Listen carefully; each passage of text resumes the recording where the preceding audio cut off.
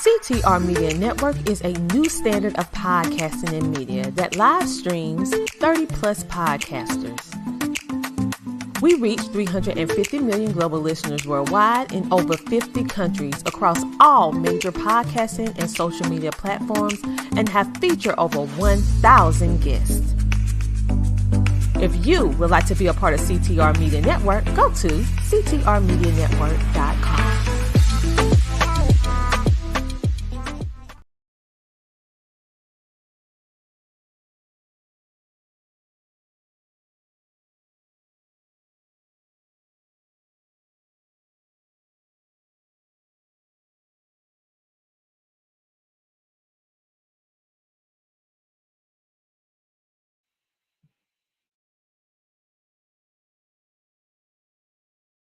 Hello, everyone. My name is Dr. Vanessa Dunn Guyton, and I am truly honored to be here with you because I have some amazing poets. We are doing our Hush No More Poetry Healing Through Words book release tonight. We are doing it virtual because all of our poets are from all around the world, and we are going to share our poetry with you. Hush No More supports survivors when they're ready to come forward to share their story, to get resources, or just to have a safe space to have somebody to love on them. We also provide training in our communities on what I call the hush topics: sexual assault, domestic violence, human trafficking, child sexual abuse. All of those topics that families, friends, and organizations have a hard time discussing. That is what we talk about. That is what we train on because it takes knowledge in order to get to the next level. And so I am so excited that you all can join us and join the Hush No More family. This is a very exciting time for us because we have this beautiful book. We did it. And it took months to get it all together. And so I am truly honored that I can bring some amazing survivors together to be able to show how they heal. I am a survivor of military sexual trauma, and I suppressed my memories for so long. But how I started on my healing journey, honestly, was through writing. It was through poetry. That is how I took my power back. That is how I was able to say, let me get to the next level, right? Let me write it out because I couldn't speak it, but I could write it. And so that is what I did. And I realized that I wasn't the only one that was doing that. I've met a lot of victims that have done that. So I wanted to be able to just elevate them and to list all of their poetry in one space, right? So I want to name off all the poets that are contributing authors to our book. We got Tammy Nicole Myers, Tammy Nobles, Jacqueline Renee Gonder, Ledesma Desi Terry, Edward Obi West Wilson, Amy Anna Soto, Sarah Vanestein, Charnel Hamlin, Tara Rivers, Kim Hardy, Best Boy, Deborah Monk, Jessica Lewis, Serenity Carino, Maria Sokoloff, Annalise Somerville, Nikki Kelly, Amber, Angel Power, Tierra Mack, and Robin D. Whitehead. And one thing that's special about our book is that some of the survivors use an anonymous name because they're actually in hiding or they had to change their name due to human trafficking, due to sexual assault, due to different types of trauma. So they're all not here today, but I respect them and I honor them in the moment that we're here together because sometimes you just can't publicly come forward, right? And actually share your poetry or be in a front stage. So each poet has copies. If you would like to reach out to them, you can reach out to them, let them know you want an autographed copy and that you would like to buy it from them. And it's just a way that they can elevate as speakers and be able to share their story. And you can also purchase the Hush No More book at our website. And I'll have the link below so that you can actually see that as we go. So if you would like to order the copy, you can. That is the website. And remember that all proceeds for the Hush No More book goes to help survivors. This is our fundraiser. This is how we make money. We have the Hush No More book, we have the Hush No More poetry book, and we have the coloring book, Releasing from Trauma. So it's very important that we do things together, right? That we are able to just heal. And I'll show you an example of both. So this is the Hush No More book. And those are the stories of survivors. And it's also my story as well. This is my first time really speaking out about what happened to me on my journey. And then we had the Hush No More trauma releasing coloring book because I love to color. And so I made a coloring book because it just helps us to get through trauma. So, and then we have a poetry book. So the next book that we're going to be doing is a children's book. My grandson Braylon and I are writing a children's book for other children. And then it's up to God, but I think that'll be it. So first, I am going to just thank you. I really thank you all for coming. It warms my heart that you all are popping in and that you're leaving us comments. Thank you so very much. I'm honored just to be here with all of you today. So I'm going to read my first piece that I wrote to share my story, and then I'll introduce everybody else, and we'll go from there. What is your favorite R. Kelly song or CD? Most people love his music and know every beat. Not me, because when I hear his voice, I remember the day when you asked me to go to dinner and treated me like a queen. You were so nice, and I didn't think you could ever be evil. That is why I trusted you when you said, let's go to my room and watch a movie. Your dark arms turned into snakes as they started to explore my body. They were strong and overpowered my small hands.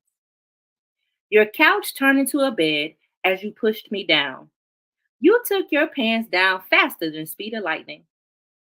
I couldn't believe that you were entering my treasure for only your pleasure. I just laid there with questions running through my head. Why are you doing this? Why are you hurting me? Are you wearing a condom? Will I catch AIDS?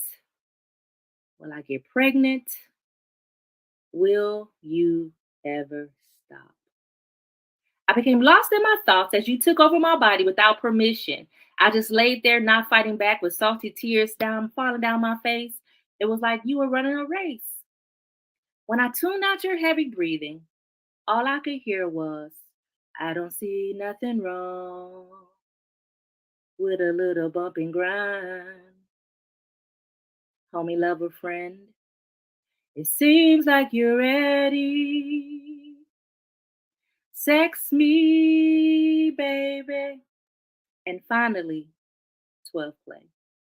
You rate me for the entire CD as if it was your theme song and hours long. So, yes, I hate the sound of R. Kelly voice and your sound of your voice when you said, Soldier, no one will believe you. Now I am healing, and I use my voice to help others escape the demise of rape. Today, tears still fall, but they are full of joy as they flutter down my face like beautiful butterflies. Your actions no longer have me bound, so I no longer frown. I have replaced R. Kelly with India Ari.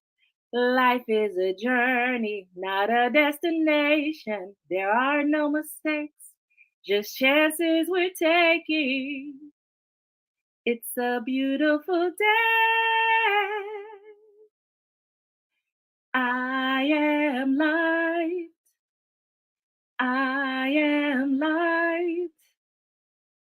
And now I'm ready for love and ready to conquer the shame by placing it on you because you should be ashamed of what you did to me.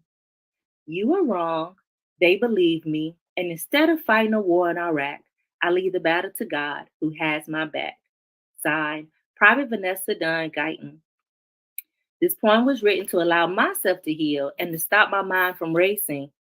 And I added this poem, the back side of this poem, as a way of reflection. So I believe that when you're writing and you're writing from a very dark place, that once you start healing, you should go back and add to your writing, go back and add to the story so that people can see and you can see the growth in your healing. So that's how I ended up with India Ari. So thank you for actually listening to my poem.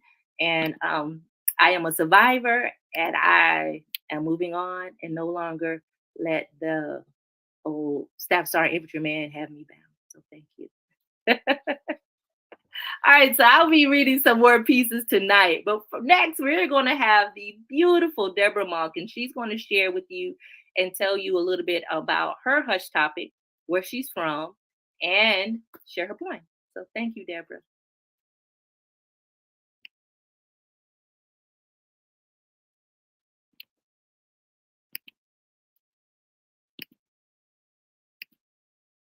You're muted, Deborah. Oh,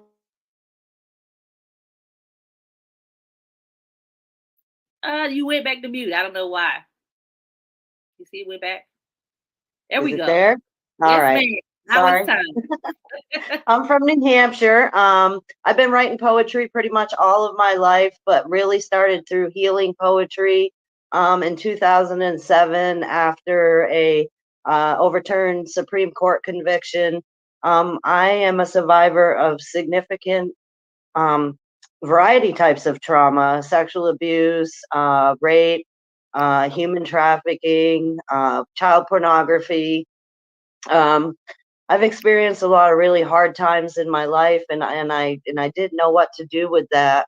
And I knew that I had writing, and so I used that as an outlet. And over time, I found that the more that I wrote, the more that I was able to heal, and the more I was able to help others heal.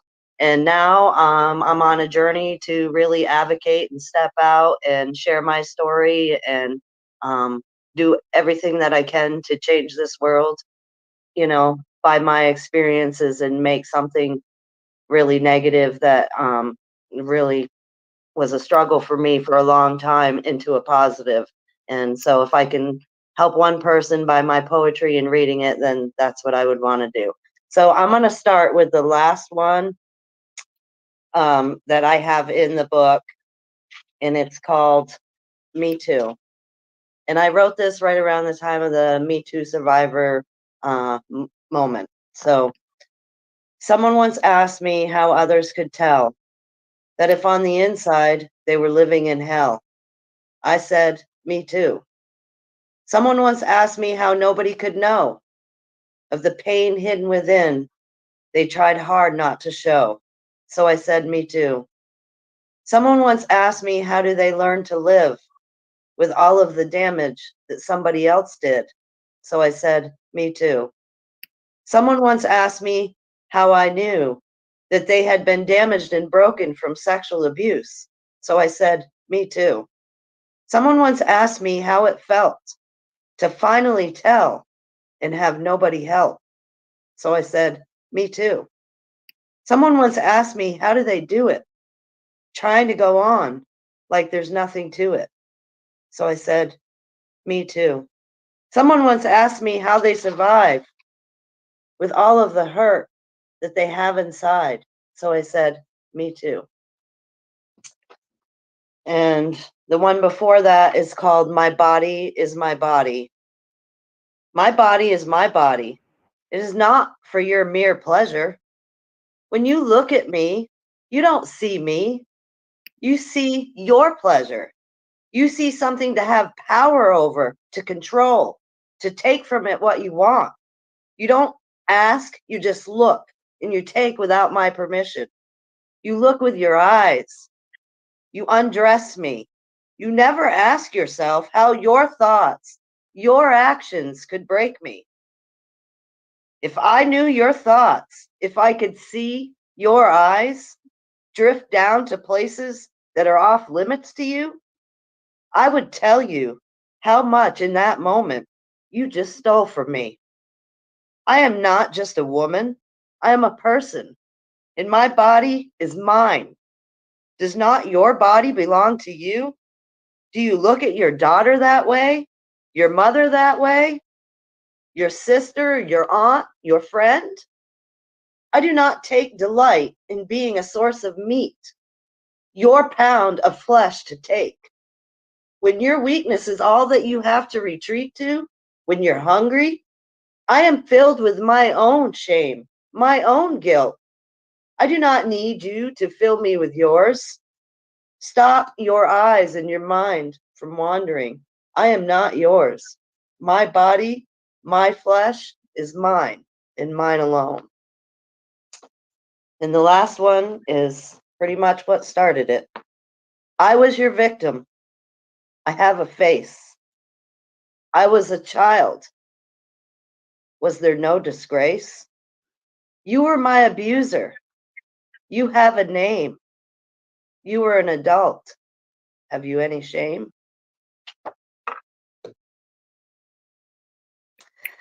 And that is my story. I have so many stories, poetry that I've written about my healing, and I'd love to share more with you. At some point, reach out to me if you need support and help. And I love you guys, and I pray for all of us who have struggled with this and continue to struggle with it. And may you find peace and healing. Thank you, Deborah. It is so courageous to be able to share our poetry and actually essentially what happened to us. So I am so honored that you shared with us. And Deborah actually wants to go around and speak and share her story. So if you are interested in bringing her out, you can contact her on her Facebook page, Healing Hearts and Soul. You can become part of her group, and you can also email her. So all the poets have copies of the book, so they actually can sell and give you an autographed copy. So please reach out to them so that they're able to share their poetry with you. So thank you, Deborah. Thank you. All right. So I'm going to read another piece that I wrote. And I have quite a few pieces in it, but I'm not going to read all of them tonight because you still need to buy the book. And there are a lot of poets that are not here. So we're just pretty much teasing you tonight to let you know, like, this is a really, really good book. And I appreciate all of your comments. Like, it really motivates us to keep on going. So thank you. You can also share this event on your social media pages as well, so that people will know about our book, and also can hear some of the poetry that we're sharing tonight, because we're trying to do something different. So thank you all for just being here with us. After trauma versus after healing. My hair, my smile, my breasts are all fake. They are purposeful because they cover the sadness in my life.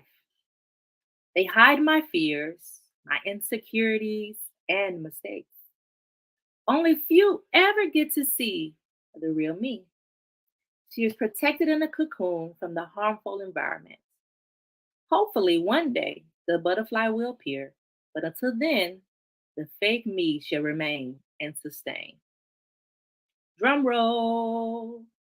My hair is natural. My smile is bright. My eyes light up genuinely. This is purposeful because now I exude the joy of unleashing my shame to heal. I no longer hide my fears and insecurities. I no longer blame myself for the actions of the man who violated me. Now everyone is allowed to see the real me. The cocoon slowly opened after therapy and spiritual work to reveal a beautiful and vibrant butterfly. My colors are vibrant and my wingspan reaches others who are stuck in their cocoon due to trauma. No longer will I hide my story. Instead, I will share as I soar all around the world. Thank you. Like I said, I think it's important for us to really focus on not just in the dark place, but where we are today. And all of us are on the healing journey. And I would tell you, you never just heal. It's never just over. Now, you might have a couple of people that say they're done and it's over and they're good, but we're always on a healing journey. It takes different steps that we have to do to get there. And that's where I am. So I'm making sure that I go back and share some positivity in my poetry and in my life. And when I'm encouraging others to share. And a lot of people have a fake mask. You know who they really are. They show up on social media as if they're real, and they're not. They have like these fake social media lives, and we compare ourselves to them. But start just being who you are. You'll feel so much more freedom when you do. So thank you. All right, Amy Anna is next. So we have Amy Anna Soto that is going to share with you all. Hello, everyone. I'm so honored to be here. Some of my background is that I have been with childhood sexual assault, rape, and stalking, and I've become a public speaker and speaking out against it and raising awareness. And I've also, the poems today, especially the first one, was when I was writing about it, because like Vanessa, I started off my healing journey writing, journaling and writing poetry when my emotions got strong. And most of my poetry is to capture an emotion or to make a point about healing and emotions, to capture the emotions so that others can just point, who can't find the words, can just point at my work and say, this is how I feel. She put into words how I feel. And so they can find their voice in their own words, but just to get it out they can start there. And through my writing, especially this first poem that I wrote, is just kind of a response to what people have been telling me when they read my writing. And so I thought I'd answer them in this poem. And it starts off with, you have to be grateful. People tell me your experience made you who you are today. If you write something inspiring, if you're going to write about rape, isn't the first rule of writing, write what you know? I reply. I write poems of my life, poems about my first, second, and third rapes, horrible and terrifying at only 14. No, my mother says, you didn't count the time when you were 9. Like most of my past, I must have blocked it out. My mother adds, or that time when you were 4. What sick freak rapes a child at 4? This I know. This is all I know. I'm a fighter and survivor. Rape should be talked about, exploited for what it is, an act of power and control and violence. There's nothing inspirational about it. I am not grateful for what happened. I could have been so much better without the experience, the suicidal aftermath, the nightmares and flashbacks, and the constant hypervigilance, and trying to live ignoring the fear of it happening again, because for me, apparently it does. Rape didn't make me who I am today. I chose to take another breath. I chose to hold on a little bit longer. I chose to reinvent my life. I did that, me. Rape is not inspiring. It only took from me. I will not be grateful for lessons no one should ever have to learn. Rape didn't teach me anything. I taught myself to survive, and I will write about it any way I like. And that's the first poem. And that was just kind of a answer, like I said, to people who aren't inspiring, think that the healing process is inspiring, and without the aftermath, about what you have to go through to get to that point of inspiration. And this next poem is a little bit about that aftermath. Less valued than a penny at the bottom of a well, love and trust turned to bitterness and anger. A beautiful life turned into a living hell, cast in a world of consequences for something I never wanted, forgetting I owned the key. Feeling such a deep wound as the protective layers start to unveil what they fought so hard to maintain. Secrets come to light. A million feelings crashing down, pools of tears, wanting to run away from myself. Hoping for a better past while battling depression and fear, a game that can't be won. Refusing to stay down, overcoming again and again. False realities shatter. Dark dependencies are forever broken. Finding the way out, becoming a light for others, saying the words, deeply moving stories of survival. Now empowered with strength and words, speaking my truth, you will hear me. And those are my poems. Thank you for listening. Thank you, Amiana. That was so beautiful. Thank you so very much. I love it. I love it. I love your work. As with everybody else on this platform, Amiana is also a speaker who shares her story and does a lot of advocacy work. So please reach out to her if you would like to purchase a book from her or to invite her out to your organization. So thank you. I love it. All right. One more. Antidepressant medication. Pills, pills, pills. Prescribed to remove my suicidal thoughts and cure my ills. I hate taking these various colors because temporarily I feel like another. Time slows down, but my frown slowly turns upside down. When it gets in my system, I feel less pain. I no longer have fears flowing like rain or feel insane. I can remove my mask, which before was a hard task. Latrice disappears and allow Vanessa to reappear. Some may say I'm crazy because I take pills, but I say I'm crazy for not taking meds that bring back thrills. Today, I'm proud to say that medication is why I am living today. I think it's important that other survivors know that we deal with PTSD, a lot of depression, different mental health issues, and it's okay. Don't feel like you're the only one. I'm no longer on medication, thank God, but I was on medication for years for depression. Now I do more holistic things in order to heal, but you're not by yourself. You're not alone. So don't ever feel like you can't go out, go talk to a counselor, go talk to a therapist, a psychologist, a psychiatrist, and get some help because help is out there. And I want us to really eliminate this stigma and shame associated with mental health, mental illness, with suicidal thoughts, suicidal the ideations, so that we can get to the next level. So please, please get help if you are struggling with your trauma and as it relates to just your livelihood and how you feel.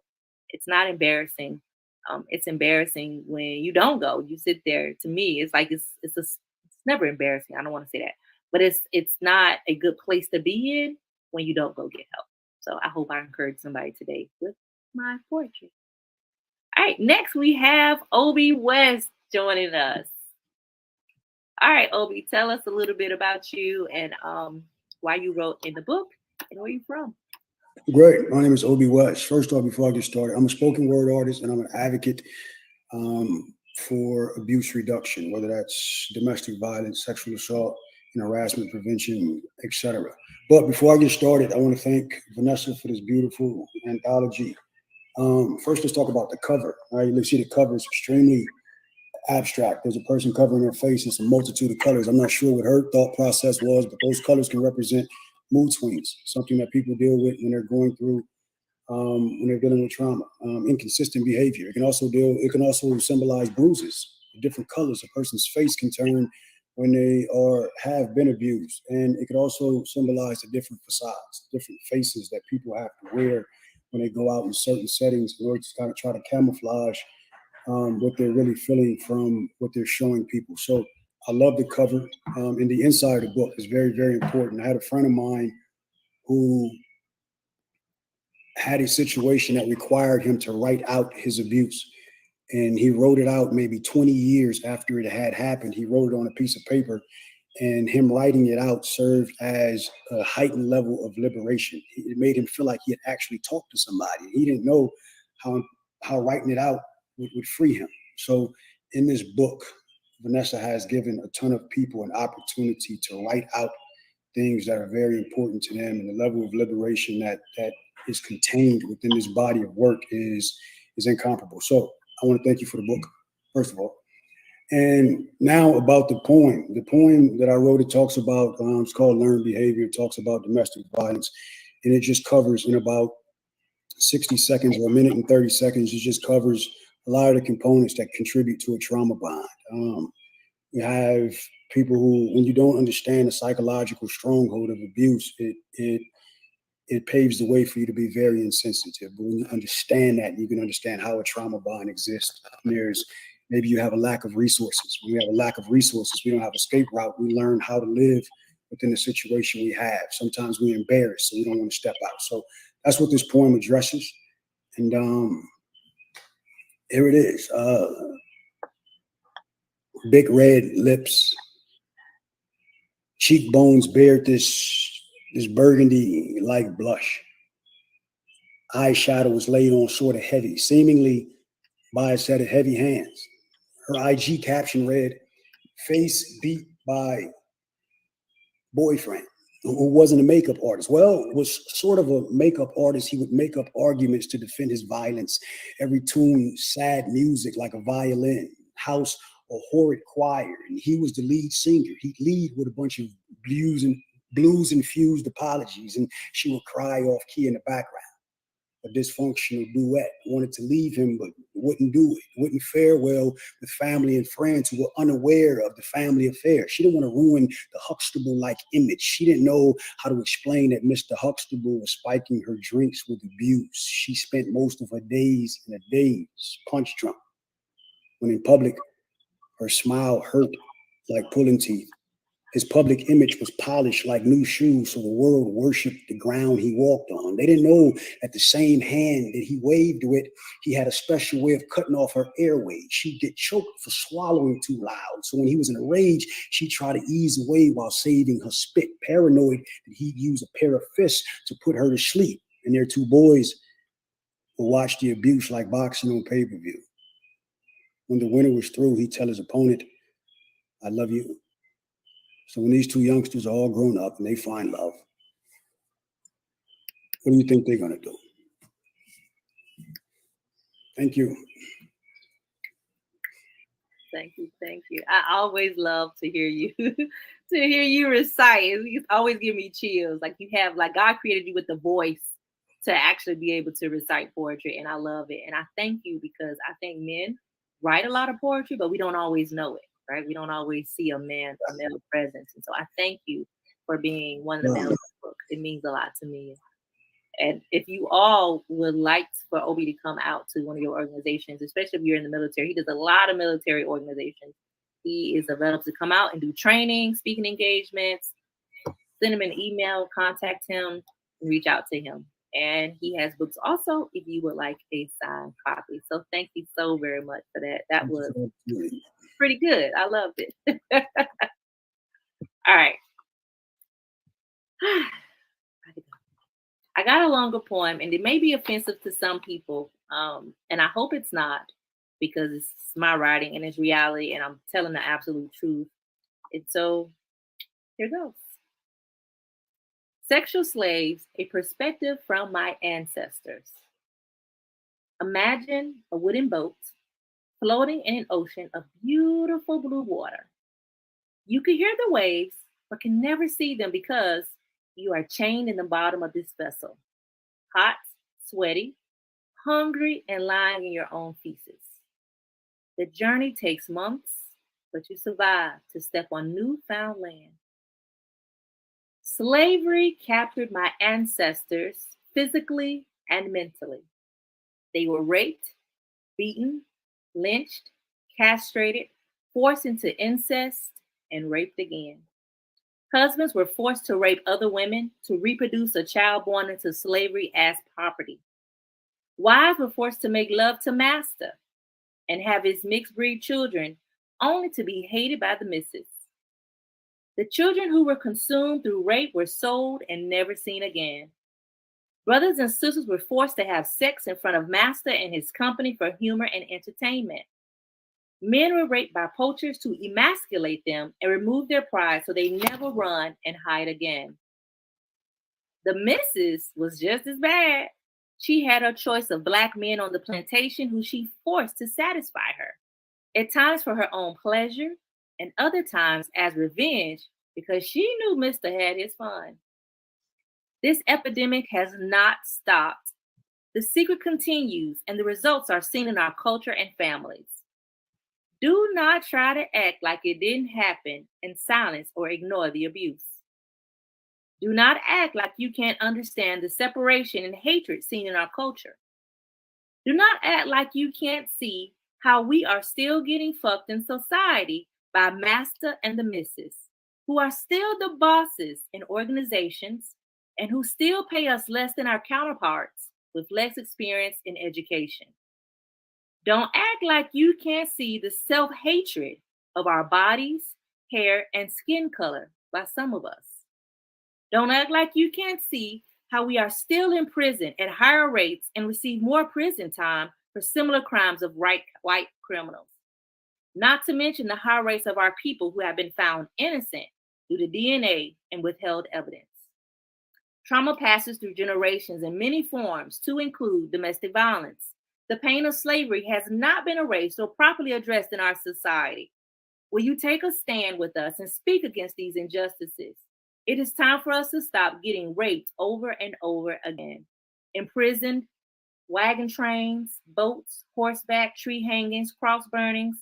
Beatings lead to more beatings with domestic violence. It is a sickness that needs to be healed. Rise with us to hush no more, signed our ancestors. And I wrote that piece because I could still see so much rape and shame, embarrassment in my family and families of color where we don't talk about it, right? And there's a lot of families, and I'm not saying it's not spoken about in other families as well of different colors and races, but I can only speak about mine. And a lot of times people will say, well, why? And I look at our history and see that this has been happening forever, and it's really time to stop. When you can go back centuries and see the injustices of sexual assault, the abuse, the domestic violence, and it's still happening, there's a problem. So, how can we stand up and eliminate that? We can when we decide to hush no more and speak of our own stories and no longer hide it in our families and our communities. And so, I encourage all of you to do the same. And I'm trying to change the generation that I am in, right? I can't fix the past, but I can do something about the future. And that includes raising awareness. So thank you. All right. So we're going to brighten it back up a little bit. All right. I have Maria Sokoloff is coming up next. Thank you, beautiful. And tell us a little bit about you, your hush topic, and you can share your poetry. Okay, thank you so much, Vanessa, and yeah, for the book and everything you've done to get us here too. I guess my hush topic is sibling sexual trauma, and I forgot for 32 years, so I did repress that memory as well, and I feel very strongly about speaking about both of those topics because they are very hush topics, and even within the sexual abuse in general, I feel, but that's my personal experience. I'm sure everybody has their own as well. But so I did, I wasn't one to write poetry or write anything except technical things when I was an environmental scientist until I remembered when I was 42 years old. And then I just started writing and compulsively writing my story. And like you said, Vanessa, this was just part of my healing. I didn't even know that it was at the time. It was just coming out of me. It was pouring out of me. It took me 12 years to write my memoir that came out 2 years ago. And that was just a huge part of my healing. And as I was doing that, I realized later in retrospect that was such a big part of my healing. But as I was writing, I just felt like I wanted to speak out and tell my story because it was hidden in me for so long. And then I just thought how many other people are hiding as well. So I felt like I had the ability to speak out, so I couldn't not. So that's where I am now. And I've written a few other poems, and I have a website where I have a blog on that with a few other poems, but I've tried another one here. So thank you for including it. Mine is called Journey to an Internal Place. Scared to reveal the truth underneath, the shame all consuming, the fear hard to breathe. The secret I'd held from myself for so long, it needs to come out. I've got to stay strong. I shake in my boots. Will it ruin his life? Or will it indeed salvage my mortal soul? In an email, I ask him, what if I speak out? Through his own fears and shame, trepidation and dread, he says, do what you need. I guess, sure, go ahead. If it'll help you, I get it. Do what you must do. And maybe, just maybe, it could help me too. My brother, my perp, was a victim as well. Serving his sentence, he too was in hell. What happened to him, he passed on to me. But he gave me two gifts, supporting my speaking, confirming my truths. As we worked through our pain, via notes back and forth, it took 13 years till we spoke voice to voice. Of a word seldom heard. Incest, you see, is a term often feared, but that does not make the effects disappear. We live with the impacts every single day. Whether hidden or not, in our bodies, they stay. But with patience and work, getting a call, so sorry. But with patience and work, facing all that's taboo, we can move more toward healing Believe me, it's true. I've gone from riddled with pain and unable to share to using my voice and moving with flair. So I tell you my story in hopes that it helps, whether taking long strides or just baby steps. Each person's unique, my journey's my own, but I pray that we all find an internal place that's safe to call home. So like Vanessa said, I that was the journey. That's where I am now. And it took a long time to get to where I am now, and a lot of writing and a lot of other work, psychological body work. Chronic pain is what's really been my main symptom of PTSD. So yeah, so that's where I am at this point. And it's an ongoing journey too, still. Yeah. Thank you, Maria, because it's really hard to talk about sibling incest, and we don't talk a lot about that in our communities, in our families, but it happens, right? And so I honor you because that's a very hard topic. Incest is a hard topic in itself, and especially when it's by a sibling. And a lot of times parents don't even realize that that's a possibility. And so I think it's important that we pay attention to that, pay attention that abuse happens within our family, right? Thank you. And one thing that Maria focused on is healing from chronic pain. If you are struggling with trauma and you also have chronic pain, check out her website, healingfromchronicpain.com. She does a lot of information. Great information is shared on that website about pain. And trauma causes pain. Trauma causes depression. It does a lot to us internally. So we really have to heal from it holistically and just get it together. So I think it's important to just check out her information. And you can also invite her out to your organization. And she has books as well that you can get an autographed copy from her. So thank you so very much, Maria. Thank you. Butterfly freedom. I want the butterflies to stop by because I'm amazed that beauty can fly. I admire how they transform from a cocoon, then freely bloom. I admire how they are free to be an individual that is different, like me, dedicated to all the victims being held captive. Human trafficking is real. Domestic violence is real. Sexual assault. Even when you're in a family of incest, you feel like you're trapped and you can't get free. You can't get away from that. And so be encouraged that you can turn into the beautiful butterfly. You can get away from the trauma that's in your mind. Just be optimistic. A lot of you see that I use butterflies for everything. Butterflies represent a lot for me in my life. Just transforming. I did feel like I was in a cocoon, and now I feel like I'm a beautiful butterfly and I'm flying free. So freedom is available. There is an opportunity for us to get to the next level and actually heal. All right.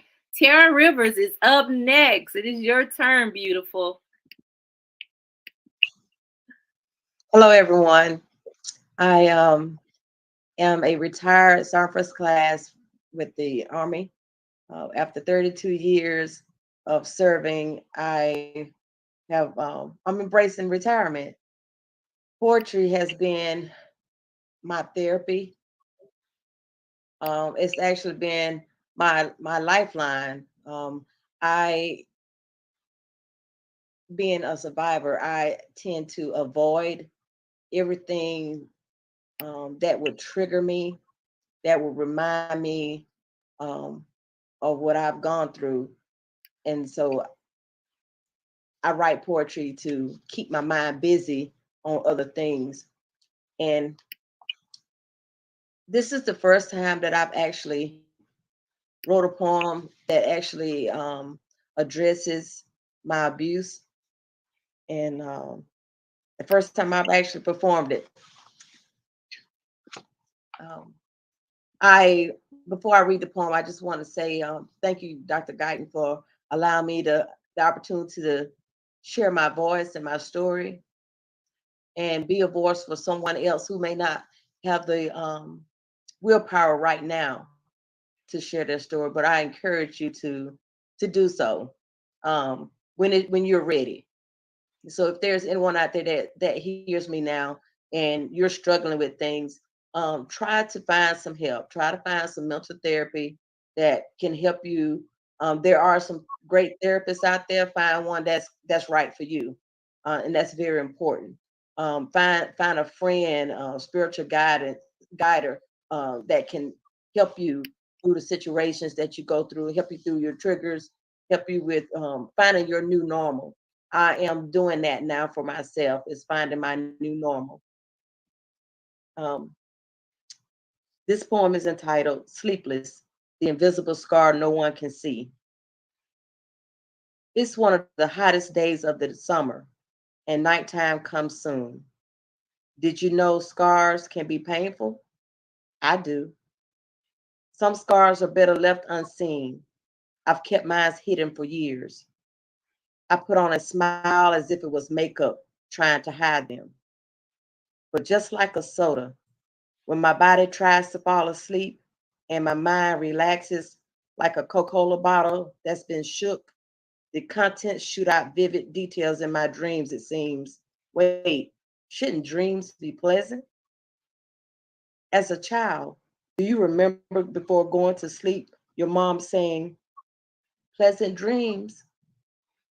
Where my unpleasant dreams became screams, and I screamed, awakened by the nightmares. I've relived my reality for decades as my mind and body keeps the score. I lay awake, sleepless once more. Left with the remnants of stained panties and pain down there, I was 13. I awoke groggy, feeling pain from forced entry into my womb. Now I could never offer virginity to my future groom. Stolen was my power and ability to consciously and freely give my consent. In a daze, not quite sure what had happened to me, I'm somehow imprisoned by this reality. After, afraid of what, afraid that I would not be believed but blamed, so I blamed me. I was only a child forced to live my reality in silence. I felt powerless and dirty. He was an adult. Who would believe me? My innocence shattered and my silence gave wings to the perpetrator to escape like a thief. Now I'm afraid to fall asleep. My mind on replay wondering, would it ever happen if I was awake? Would he still enter my room and enter my womb? Thoughts crowd my mind and I watch time go by too scared to sleep. I count sheep. Now it's daylight and I still can't sleep. Ashamed, I blamed me. Fear silenced me. And I felt guilty for having a developing body. Now scarred and sleepless, I lay awake watching the door, listening to the nighttime noise that doesn't lull me, still sleepless. God, please just make it go away, I cried silently. As the days become weeks, the weeks become months, and the months become years, the tears kept coming. And now I'm 23. Footloose and fancy free, I'm in the military. You see, now I thought I was skilled to protect me. No one would ever again hurt me. Little did I know, not all military personnel could be trusted, as I had become accustomed to. Unforeseen, I failed to see that his hidden agenda was my destiny. Summer months used to be my favorite. Now it's just another trigger that goes off like my 9mm. Didn't happen again. This time I was sleeping. Oh, wait, not really. But I must have been. Or why didn't I see what was about to happen? His weapon of choice was a friendly demeanor. I was caught off guard and weaponless. His fist slammed into my hand, and my keys flew down the hall into darkness. Before I could formulate a question why, I felt the air being choked from my windpipes as I was dragged and slammed onto a bed. My hands trying to fight for freedom. He yells, "Don't move, or else." God, please, let me wake up from this nightmare. But when I open my eyes, he's still there. I'm struggling to breathe and scared to move. I beg for my life as quiet tears fall. His response was a gun to my head. I waited for what seemed like hours as he continued to rape me. I always thought that I would die fighting, but I lay there praying he would let me live to raise my little girl. So I kept quiet, The uncertainty if I would live to hold my daughter again had me frozen in place. Tears stained my face. Thoughts of my daughter growing up without me, I couldn't fathom. So I lay there with my will broke. I wanted to live, you see. I needed to ensure that this was not my daughter's destiny. I denied my body the ability to move or breathe. My chest tightens. I struggled to catch breath. I look into the eyes of a stranger who I thought was once a safe friend. His face and voice still haunts me as I close my eyes, shallow breathing, and I blank out. A survivor.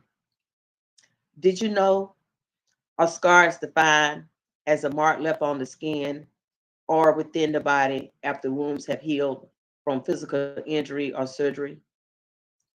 But what about the mind? Can it be scarred? Thoughts crowd my mind and I watch time go by too scared to sleep. I count the sheep.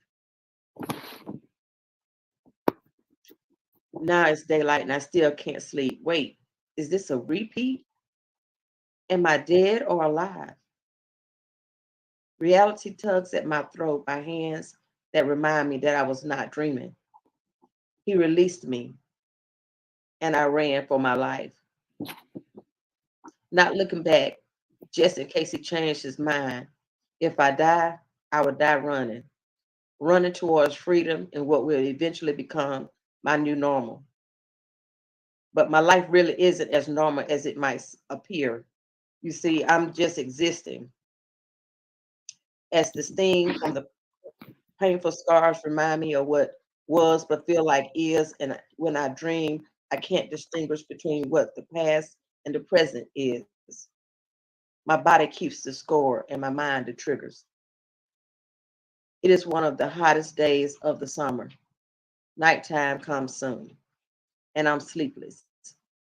So I hide behind the four walls of my room with locked doors, searching for my new normal, while the invisible scar no one can see waits. Thank you. I am so proud of you. Oh man, like I'm gonna say that you ain't gonna make me cry because my makeup on, you gonna make me cry. But I'm so proud of you because this is not easy to sit here and to tell our trauma, right? A little crap that doesn't happen to us in our lifetime. So I'm really proud of you in this moment. And you took your power back. All of us take our power back when we share our story. And I hope that everybody is encouraged and that you all just love on all the poets in this book because they really did share something that was just happy that happened that was crappy. So thank you. If you would like Tara to come out to your organization, you can send her an email. Her information is there. She is an amazing victim advocate. That's how I met her. And a lot of times, a lot of us are victim advocates and we've been through trauma, right? So we help other people. And she's one of those that help so many soldiers and civilians and family members on a day-to-day basis. So I thank you and I honor each and every one of you. And thank you all for y'all, just your nice comments. It makes us feel so good that you're here and that you're commenting and that you're supporting the poets that are here with you tonight. And like I said at the beginning, some poets are not here because some are in hiding. Some had to change their identity. Some had other things that they had to do today, but some of them cannot even be able to, not even ready to recite publicly. And so I honor them in their absence as well. And I want to read everybody that's a contributing author again. It is Tammy Nicole Myers, Tammy Nobles, Jacqueline Renee Gonder, Ledesma Desi Terry, Edward O. West Wilson, Amy Anna Soto, Sarah Valenstein, Charnel Hamlin, Tara Rivers, Kim Hardy, Best Boy, Deborah Monk, Jessica Lewis, Serenity Carino, Maria Sokolov, Annalise Somerville, Nikki Kelly, Amber Angel Power, Tara Mack, and Robin D. Whitehead. And Robin was actually the editor that helped me out so much with the book and helped me get it done. And so I thank her especially. Well, she can't be here tonight, but I thank her so very much. And I thank every author that gave me their poetry because it's something so personal, but they trusted me. So you all are telling me thank you, but I thank you because I didn't want to do it by myself. I didn't have enough poetry to fill up a whole book, right? But I thank you for joining me on this journey And the website is available. I put the website in the chat box for those who are interested in purchasing the book. You can purchase the book from the website. All proceeds go to Hush No More. That is our fundraiser. All of our books are available there. You can order it there, and we send all the money back to the organization. All the money that we make helps survivors. So this is a fundraiser for us. You can get the Hush No More book, the Hush No More poetry book, the Hush No More coloring trauma, releasing from trauma book, and just support the cause because we give a lot to survivors. If you need any assistance, Hush No More is always here. We help you no matter where you are around the world. We have free counseling. We do art therapy every Thursday night at 7 p.m. If you would like to come, we would love for you to log on with us via Zoom for our art therapy. But we do a lot. We have a lot of groups, a lot of programs. We do safety plans for those of you who are in domestic violence, but you're not alone. And no matter what area you're in, we can find an advocate to help you and to support you along your journey. And so I thank you all because you're just so special. Like y'all mean the world to me. So and I know I keep saying that, but everybody don't share their work. So just based on tonight, do y'all have any comments or how do you feel after sharing your poetry publicly? So I have a comment, if I may. It's not about the poetry. I just saw something in the comments that I would be remiss if I didn't address. I think it was Miss Victoria Kelly made mention of she has a brother who is not her abuser, but he has inherited a certain amount of guilt because he wasn't able to stop the abuse. And first off, best blessings to you and your brother. I think as long as your brother understands that you don't hold him liable, then he has a fighting chance of healing. Naturally, whenever a person that we care about is abused within our arm of reach, we're going to feel some guilt. I wish I was taller. I wish I was stronger. I wish my hands were all the things we wish we could have done in order to help. That's natural. But as long as the person we care about doesn't hold us liable, then we have a chance of recovering, right? We're all against victim blaming, but I'm a firm believer that there's a self-imposed victim blaming as well. So we have to give ourselves the grace of not blaming ourselves. We don't want to be our own victim blamer. So again, best blessings to you and your brother. And again, as long as you don't hold him liable, he has a fighting chance of healing. Thank you for addressing that, Obi. I've had some family members that said, "Why didn't I tell them?" And actually got mad. I didn't even tell my parents. So it's hard, and our family they are affected by what we go through sometimes. So it's something really to consider. So I thank all of you. Joy, I have the website. When you go to our website, the Hush No More website, if you're on your phone, you might have to scroll down to get to the bar, to the section that says shop. But it's on our website, and I also put the link so that you all can be able to go. And this video is recorded. It is on my personal Facebook page, the Hush No More page, and it's also on our YouTube page. So you can share it, and you'll also be able to listen to it on our Hush No More Champions podcast that is available on all streaming platforms. We would love for you all to follow us on our podcast. If you would like to be on our podcast and to share your story, you can go to the Hush No More website, click on podcast, and fill out the application and let me know. Several of the poets have already been on our podcast before because I am big on sharing the stories of survivor because it takes awareness and knowledge to heal. That's what leads to prevention. People need to know what's going on. So if you would like to be on our podcast, you can go to our podcast and fill it out and follow us. And you can also join Hush No More Champions. That is a small group, which I'm hoping that it grows, of individuals who want to champion for others, who want to just learn how to be there for other survivors as they're moving forward. Right? Does anybody else have any last comments before we get out of here? I would just like to say thank you to everyone for your comments in the chat box. I appreciate those. And I hope that something that I said will be able to be encouraging to you by me sharing my story and know that my story is giving me back my voice and allow me to be able to champion for others to be able to take back their voice and their power. Thank you. Thank you. it's the scariest thing to share. Well, boy, it is so freeing. Like, it feels better. It's hard to do it, right? Every time I share my story, it's hard. Don't think that it's just easy for me and I could just get up there and talk. It's hard. I always pray. We prayed before we started today. So I believe in praying before I share my story, but it's not easy, you know. So thank you all for taking your power back. It means a lot.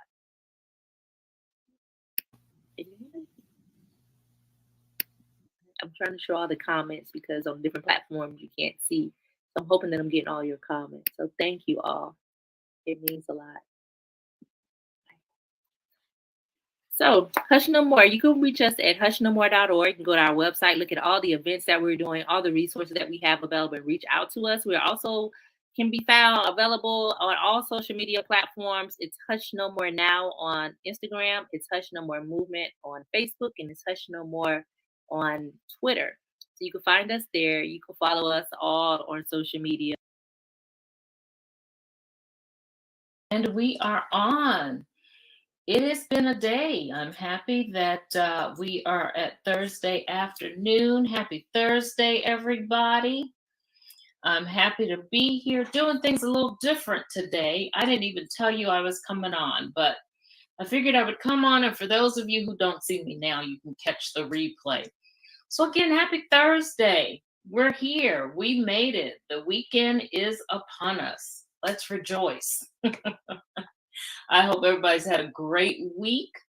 I hope that you have some plans for the weekend. Perhaps, hey, Son, perhaps you have some plans of relaxing and getting some quality time in for some resting and restoration and revitalization if you need that as well. So I'm happy that you're here. And like I said, I didn't tell you I was coming, but I'm here and hopefully you can catch the replay. So I know that you, of course, if you're anything like me, you watch the news and there are some things that are going on in the economy and some definite things that have happened as the result of the pandemic. And one of those things that has really kind of risen to the top is a phenomenon, is a situation, is a position that people have taken recently, and they have termed what's happening in the workforce as quiet quitting or quiet quitters. So what are quiet quitters? They are people who are basically just pacing themselves during the day and not really giving their all while at work. They have really kind of checked out, so to speak. They're not there for the full throttle of all that's going on and for the mission and so forth. They are just quietly quitting right at their seats. And it is a major phenomenon. And it's really been brought on, or it's really kind of risen to the top as a result of the pandemic. Why has it risen to the top as a result of the pandemic? Because the pandemic has really made some people take a look at their lives and determine what's important and determine where it is they want to be, what it is they want to see, what it is they want to do at this point in their lives. So what is it? Why is it that people are quiet quitting? Why is it that they're going into work day after day and really just not giving their all? All right. So I told you a little about, exactly what quiet quitting is, and it has turned into such a huge problem. Companies are seeing it. They're coming up with plans for dealing with it. They're including it in their prospects, years out. How are they going to handle people who come on board? What is it that these quiet quitters need so that we can get them re-engaged with the company? So what do some of these behaviors look like? Again, employees are doing the bare minimum. They're coming in and they're getting done the bare minimum, what absolutely has to be done. People are clocking out. If they work 9 to 5 or 8 to 4:30 or whatever it is, they are not contemplating spending a minute beyond quitting time. They're clocking out right away, making sure that they are not spending any more time than they really have to. What are some of the other behaviors that we're seeing? They're not willing to perform tasks or take on responsibilities that are not included in their job description. So they're not really, willing to go above and beyond. The bare minimum, again, is what we're stressing here. They're going to do what needs to be done. They're going to get in there, they're going to do it, and they're going to get out right at quitting time. When I was growing up, when I lived in South Carolina, and my mother and my grandfather both worked at the Naval Shipyard. And they used to sound this whistle, and you could hear it all across the shipyard. Everybody got off at the same time. So the whistle would sound at 4:00, and people would literally run for the gate, quit whatever they were doing, and run for the gate so that they could get in their cars and go home. Well, imagine that happening amongst lots of people right now who are quiet quitters. They cannot leave work fast enough. I vividly remember that. And every time I read that bullet about people not wanting to spend a minute beyond that, I think about that and remember both my grandfather and my mother running for the gate. All right. What are some of the other things that happen? Chronic disengagement and disinterest, sitting in meetings and being totally somewhere else. The OJs had this song, I believe it was the OJs, your mind is here with me, or your body's here with me, but your mind is on the other side of town. They're in the meeting, but their mind is way somewhere else. It's certainly not in the conference room, okay? And that is for certain. They're basically withdrawing from things that are unnecessary, or task, activities, or events that are unnecessary.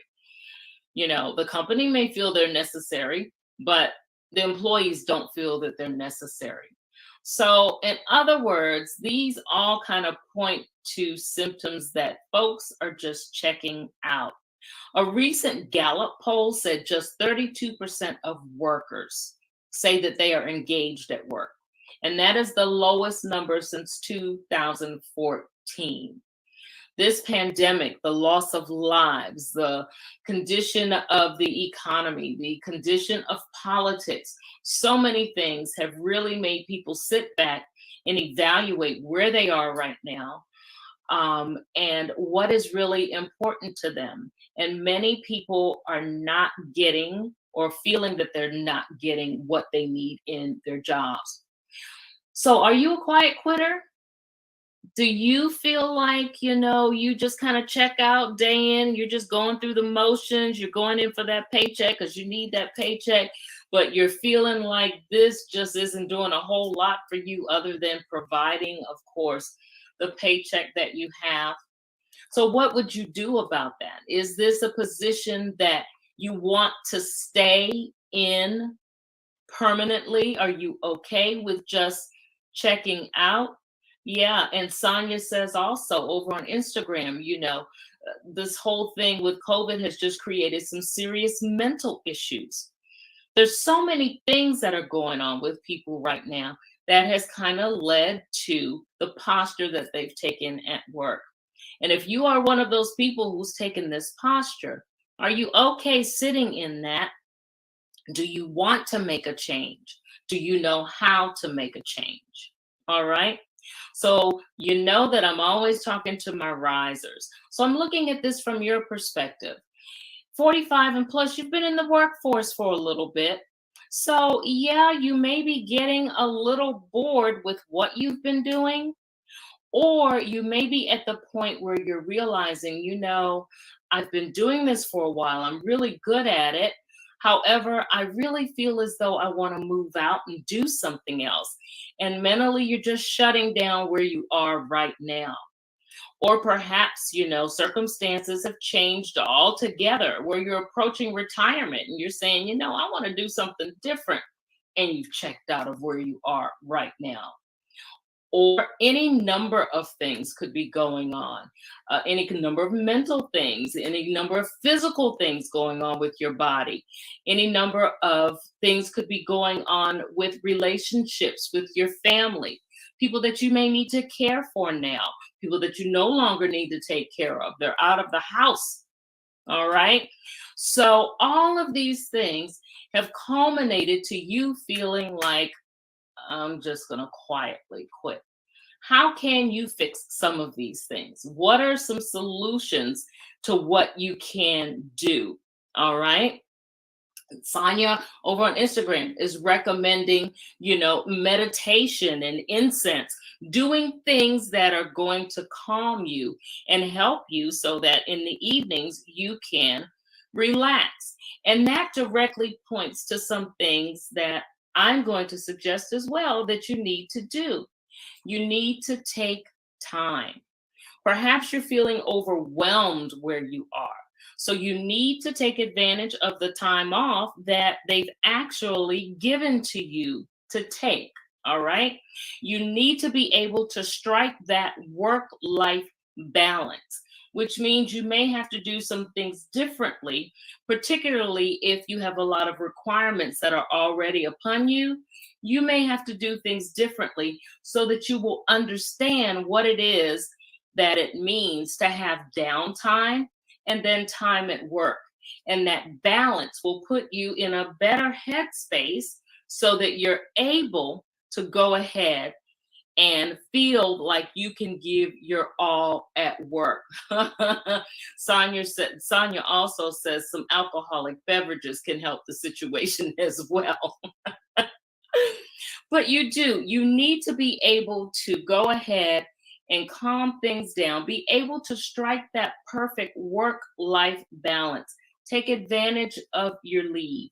Yes, you may have to set up some barriers, may make that 4 o'clock, that 5 o'clock quitting time definitely substantial or definitely hard stop so that you will not feel as though you are giving, and your bandwidth is totally gone. So one of the things that you can do to correct this quiet quitting is to, set some boundaries and take the time off that you need so that you're not feeling burnout, which also leads to quiet quitting. What are some of the other things that you can fix? Well, some of us have such high-strung jobs that we feel as though expectations are entirely too high. And because expectations are high, we're always trying to meet them and we're falling short. So we're feeling defeated. And in that defeat, we're deciding we're just going to quietly quit. Why even try if I cannot meet the expectations that perhaps I've set on myself? Or perhaps management has set expectations that are too high. They're not really realistic. You have to know when it's enough to say, or when it's enough to say good enough. When it's okay to say, that's good enough. I believe that I have met the requirement.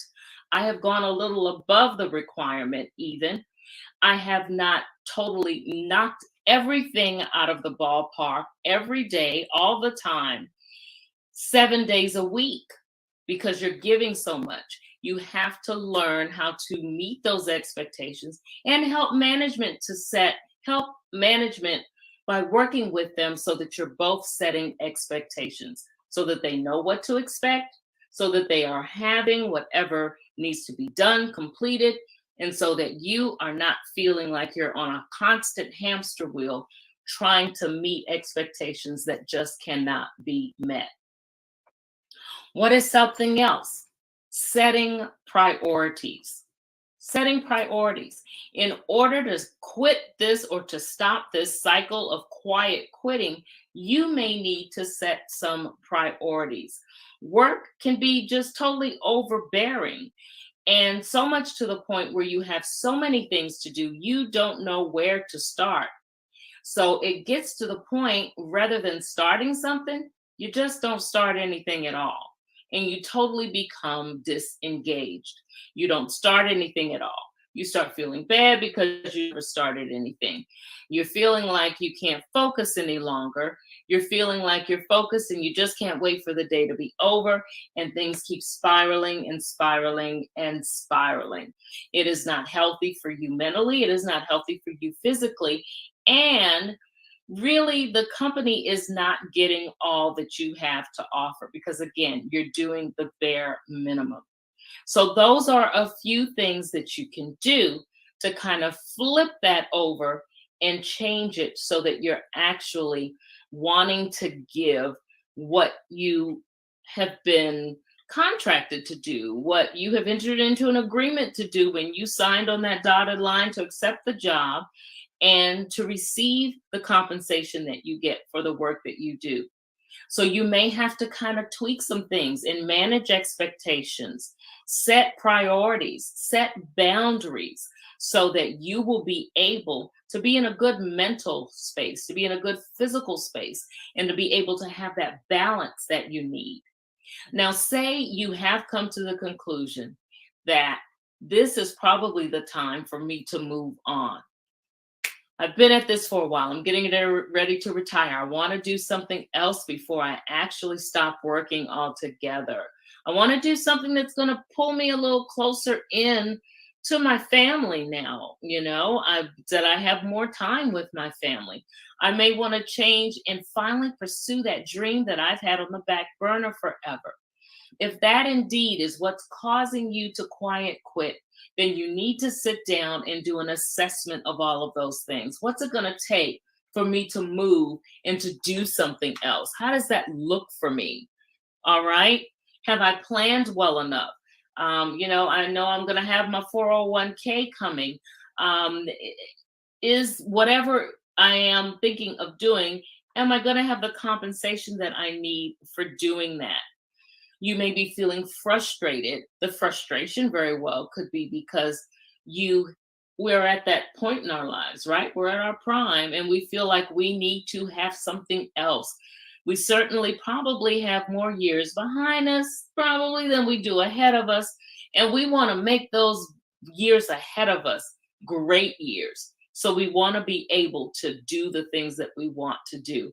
And that's what's causing us to just kind of sit on the job now rather than actually moving forward. Hey, Sharon, rather than actually moving forward and giving our employers all that they have contracted us to give. So sit down and take an assessment. What's it going to take for me to move? What is it that I truly want to do? How does that look? How's that going to affect the family? And in the interim, while I am trying to make my decision about, do I need to leave? Do I need to pursue something different? What is it that I'm going to do to ensure that I can break out of this cycle of quiet quitting in the position that I'm currently in so that I can be happier where I am and so that the company can be happier with my services? Because if you're quiet quitting, I promise you, they know that they are not getting the ultimate, the maximum of what they can get based on the fact that they're seeing the bare minimum coming through. All right. So quiet quitting is very real. Quiet quitting is quite a phenomenon, and it's a tongue twister too. And if you feel yourself in that spot, there are things that you can do to correct and to kind of turn things around.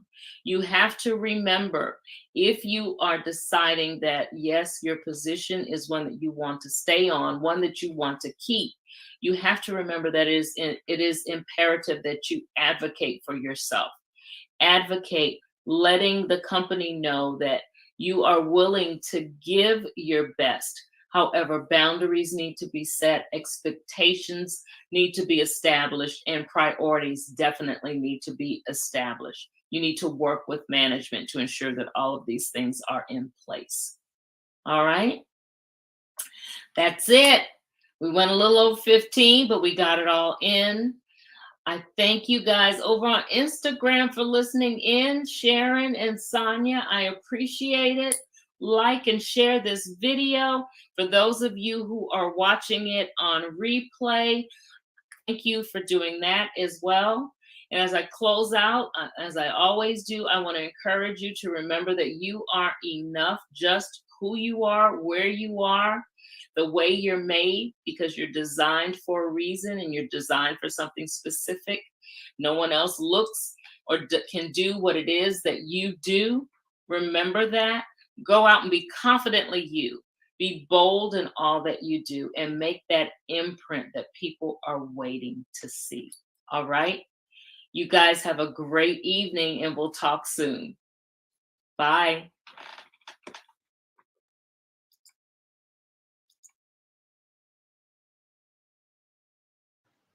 Hello, everyone. My name is Dr. Vanessa Dunn Guyton. Happy New Year. I am so happy to be back with you again to start Hush No More Champions. I am the proud executive director of Hush No More. We support survivors of the Hush topics when they're ready to come forward and share their story, get support, get resources. And we also provide training on the Hush topics around the country. Hush topics are those things that people do not talk about in their communities, within their families, from sexual assault, domestic violence, sex trafficking, child sexual abuse, incest, all those things that are very difficult conversations, but that we need to have. And so tonight we are going to have Anna Nassett here with us tonight. I am so excited. She is with Stand Up Resources. She's a stalking expert. She is an advocate. I love to say survivor advocates. And so welcome, Anna, tonight. Thank you so much, Vanessa. I was just like, I can't wait to talk to you so that I can actually hear your story, because I always say sometimes people are just crazy, right? You can't explain why people behavior is a certain way that it is. And I couldn't wait to just talk to you and hear a little bit about your story and know more about you. So what is it, something that you want to tell us first about who is Anna? Well, first I'm going to correct you for a second. I pronounce it Anna, but that's okay. Anna. Well, you know I'm from South Carolina. It's all right. Everyone does. I will make it Southern real quickly. That's okay. So I'm thrilled to be here tonight. I'm Anna Nassett, and Vanessa and I know each other through the Difference Makers, which is a speakers team we're a part of. And I have unfortunately become a stalking expert over the last several years after being a victim of stalking for the last 9.5 to 12 years, 9.5 years to my knowledge, but probably more like 12 or 13 years. And have really just chosen to turn my story into that of advocacy and awareness and education, so that others may be able to see justice and safety from the crime of stalking, like I have. So that's the quick version of it. Okay. Oh, you said 9 to 12 years. That's a long time. It's a long time. That is a very long time. So how did it start? What started your stalker being attracted to you? What started that? How did it start? So I'll never really know what started him being attracted to me. I think one thing that's really important to remember is that majority of stalkers already know their victims. I'm very rare in the fact that he was a stranger to me, but really about 84% of stalkers already know their victims. So it's an intimate partner, a family member, a coworker, a friend, somebody who maybe asked you out on a date that you said no to. But I unfortunately fall into that 18% where I didn't know the individual. So in 2011, I owned an art gallery in the beautiful town of Port Townsend, Washington. And was just living my life, living my dream, thought like this was it. I'm going to like crush the art world. And that was really what I wanted to do with my life. And a man that I didn't know approached my business one evening at the end of November 2011 and really just simply gave me the gift of a painting. And he inquired that he wanted to show artwork at my gallery. Nothing out of the normal with that. But quickly he started sending me all of these messages through like email and Facebook, and he sent me a portfolio of what his images for my gallery, and I rejected it. It just wasn't anything I was into. but he just quickly turned his language around and started commenting on my appearance and making comments about seeing me different places where I wasn't seeing him. And just everything started to really add up to me of like, something's not right here. And luckily for me, I lived in a small community. And I mean, I think a lot of it is also attributed to the fact that I, you know, was known in the business community. I was a young female business owner. And so when I went to law enforcement, I was taken seriously. And they built case after case over the years, but ultimately it took us until last year, 2019, we went to trial, and he was convicted of aggravated felony stalking and felony cyber stalking, and sentenced to 10 years in prison, which is one of the longest sentences, if not the longest sentences, in our country's history. But during that trial experience, also quickly realized that he'd probably been watching about 2008 or 2009. So that's eerie. So you have no idea. He never said what made him want to be closer to you. No, and I mean, I think like, you know, one of the things with stalking and the route that I luckily chose was that I've never responded to any of his correspondence. I've never asked the why. So I think, you know, a lot of times in these cases, if it is a stranger specifically, we're never going to know the why. It's something that, you know, of course I would be curious, but I had to ask him or find out, and just kind of have to live with that unknown as to why this started. And I'm not his only victim. I always like to mention that there are another woman who he stalked as long as me, or maybe a little bit longer, and then 2 other women that he began stalking as he was in the criminal justice system in the last 5 years. Wow. So how did you realize now he's a stalker? Because at first he was trying to be a client, a customer. When did you realize there's a problem? I think when he started to write to me about seeing me at different various places, he'd write me like some meandering note and talk about my appearance and then say, "It was nice to see you today." And I'm like, I never saw him today. I never saw him yesterday. I never saw him the day before that. Where is this guy seeing me at? And so that was really something that started to really unnerve me, was when he would talk about seeing me places, is when I went, there's something wrong here. But even after like I went to law enforcement and they confirmed that there was something wrong, it took a long time before I think I even really accepted that term of stalking. I remember one time I was watching, I'm a huge Green Bay Packers fan, so go Pack to anybody watching right now. But I would always watch football with a group of friends, kind of on the outskirts of town. And so we were at the same house every single Sunday. And one Sunday we were sitting there and I looked out the window and there was the offender, the man who stalks me. And this was early on into it. And I just was like, well, that's the guy that he's watching me. He's following me. Like, I don't know that he's stalking me. Like, that's such a harsh term. I don't know. I just don't know.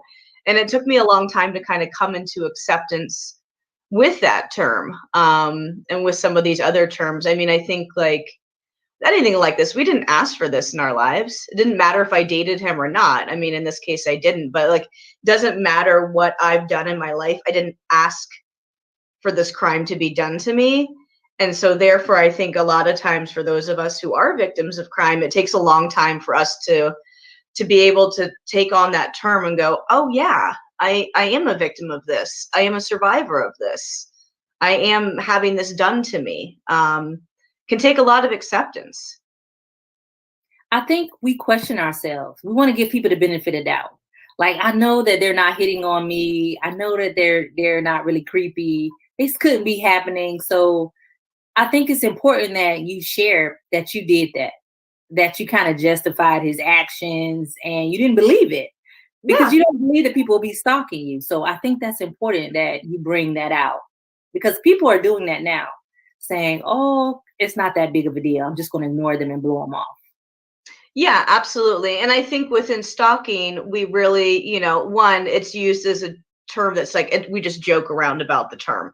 Like, oh, I saw you 2 times in one day, you must be stalking me. Or, oh, I'm stalking him on Instagram. Like, we use these terms a lot, and they're not romantic. It's actually a crime. And so I think when we start to tease out that joking or that, kind of like diminishing of what it is, and look at it for the fact that it actually is a crime, and that, especially if it comes from, especially if somebody is stalking you, and you're telling them no, they need to respect that no and move on with their lives. And so often that's, people aren't respecting that boundary. They're not respecting that no. They're not moving on with their life, and that's where the problem really comes in. When they can't move on. Yeah. So when you went to the police, right? You said they believed you. What things were in place to protect you? I mean, initially nothing. Within stalking or within so many different crimes, like, especially within stalking, you become your own investigator. You become your own biggest advocate, because it's not a crime where there's a finite start and finish. It's not a burglary. It's not an attack. It's a long term, and it's many finite things. Like, I'd love to share just like the Department of Justice's definition of stalking, because I think it's important. And it is engaging in a course of conduct directed at a specific person that would cause a reasonable person fear for his or her safety or the safety of others, or suffer substantial emotional distress. So what that means is, like, I'm a reasonable person.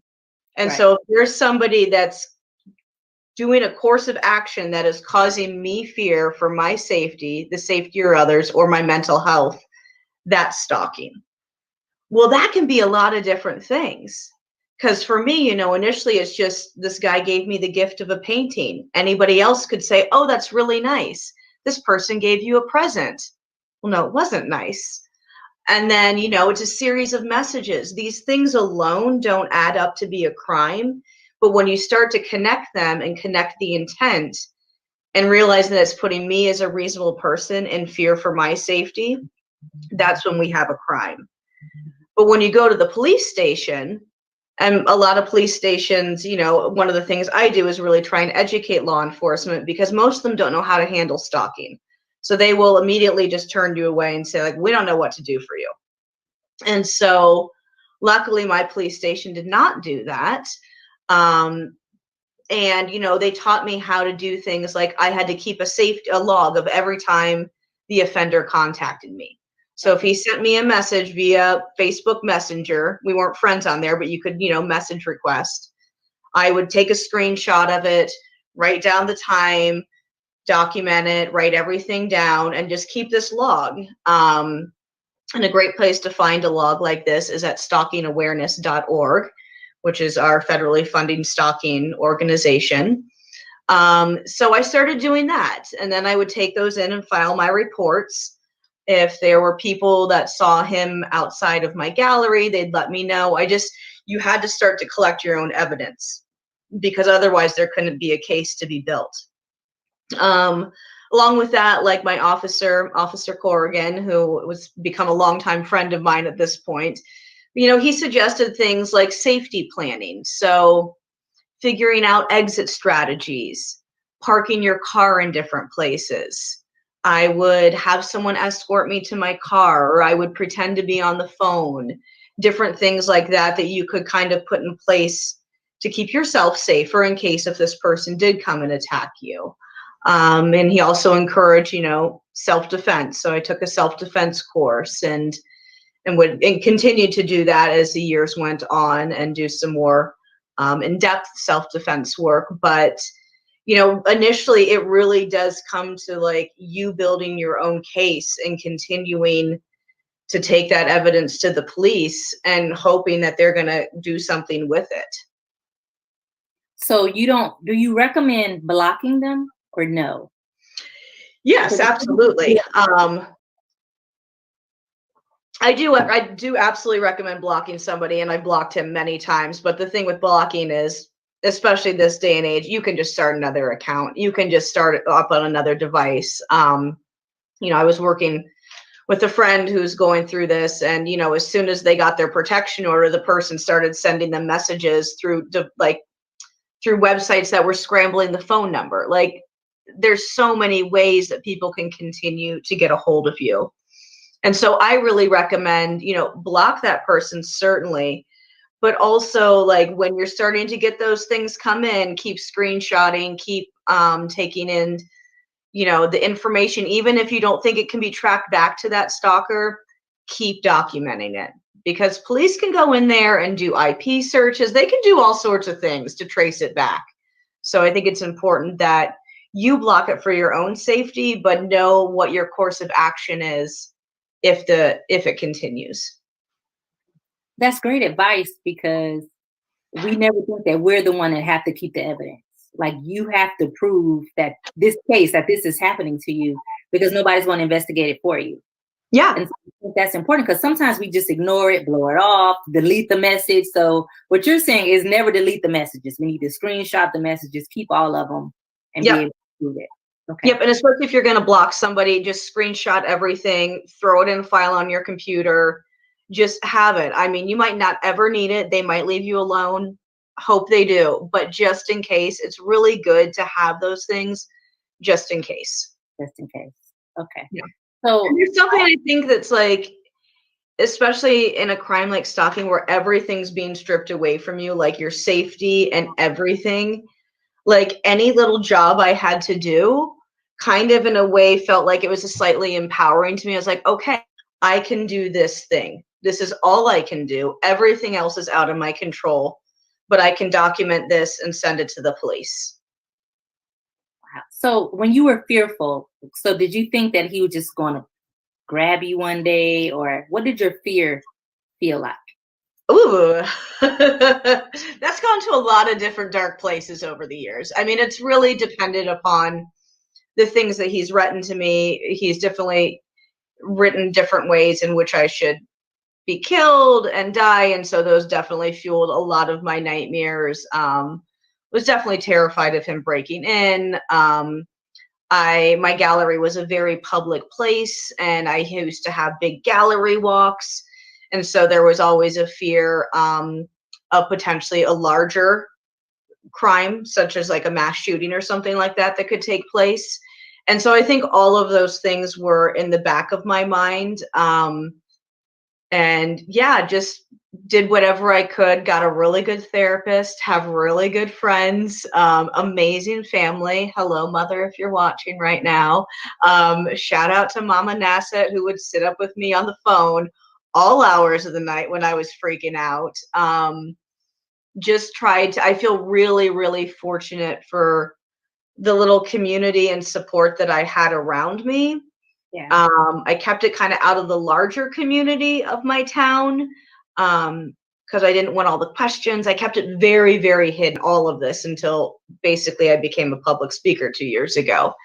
But yeah, so yes, and the worst of my fears, like every fear would come to be. And I think that probably his other victims would echo that. I think that the police action over all of these years has really stayed a step ahead of him doing any larger violent action, where we wouldn't be here to speak today. So did they like ride by your gallery, by your house? Were the police active in that way, or they really couldn't do anything? I mean, they can't show preferential treatment, so it's not like they could run necessarily extra patrols, but they definitely were very, they would notify me. Especially back in the day, he started writing letters and sending them to the police department, and they would be very like graphic. Like, because I had protection orders, I think he would do that because that was a way to try and reach me and this other victim as well. And yeah, so they would notify me back in the day, but then I basically was like, I don't need to know about this. Like, I know it still happens. It probably still happens to this day. I don't need to know about it. So I felt like, for me, I felt like they were really, I think they were very aware, and within that, I felt support and protected. But like I said, they can't show you preferential treatment. So it was ultimately kind of up to me to figure out my own safety plan and move forward the best I could. But there was definitely a couple of times where they're like, we don't think you should stay at your apartment tonight. You need to go stay with a friend. And, encouraged me in those ways as well. And see, I've had people say that when they went to the police, they felt like they didn't get the help that they needed, but it's because they didn't have the evidence either. So it was like they really did have to build that case in order to get the support that they needed for the police to be able to do anything. Yeah, I mean, I definitely agree with that, but I also think that like a law enforcement is not trained on how to deal with stalking. If I had dated the offender and gone in there, would I have gotten the same response? Probably not. Okay. If I had not been, a young white female business owner in our community going in there saying a stranger stalked me, would I have gotten the same response? I don't know. And so I think that there is, bias into that. And we can also put that, like, I just had the right situation to be able to get assistance. And I don't think that's always the case. Here I live in Vermont, and we live in a very, very safe state. And so we have very, very little crime. And in 2017, I believe it was. Yeah, 2017, the very few murders we had here, 2 of them happened in Burlington, Vermont, and 2 different cases, but both were women of color, both were English as a second language. Both went in and reported stalking to law enforcement by their prior partners. Both were sent away without any resources or help or believability, and both were murdered. So I think that's where we have to really look at, like, keep educating and giving our law enforcement resources, because that is what happens in the end. Is it's not that it stops, especially when it's from an intimate partner, it ends in murder. And so that's where we need to start to really take these things seriously. And part of why I do what I do is it's like, I may have the exception of this exceptional sentence and have had that believability and have had that everything happen right, but that needs to be happening for everyone. So, yeah. And I don't think people realize how serious stalking is. We don't really talk about it. It's definitely a hush topic. We don't talk about it enough, but they don't realize that it could lead to murder. Period. Yes.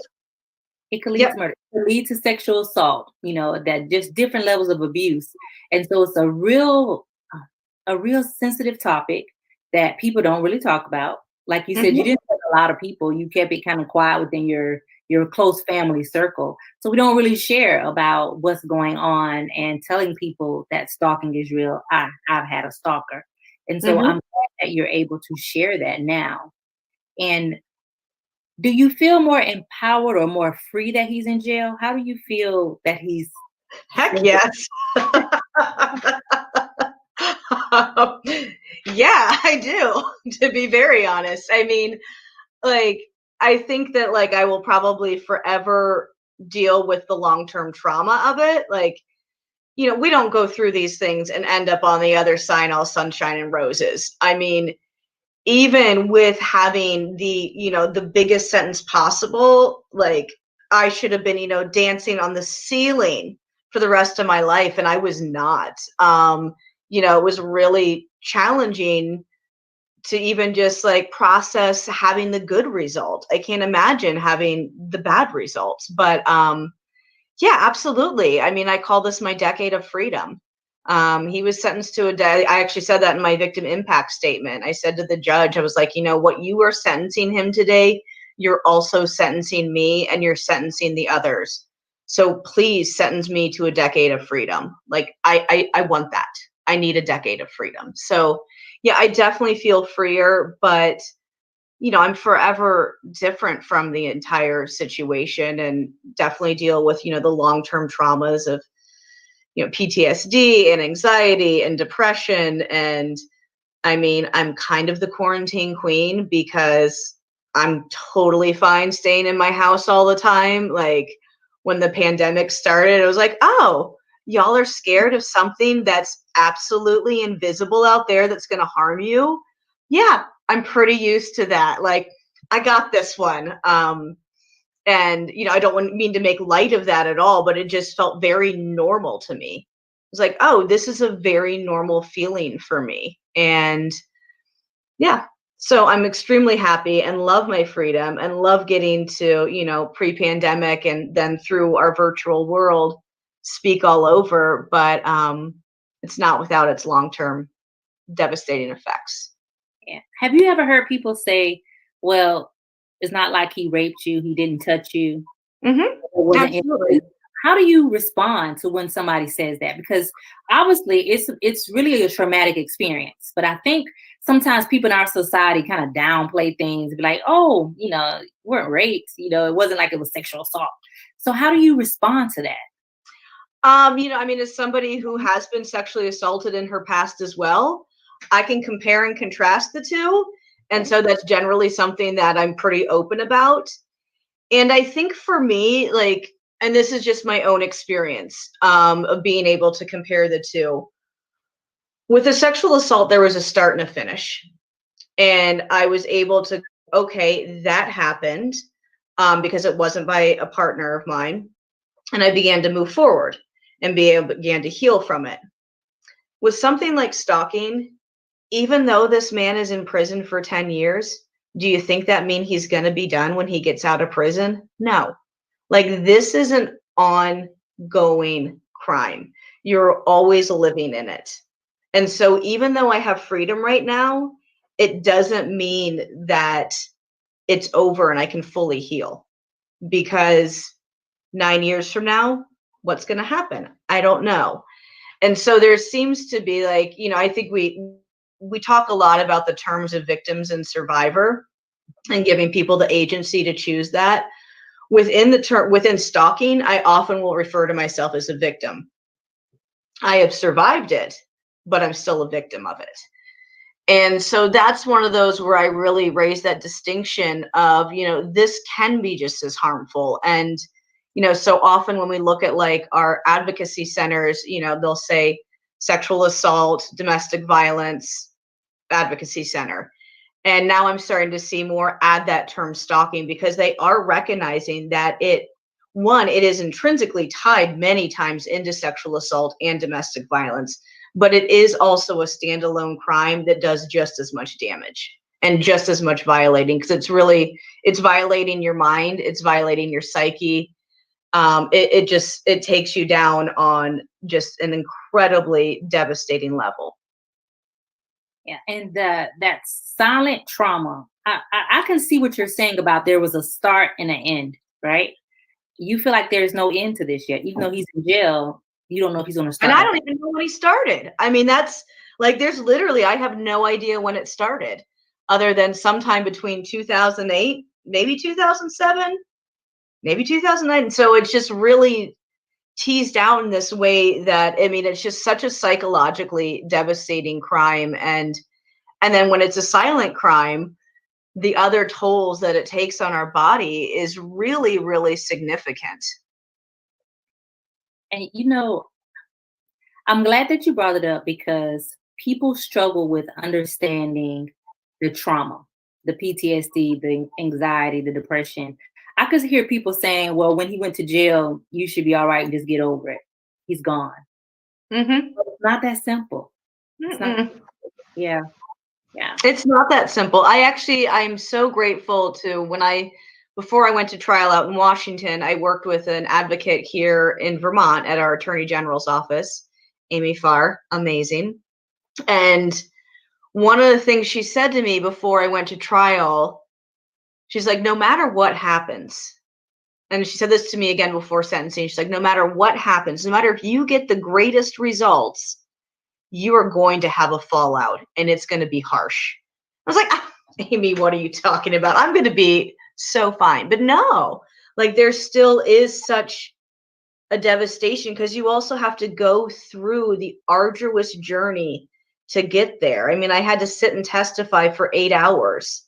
In the end, the offender actually represented himself. So he got to cross-examine me and talk to me directly. Like, you don't come out of that without needing to do some serious processing and grieving and working and grieving for all the years that were lost, grieving for the business that I closed because of this, grieving for moving across the country because of all of this. Like, there's so much grief tied in there. And now I feel like I'm in a different place where I still have my days. I still get triggered, like get the weirdest triggers. I mean, I think a lot of us do. We're like, what the heck? Where did that come in from? Like, I was baking Christmas cookies and I was like, whoa, wasn't expecting that trigger to come in. This is my happy place.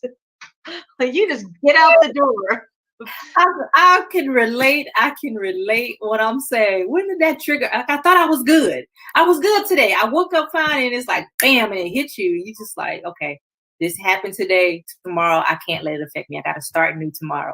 But I'm the same way. Why am I triggered? You know? Yeah, and like, where did that even come from? I'm like trying to connect the dots. I'm like, how did my brain go here when I was over here listening to Christmas tunes, mixing up my batter? Like, I don't even get it. But I think, like, I'm at this place and I'm not a very, like, how do I say? I'm pretty, like, practically grounded, like, in my language and my beliefs and a lot of things. But I've come into this term and I don't love it yet, but it keeps resonating with me as I'm at this place where I'm kind of finding this, like, joyful resilience where, like, there's this kind of acceptance of all the various traumas that have happened within my life from a young age. And then, the most significant one being this stuff. But, like, I'm here and I'm doing something with it. And I've been given this gift of this decade of freedom. And what am I going to do with it? And there's a lot of joy that comes from kind of flipping the script or flipping the narrative from living in the shadows to really emerging and being like, you tried to take everything, but I got this. I'm still standing and I'm here. Yeah. Mm-hmm. Hence the name Stand Up Resources. Stand Up Resources. So going into Stand Up Resources, based on the experiences that you had, what made you start an organization? Well, I moved here to Vermont 4 years ago, a little over 4 years ago, and really was kind of at a loss as to what I wanted to do. And shortly after moving here, the offender started messaging me again. And still to this day, don't know how he figured out where I live. But he's like, I'm going to come to Waitsfield, Vermont to be with you. And, like, I had no address listed. If I could ask him 2 questions, it would be, why me? And how did you figure out where I lived? I'll never know the answers. But as my case started to get building up again, and this was 2016, I'm getting all these calls from Washington State, from, like, law enforcement, from prosecuting attorneys, advocates, victim witness coordinators.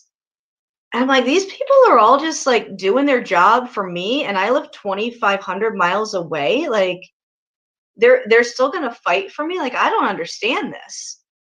And I just kind of started to realize, like, how many people had worked to keep me safe over the years and to keep me alive and to protect me. And they were all just simply doing their job within the criminal justice system, within the victim service system.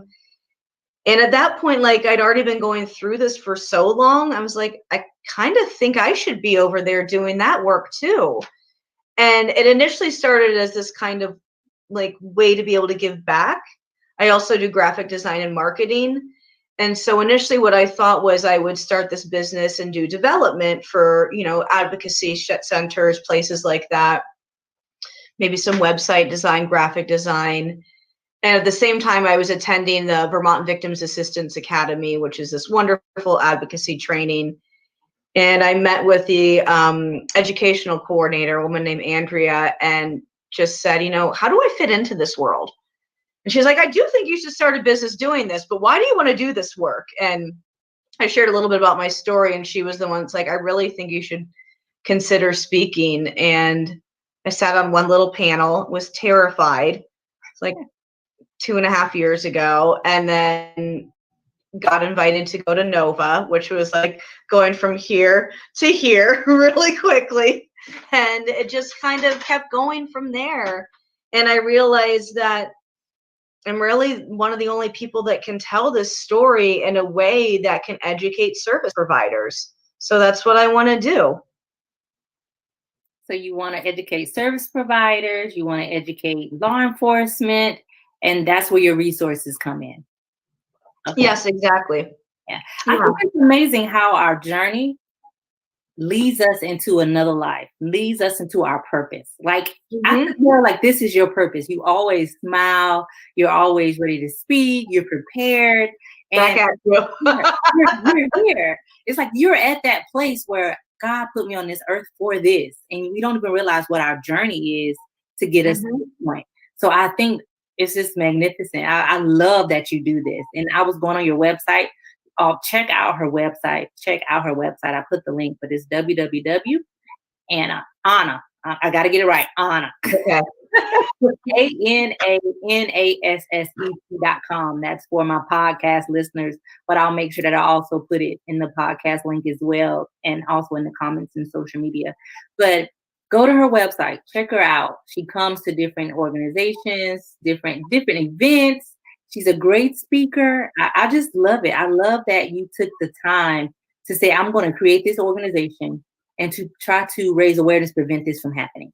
That is priceless. Well, and I don't know if you're a bit like me, where it's kind of like, well, what else am I supposed to do at this point? Like, because you have so much joy in the work that you do. I was talking to a friend about you earlier, just like, you're always out there smiling and doing this. And like, we didn't come by this work easily. There's just this point where it's like, what else am I going to do at this point? Like, let's just do this. Like, let's switch the script and literally hush no more. Like, use our voices. And I feel like you're taking your power back. When you created your organization, you took your power back from him. Right? Absolutely. And I wonder, did he sit back and say, oh, she's doing this because of me? In his twisted mind. I don't even know if he knows what I'm doing. I have no idea. Well, you're blowing up now. You're going to be international. So he's going to know what you're doing. Oh, I'm sure he'll eventually find out. But I'm sure. By that point, I may have changed my name and moved to Europe. I don't know. We'll see. And then you're on Good Morning America. You had yes, I was. Oh, he's going to know what you're doing. Yeah, well, the other fact is that, like, I also never say his name. So, right. I mean, that's kind of like my biggest thing is it's like, that's kind of my big, like, I might be doing this, but like, you get nothing from me. You get nothing out of this. You get no fame. You get nothing. You don't even get a name. I love it. I love it. We have a question for you. Rebecca wants to know, what advice would you give a rape, assault, stalking, terrorism victim that reported the multiple crimes and the DA decided not to prosecute because the perpetrator was a police officer? Ooh. Isn't that a lot? That is a tough one. I mean, I hear stories like this often, and it's really hard to even know how to respond because you're getting so much into the nuances of the criminal justice system, which worked well for me, but as we know, has so many flaws. And, one thing I always say to anybody is to make sure to go and get an advocate first. Go to your local advocacy center and really have somebody who's going to be that ally to go in with you. And unfortunately with this, like, I mean, as crappy as it is, they're going to keep listening to the police officer. And I hate that. And I mean, that's where, like, I try and do the work I'm doing is so that we can start to shift that and really start by believing the people who are coming and reporting. You can always go to, if you're with district attorney, you can always go to the feds. That's always an ability to do, is to go to the federal agencies instead and file a report with them. You might be able to get some better trajectory with that. But once again, I'm always going to say start with an advocate and really have them walk you through the options in your specific state, in your specific area, and help them have them help you really navigate what's going to be the best path to get some form of justice for you. I think that's great advice. And also, but what you said about documenting, you have to have your own evidence. You have to keep the evidence and build that case and get somebody to hear you. I am one of those ones that I speak and I tell. So you could go on a podcast and share your story. You could try to get on the news media and share your story.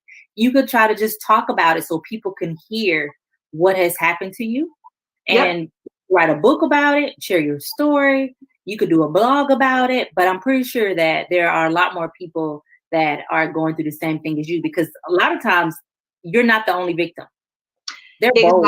Yeah, I mean, and that's what we've been seeing more and more now is people outing the offenders through these various news outlets. I guess there's a whole movement on TikTok about this, which I don't know how to tick or talk, but there's a whole movement around this because a lot of times you aren't the only victim. And so figuring out those strategic ways. I was on a podcast and I do some other stuff with them called Strictly Stalking. And they've got a really amazing approach and will often take cases that have not been prosecuted and bring them to the public. And so they're another great outlet to reach out to as well. But I always really encourage anybody that's going to do that to make sure that you're safe if you're going to make that public step. Your safety has to be really in there. And so I think that could be a great outlet as long as you know that you're going to be physically safe. That's a great point. Safety is important. That is a great point. And then, people are listening now more when we talk about police officers. Now, don't get me wrong. I love police officers. There are some great ones. I couldn't be a police because they put their life on the line every day. I would be scared. So I commend the work that they do. But in every profession, there's always people that are not good. And so I'm hoping that you're able to get some justice, maybe not by the DA office. He may not ever go to jail. But I took my power back by sharing my story, by having a voice, by writing my book, by empowering other survivors that have been through something similar to me. And that's how I took my power back. I never reported my rapist. And so he never went to jail because I didn't report it. But I got my power back. So that's something to think about. What can you do to make you feel better? Yeah, I think you bring up the point of justice is that justice isn't necessarily a prison sentence.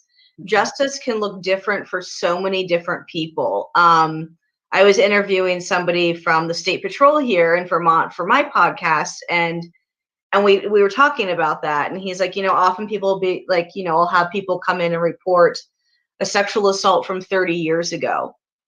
And he's like, initially, early on when this was happening, we're like, well, why are they doing that? He's like, because they're looking for justice.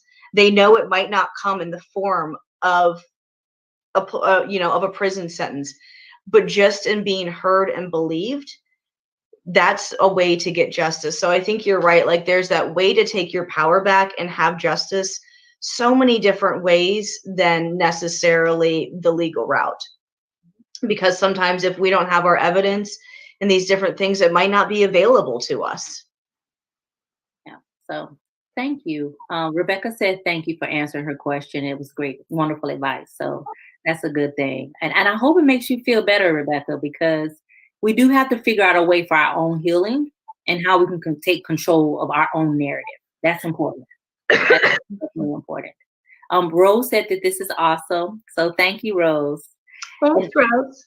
We have another question by Ashley. What were the key elements of safety planning that was most helpful to you? So with safety planning, one thing that I think is that for me, especially because I was in such a place of trauma, I was working through what are my worst nightmares? What are my worst nightmares? So for me, safety planning was all right, if he breaks into my house, that's my worst nightmare. How am I going to get out of this house?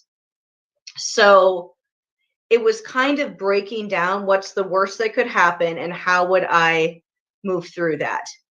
And so that really helped me personally because then I knew I could get through it.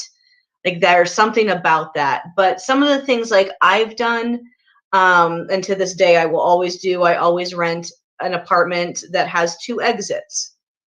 so that I can easily get out of someplace. I can't afford to buy a house, but I like to rent an apartment because I know that I have neighbors that could hear me, which is also something that feels good to me. Ultimately, I ended up getting a concealed carry permit, but I knew that if I carried a gun, I'd probably shoot my toes off. So I ended up working with a mixed martial arts expert who taught me how to knife fight. So there was different things that like I just really thought like, okay, what are the things that are important to me that are going to make me feel the safest? And I put those into action or just into thought. And, I think with safety planning, it's so individual for each person. Like if you have children, it's different. If you need to leave your home because you're in a violent situation, it's different. So really looking at the very basic steps of how you exit your situation one step at a time and just starting to work those through so that the time comes if you do need to flee a situation or if you are in an assault, you know how to move through it in the calmest manner that you possibly can because, we're going to be filled with adrenaline and all of those things. So it's just ways to put into place how you can move through this and how you know your plan. So for you, was you more fearful in your own home or when you went out? Really, I think my own home because I ended up not really going anywhere alone. Yeah, so it was like, if I was going, I lived downtown in my little town at the time. So if I was going to a restaurant, someone would walk me there, someone would walk me home. I might walk alone. Well, no, I didn't really, other than like to walk the one block to my house or my apartment from my gallery, but that was about it.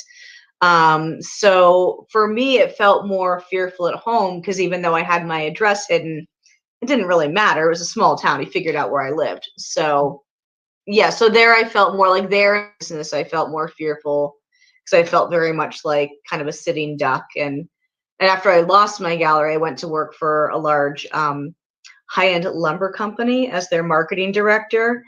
And when I picked my desk, when I started there, it was all men that I worked in this big room with. And they're like, well, where do you want to sit? And I was like, I want to sit in the back corner back there. And they're like, well, why? You should sit up front. I was like, oh, no. If I'm up front, everyone will think I'm the secretary. I'm not y'all's secretary. We're not doing that. But really, I wanted to sit in the far back because I could see all points of entry. I could see the road coming in. I could see everything that was happening. Just like a lot of soldiers are taught, like they always sit with their back to the wall. Like whenever I go out for like coffee with any of my friends who are in the military or law enforcement, we're always like jockeying for who gets the wall. Yeah,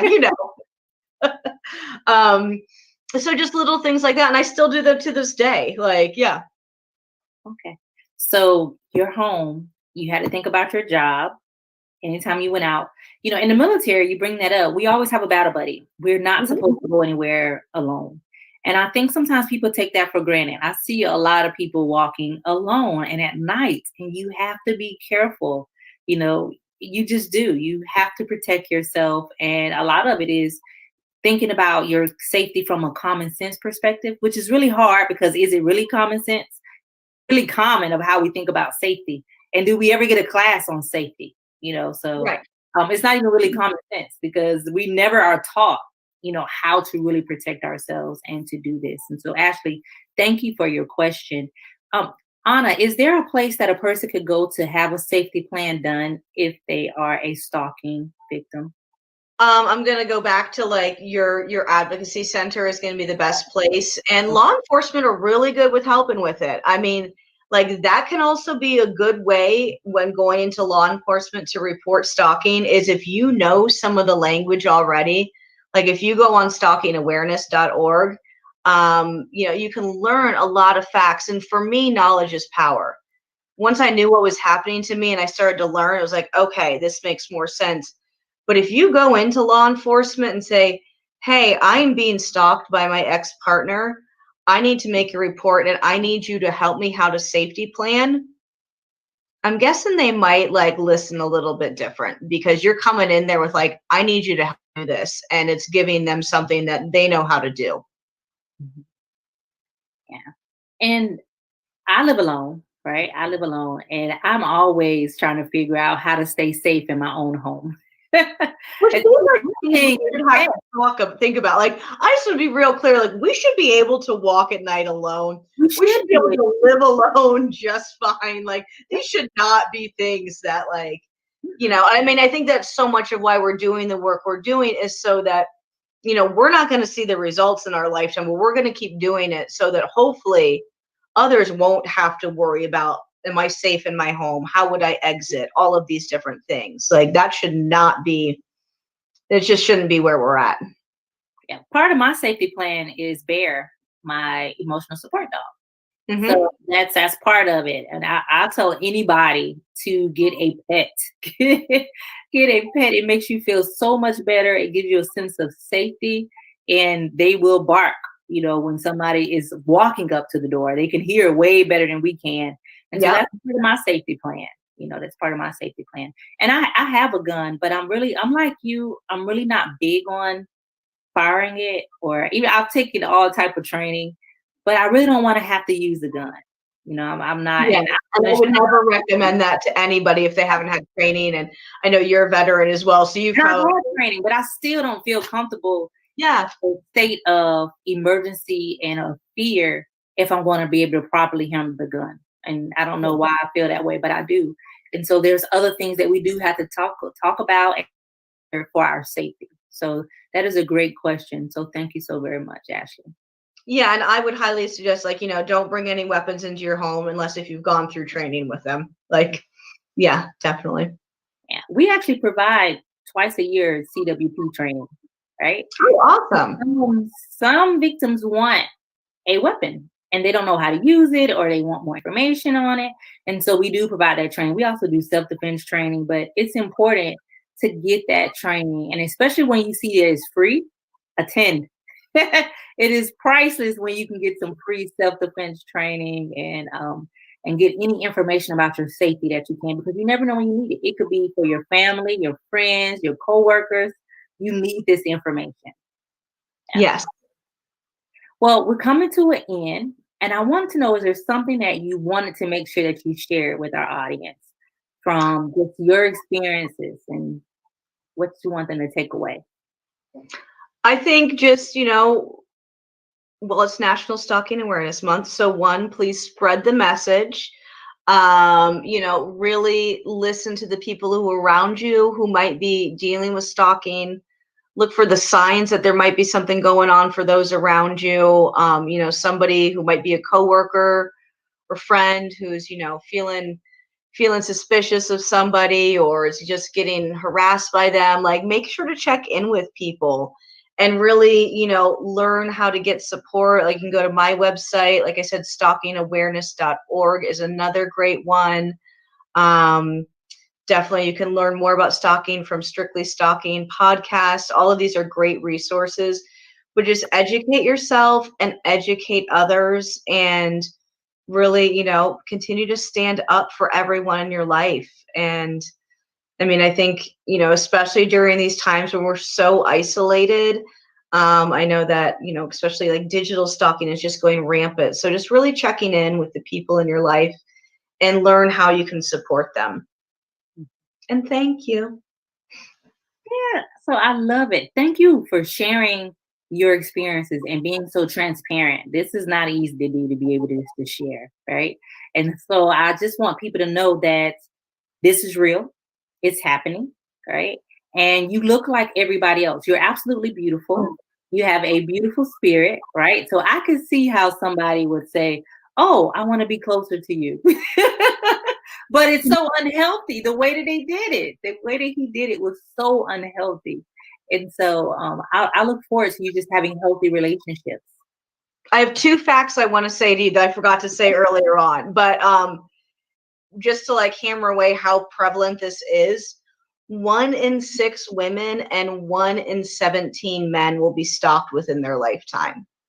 So that's a lot of people. So roughly 6.6 million people are stalked every year in the United States.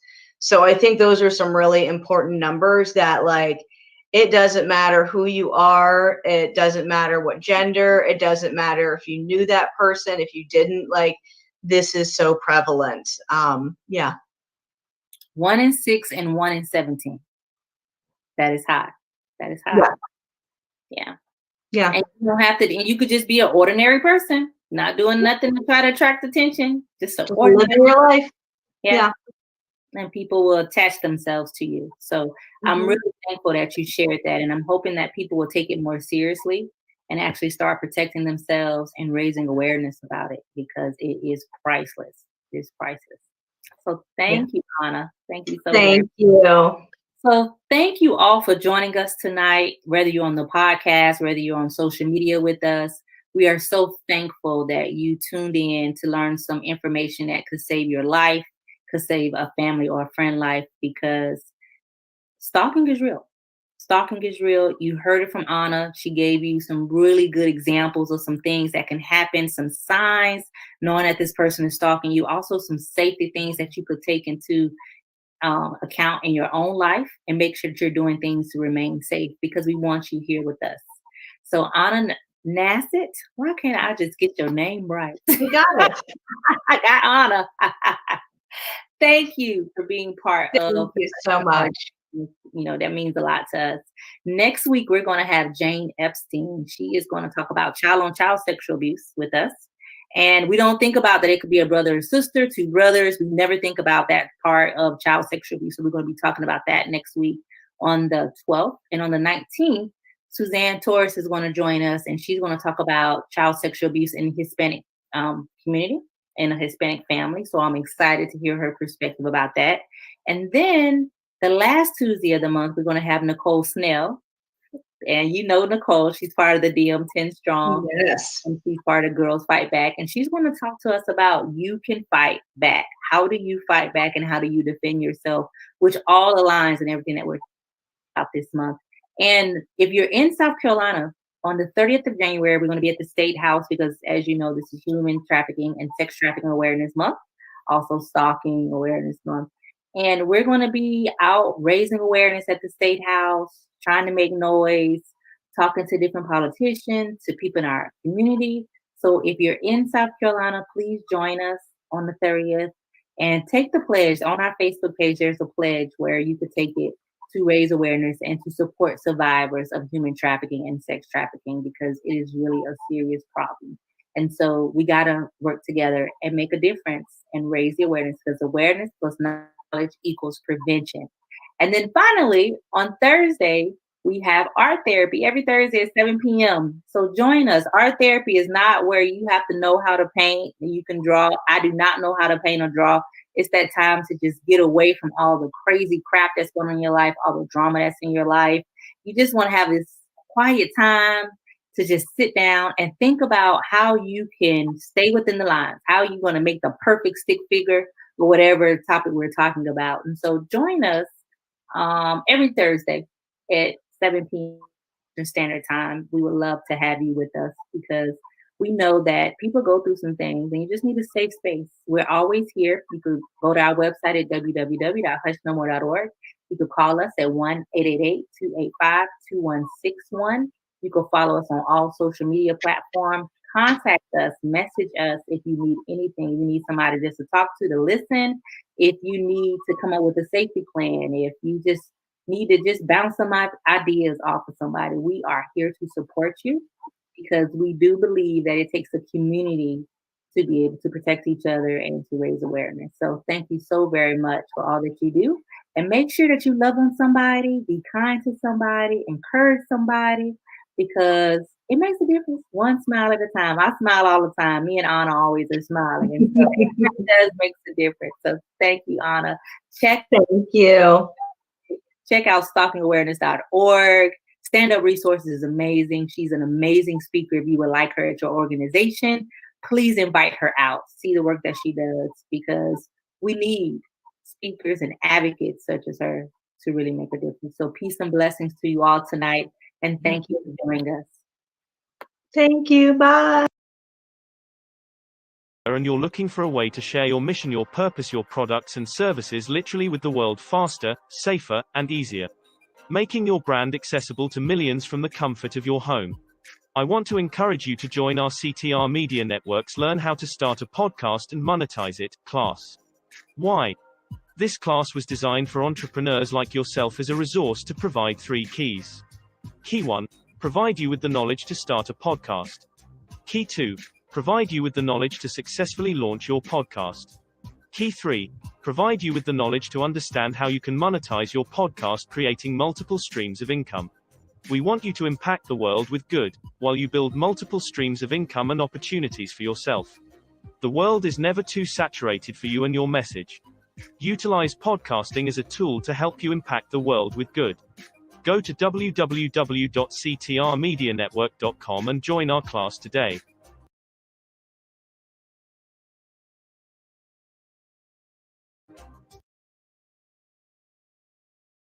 Dr. Liddy. Dr. Liddy is a renowned world-class attorney.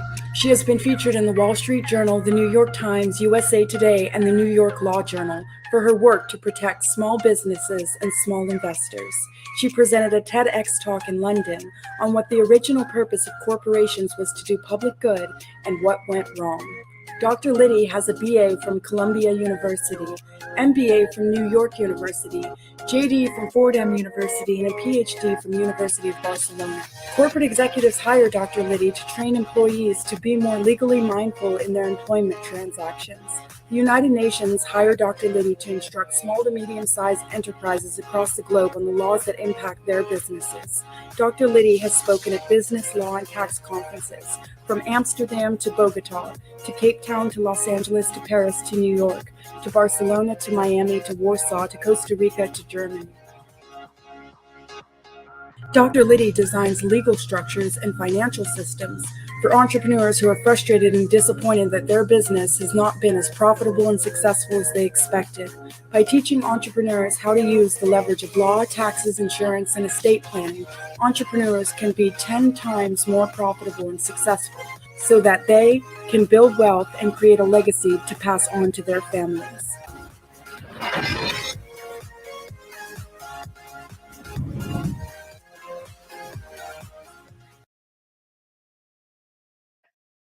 I heard there was a secret code that David played, and it pleased the Lord. But you don't really care about the law, do you? It goes like this: value, vision, visibility, valor. The battle king composing. Hallelujah. Hallelujah. Hallelujah. Hallelujah.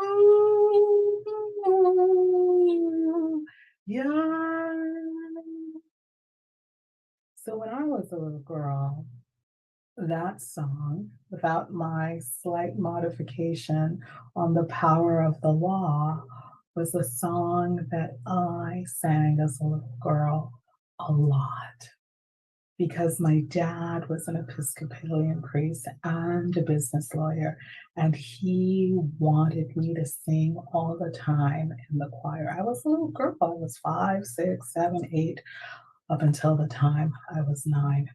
And what I have found is that we, us business people that bring our heart, our soul, our spirit into what we do, oftentimes forget to include the power of music in what we do.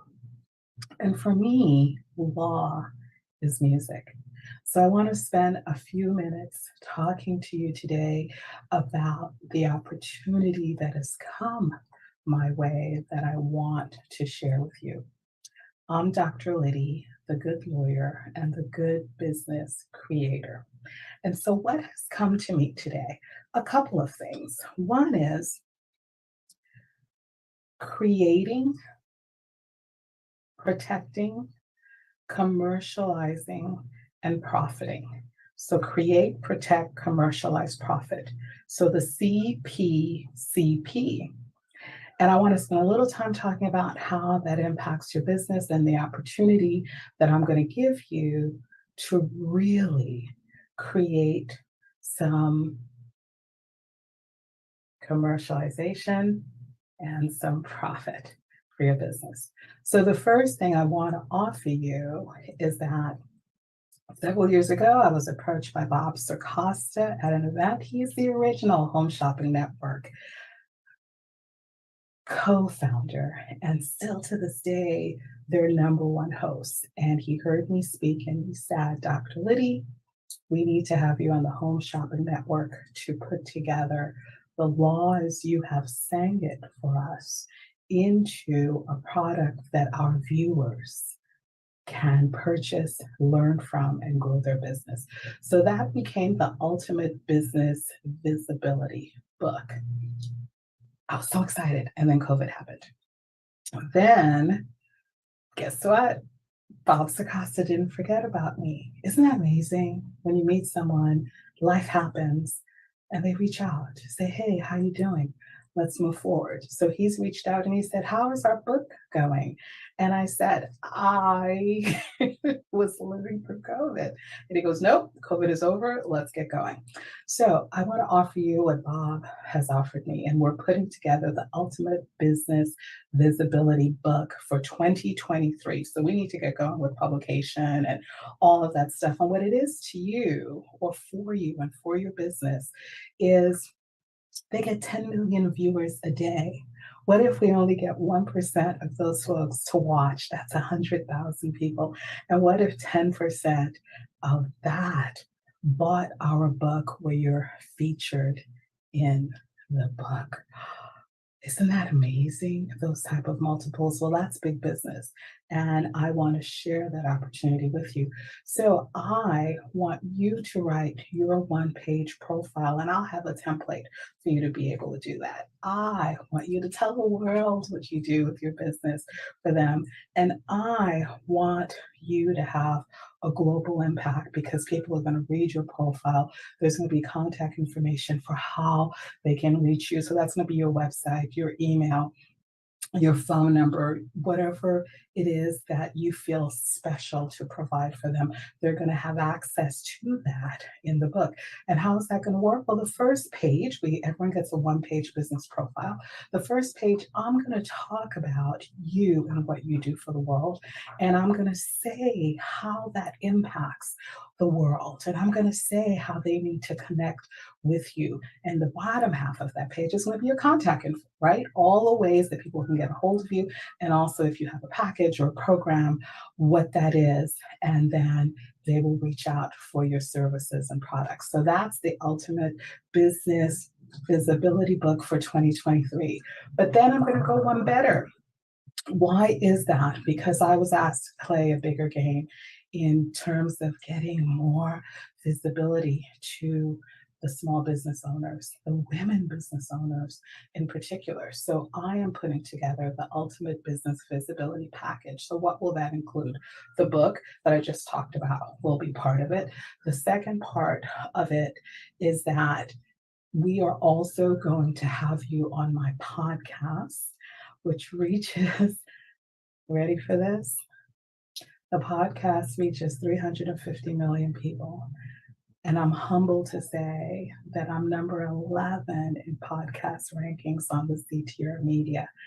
And it's about to get bigger because I'm also adding to it my television show, which is Legal Codes Revealed. And law is a part of your business. Why? Because when you create something, that's law. When you protect it, that's law. When you commercialize it, that's the money, money, money, money, money. That's law. And when you profit from it in terms of how much do you get to keep, that is also law. A little thing we call revenue and earnings and taxes. Yep, there's a course that I did about that. So we're going to, in the Ultimate Business Visibility package, give you the book, and that could be separate, right? But it's included in that would be the book that we're talking about. Included with that would be the podcast that I'm talking about. Including that will be the streaming TV show that's going out. to 350 million people around the world, and growing, I should say. That's 350 million last count. And I wanted to do one more thing. I wanted to provide you the ability to implement the how to do the creation properly, how to do the protection properly, how to do the commercialization, how to do the profitization properly. So I found that videos are great, but being on the ground with boots and stilettos, learning together is really the way to do it. So I'm going to have an implementation weekend of the CPCP, the first weekend in March in beautiful Jacksonville Beach, Florida. Woo-hoo. We got a corporate sponsor already because they want to see what we do. And not only are we going to implement this, we're going to get on stage. No, you're going to get on stage and we're going to video that. And that's going to be your fabulous infomercial to get people to know who you are, believe in what you're doing. You gather around you and support you in what you're doing, and they will become winning fans, winning clients, and your biggest promoters because you are leading with love, you are leading with beauty, and you are leading with a vision that we all wish that we could share. So I'm Dr. Lydia Louis, and I look forward to seeing you really, really soon on many stages, many platforms. And most of all, we are the music makers and the dreamers of dreams. Never forget, always remember that you are loved.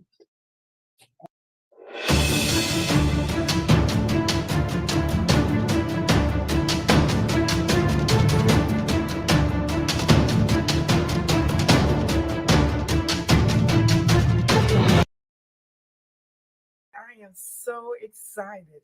I just finished a course and got certified on how to start a podcast and monetize it. Thanks to my amazing instructor, Tina Ramsey. My heart right now is overwhelmed. My dreams have been fulfilled. And if you are looking to take your company to the next level, then choose the best. Tina Ramsey, owner of the CTR Network. You don't want to sleep on this.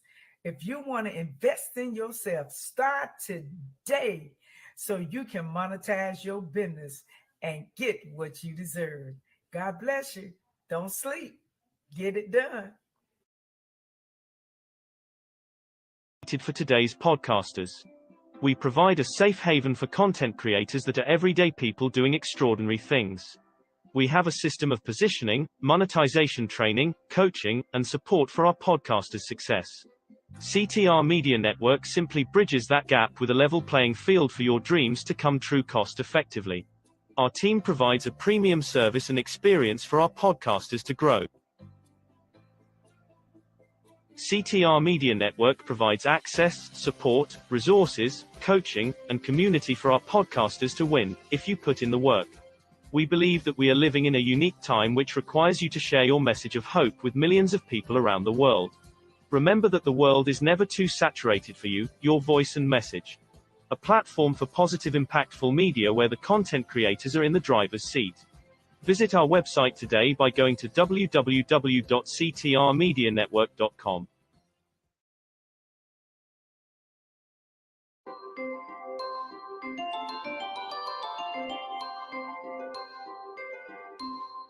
Thanks to the Organic Consumers Association for their blog of January 19th, 2022, entitled Hiding GMOs in Food.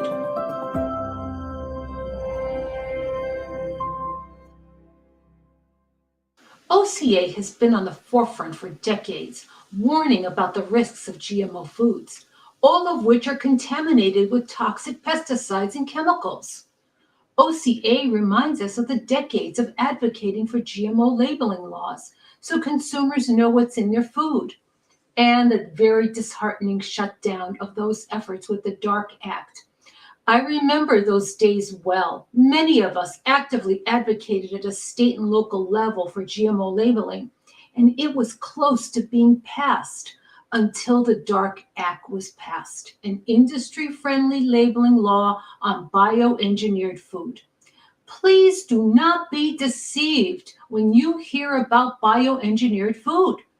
It is the same pesticide-laden food that we know as GMOs. OCA reminds us that we have options. Buy organic. Buy animal products that are certified as grass-fed. Grow your own crops, and of course, pesticide-free.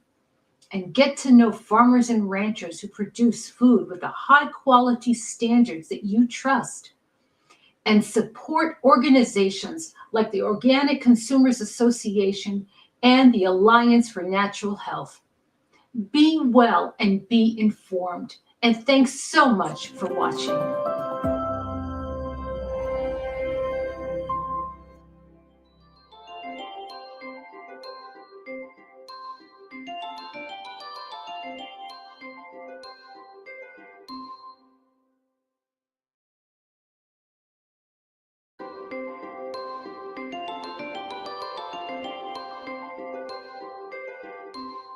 This is a very important message. Today, we have so many things bombarding us that put our health at risk. So many that we do not even think about them.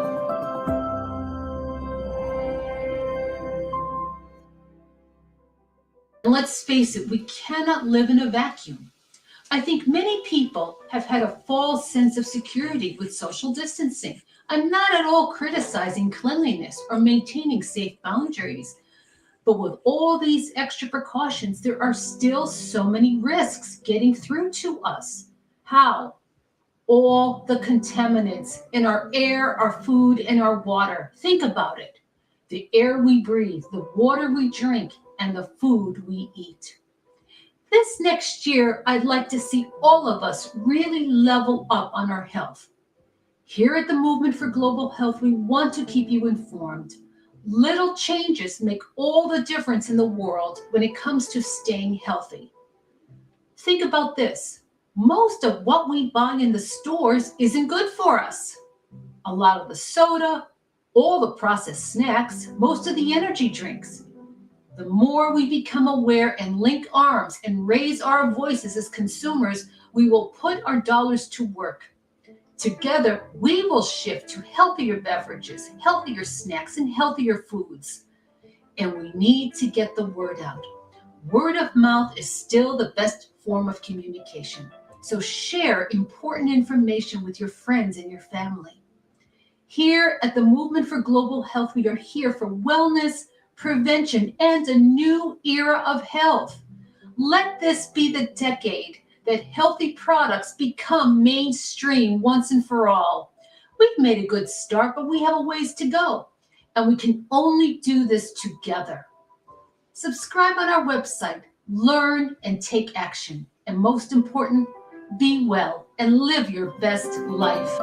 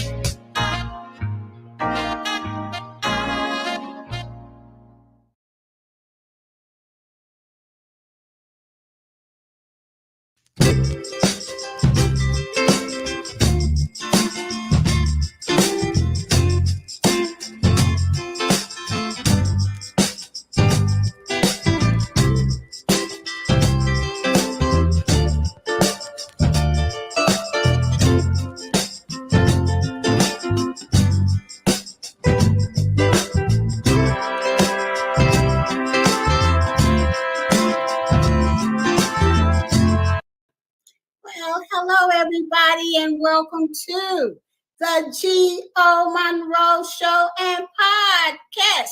How y'all doing out there tonight? This is my first show on this channel, and I am just tickled pink. Yes, I am. My co-host is none other than Marlene Saunders. Go ahead, Marlene, and tell them all about your podcast. Hi, everybody. It's Marlene, and my podcast is the Marlene Saunders Show and Podcast. And on my podcast, I talk about real conversations that need to be had. No sugarcoating over on my channel. Real talk about the conversations that we need to have that we try to cover up. Yeah, that's what we talk about on the Marlene Saunders Show. So thanks for having me, Gio. Sure. And you will see Marlene on this channel a lot, okay? Because she is my co-host. Now, we're going to talk about how to start a YouTube channel. And if you're on Anchor or if you're on the CTR Media and you want to actually see how to do it, because you can hear me talk about it, but if you want to see me share the how to do it, then you need to come over to my YouTube channel and look at it there. And I will have that link below in the description box on Anchor and also on CTR Media. So the reason why I wanted to do this, how to start a YouTube channel, is because I had a friend that asked me, Gio, I forgot how to start a YouTube channel. Can you help me out? And I told her, yeah, and I told her how to do it and stuff like that. Then I thought, there must be other people that don't know. What do you think, Marlene, while I set up my presentation? Sure. Because I can say that, starting off the podcast channel on YouTube, there's things after a while that you had done a while ago, sometimes even years ago, that you forget what you did in the beginning. So I actually had to go back and say, hey, Gio, what did we do? What do we do again? That's right. That's right. Now, if we have anyone in the chat, can you see the chat, Marlene? Yes, I can. If we have anyone in there, just make sure that we just say hello to them, because it is very important that we recognize our subscribers that come and watch our podcast. Okay, so now that we've gotten all of that out of the way, I want to pull up my notes here. Okay, now this is how I start a YouTube channel, and it always come out right. And I don't have to remember to do this, and that. I just follow what I have on my notes. The very first thing if you should do is to get a Gmail account. Okay, now that is why I have up on the screen here my Gmail account for this podcast account, because I just made it last week. Okay, so all you have to do is get a Gmail account. Now, when you get this Gmail account, you need to leave the Gmail account open. Once you've, created it and all of that, leave it open. Okay, that means do not close that tab. And what you need to do is get a new tab and then type in youtube.com. Okay, because when you do that, it's going to relate it back to the email, and that's the email that you're going to use to open up your YouTube. So let me go to the screen and go to YouTube, because I really want to show you guys what I'm doing here. Okay. Yeah, while you're doing that, I just want to welcome in. Hi, Jaden and Layla. Oh, hello, y'all. Thank you so much for coming. Okay. All right. So we're going to go to YouTube. All right. You're going to share. So once you have your email open and you go get another tab and you put in there youtube.com, you're going to come to the home page here. And because you open up that email, if you put in a picture in your email or whatever you named your email, that letter will show up here. Okay, can you see this, Marlene? Yes. Or your picture. The avatar. Right, the avatar, your picture, your image, or whatever it is. This is what you click on to create your YouTube channel. Okay, so when you click on it, you're going to see create your YouTube channel or create an account. Okay, one of those. Now, I have already done that, so you're not going to see it here, but you'll see it right here. When you do it, it'll say create an account or create a YouTube channel, one of those. Okay, and so once you click that, you just follow the prompts to create your YouTube channel. Okay, the prompts are really, really, really easy to do. All right, so after you follow, set it all up and you got your YouTube channel, YouTube is going to ask you to upload a short video, right, Marlene? Yes. Okay, so when you upload some short video, it could be an intro all about your channel. It could just be something that you just want to say, hey, my name is Gio. I'm starting this channel. I'm going to have some great information for you. Stay tuned. Anything, 30 seconds to a minute, just upload it. Because if you're going to start a YouTube channel, you must upload a video. All right. Now, after you upload a short video, you will need to go to your YouTube studio. Okay, and you need to click on important task to get your YouTube channel in compliance with YouTube. Okay, so just because you got your channel open and you put up a video, you still need to do things, because if you want to upload longer videos, longer than 15 minutes, you have to enable that. If you want to go live, you have to enable that. If you're not a kids channel, you have to enable that. And I'm going to show you a few other things that you must do. So how do you get to your YouTube studio? You go here to your image, avatar, picture, whatever you want to call it here, and then you look for YouTube studio. Click there. Okay, now this is the YouTube studio. In your back office, I call it the back office, but it's really the YouTube studio. All right, this is your channel dashboard. Here it would have your latest video and the performance of it, all the analytics for it there.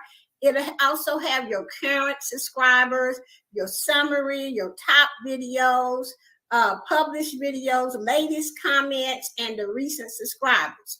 Okay, that's all good. And once you picked up YouTube really well and you want to know a little bit more information about what I just shown you, then you need to go over to the YouTube channel Information Girls, and they will they already have videos on most of all of these and probably all your questions. All you have to do is go over there and look at their videos and just scroll down until you find a video on the topic that you want. All right, I will have that link, the Information Girls, down below. Is there anything that you want to say about the Information Girls, Marlene? Yes, the Information Girls channel is your go-to to find out anything that you want to know about community guidelines, how to set up a channel, how to make a YouTube thumbnail, how to use WeTransfer for large files, different topics we've covered, and also on there is the What Had Happened show, which is a very important show where we were discussing things that happen to content creators that you may be able to avoid if you just listen to what they have to say and shift you the right way, because sometimes as content creators we don't know what we should do. and we make some mistakes so we can learn from each other. And what had happened was Show is a great source to find out what not to do on your YouTube channel. And you are absolutely right. Please, guys, if you're not a member or a subscriber of the Information Girls, you really need to be. Like I said, I will have that link below. Thank you for that information, Marlene. You're welcome. Okay, now we're going to go back to the YouTube studio. And now I'm going to show you the important stuff you must do to be in compliance with the community guidelines and what YouTube wants. Now, I will say this. If you don't know what you have in your hand, then you're not going to make a lot of money, okay? You have to know what it is YouTube want and what you need to do to stay in compliance so that you do not lose your channel. All right, just because you set it up, that don't mean, oh, I'm done. No, you're not. The next thing to do is come to your YouTube studio, go down here to settings, all right? Settings, click there. Now, once you're in settings, you're going to see all of these headings over here: general, channel, upload, permissions, and so on and so on. What you want to do is make sure that you have the right currency here. Most of the time when you land here, it will have your currency there. But if it don't, here's the arrow. You can click and pick the currency that you need to have.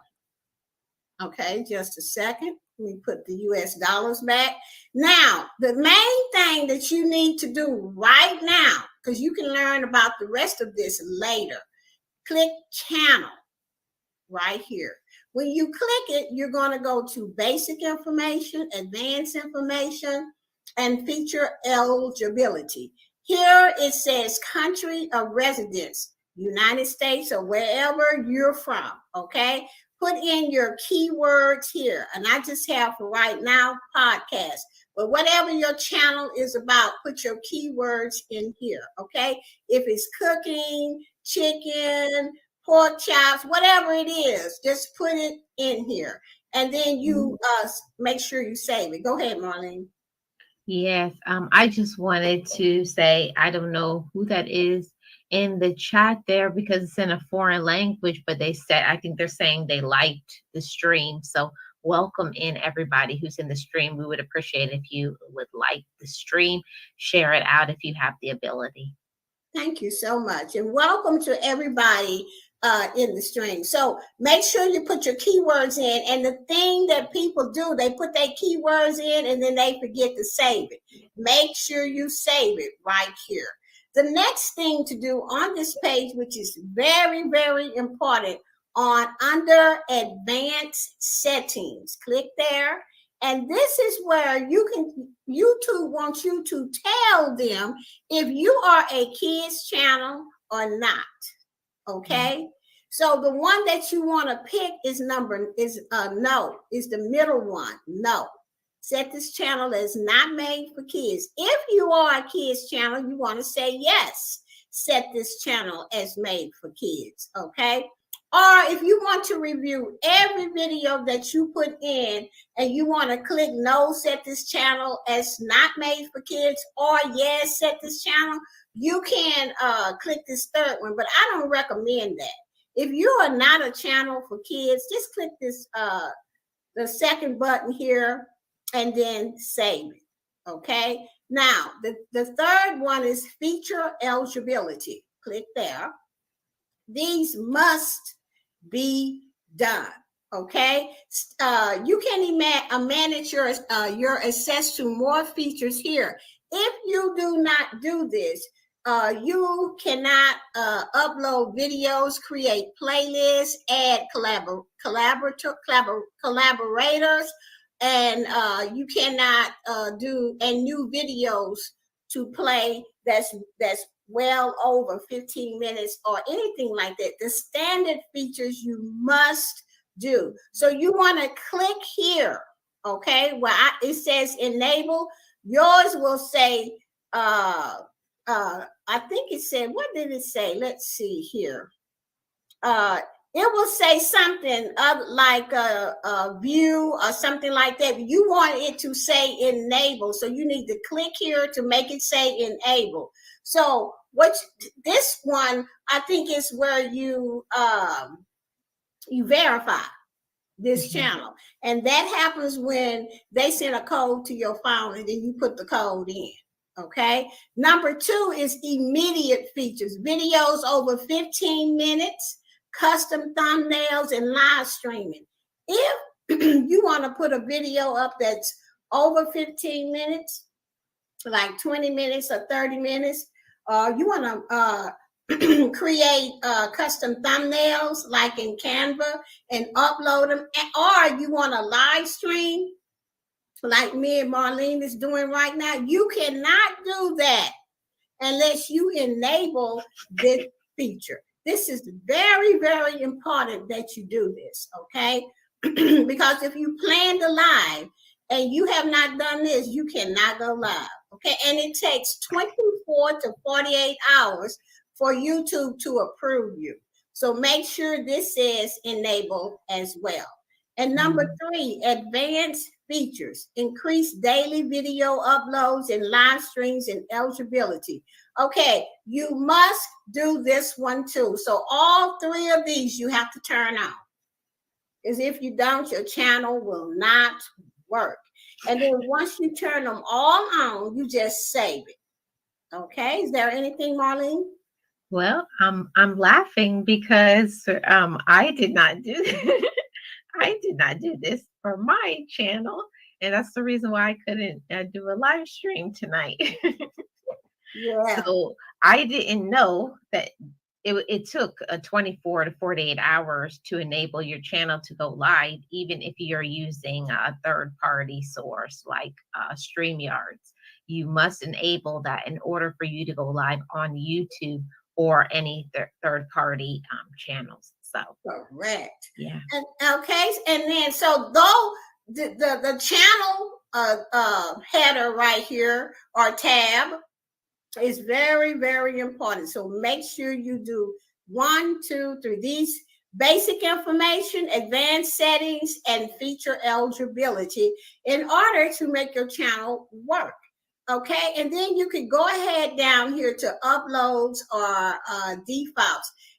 This is something where you can add a title here if you want, but I don't suggest that because your titles of your video is going to be different every time you upload one. Your description can have a description in it of your channel. But you can also, if you have other channels, you can add other channels here or other business links. You can add that in your description box. And also, visibility is, do you want, excuse me, do you want all your videos that you upload to go public? If you don't, and I suggest that you leave it either unlisted. That way, you'll have more control over it if you put unlisted. And then when you get ready to make it public, you can just do that on your own.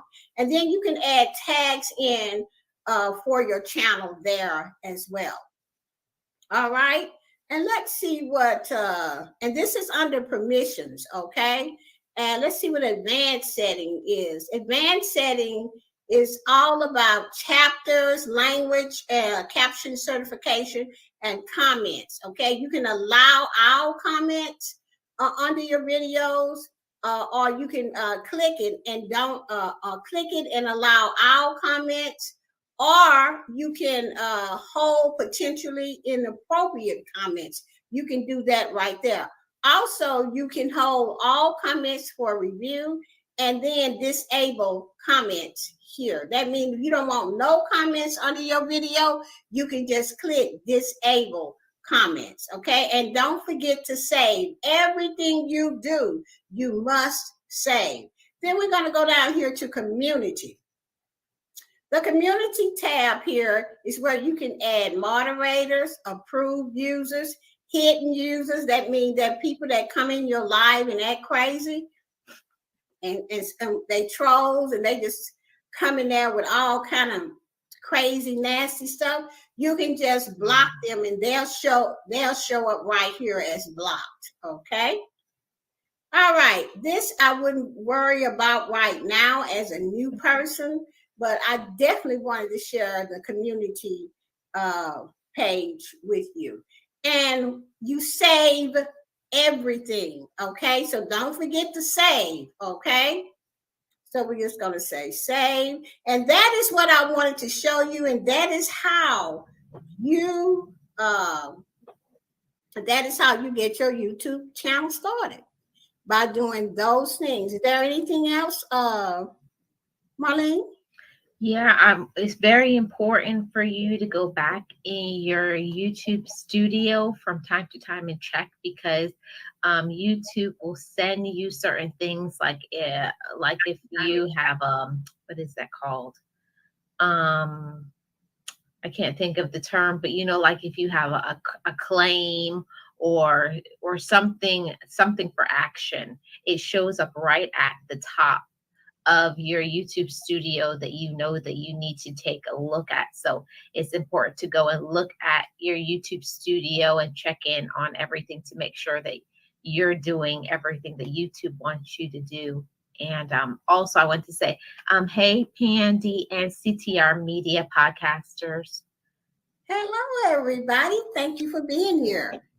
Okay, we're going to move on because we're trying to make this about 30 minutes. And plus, I'm this type of girl. I like to get right to the point. Why hold you and go all the way around the corner with the train and just dropping off gifts when we could just tell you right off what you need to do? All right. So next is, how do you monetize your channel? All right. First of all, you have to have 1,000 subscribers. Okay.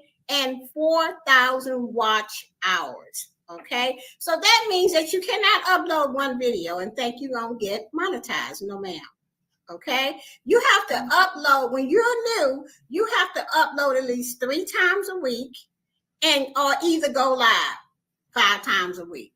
Okay, because when you go live, you get more watch time. Is there anything else you want to add to that, Marlene?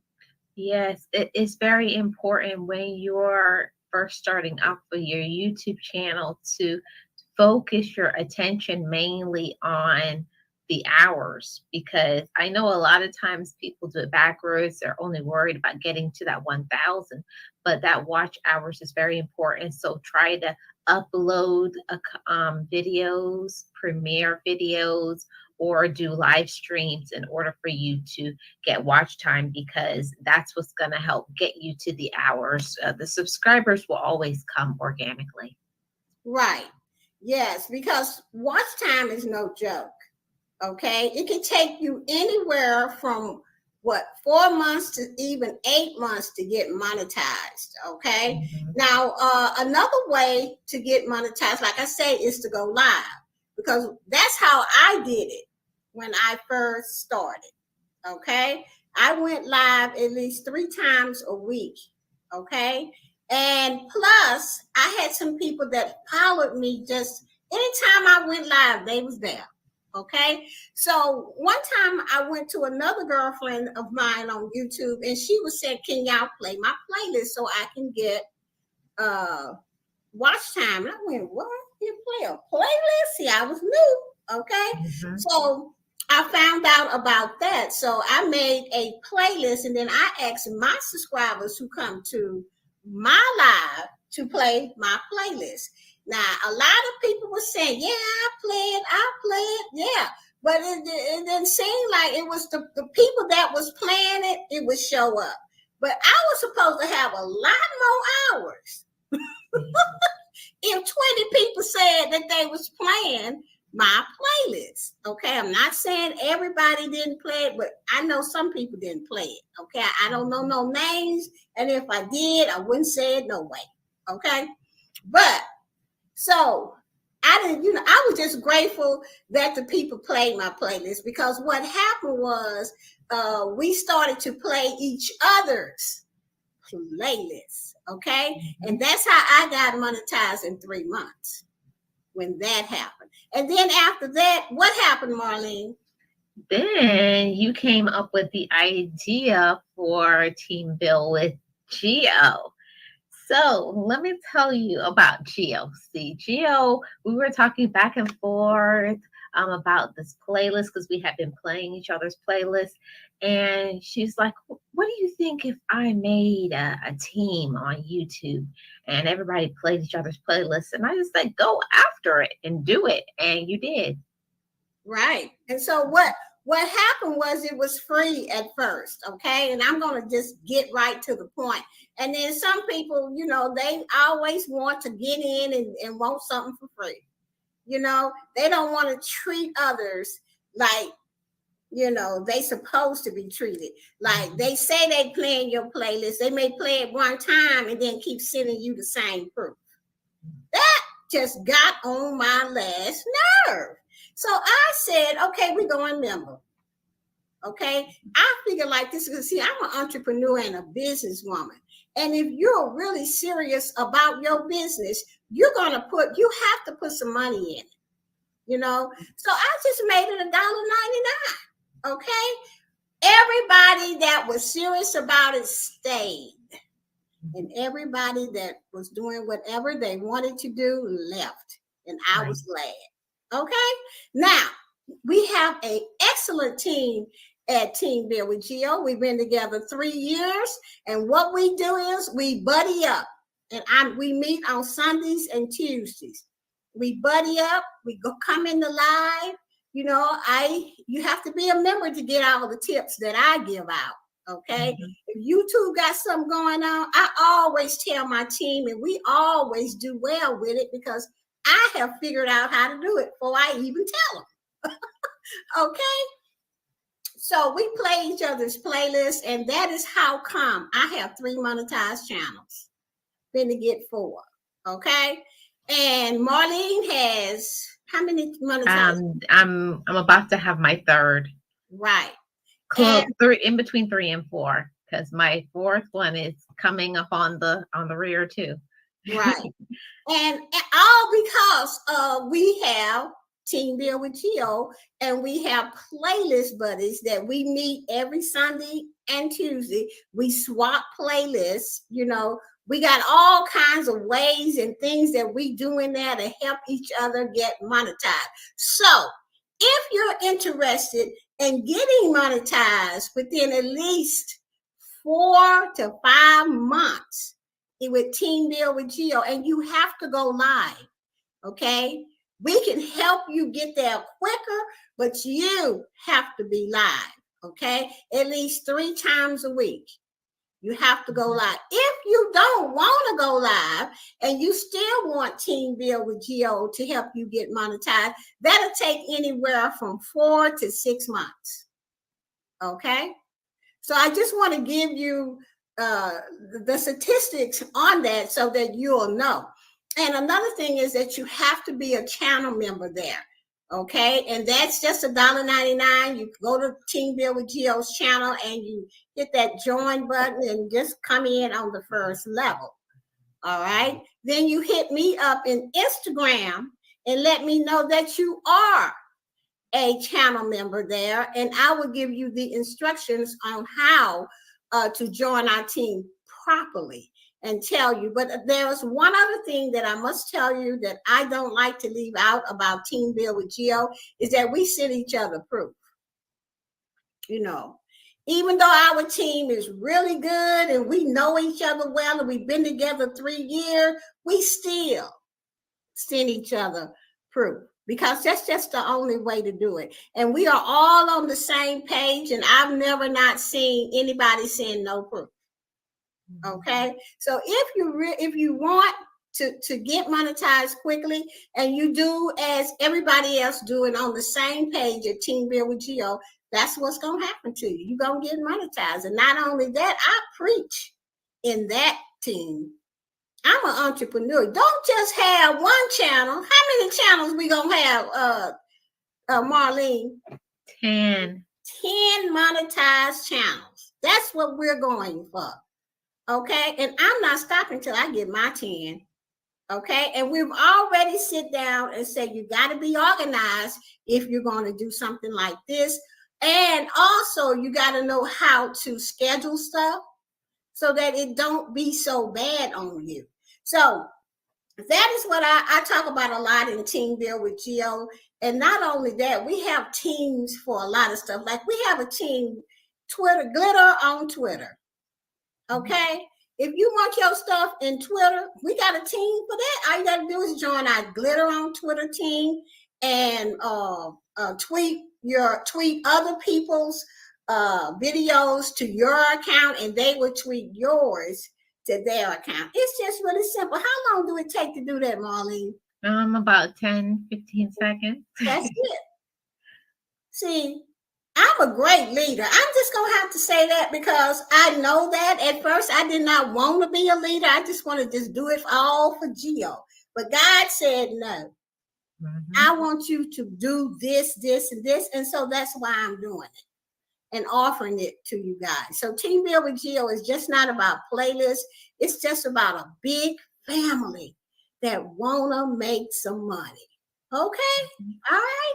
So I want to thank everybody for coming. And like I said, if you're listening to this on Anchor or CTR Media, and you want to see exactly how to start a YouTube channel, all you have to do is in the description box, I will have the link to this podcast channel. All right. So that you will be able to see this and also get a chance to see me and Marlene, okay? To see who is really running the Geo Monroe Show and podcast, all right? If there's not anything else, Marlene? Well, I just also have to say congratulations on your first live on your podcast channel. Congratulations. And much success to you on this channel and in the future. And also, everybody, make sure if you're new to the channel, subscribe. Also, check her out on Anchor and also her other channels that you're not connected on Boss Life Online. Also, Team Build with Geo. If you join her membership, you could be on Friends with Super channels. So it's a lot of ways that you can connect with Geo. Yes. Thank you so much, Marlene. So is there anybody new in the chat that came in that we need to say hello to? Yeah. Well, I see Melanie came in, Melanie R. All right. Hey, Melanie, glad you came. Oh, and there's one other thing, Marlene. I was number 6. Tell them about that. Yes, you are number 6 for a CTR Media Network with everything, with all the podcasters. She's number 6 of the podcasters, the Geo Monroe Show on Anchor. So it's amazing. Yeah, I've only been in it, a little over 2 months, going into my 3rd month. So if that's what I'm saying, you have to make up your mind what you want to do. And then you follow the person that's winning. And that's Dr. Tina J. Ramsey, who thought of CTR Media Network. When she told me about that, I said, she didn't even have to convince me. Baby, I was in because, see, I know she's a winner. And that's all I follow, the winners. So with that said, we're going to get out of here. I want to thank everybody who came. Thank you so much. This is the Geo Monroe Show and Podcast. Bye-bye, everybody.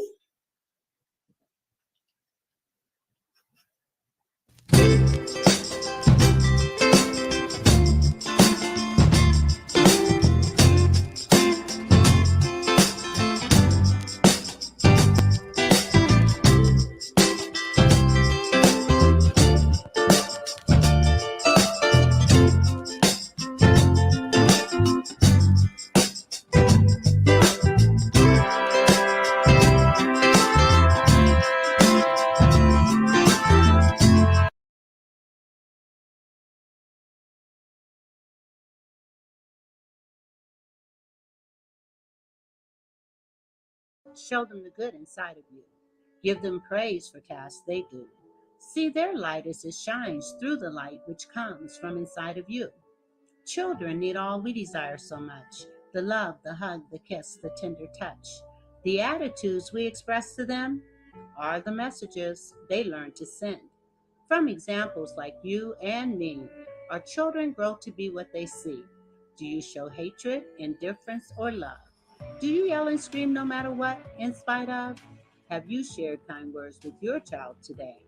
Have you truly listened to what they had to say? Or did you just ignore and continue on your way, hoping they get the message and go somewhere and play?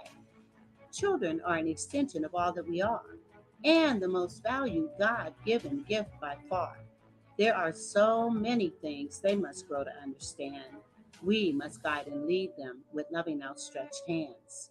Teach and treat children as people too. See their light shine bright through the light which comes from inside of you.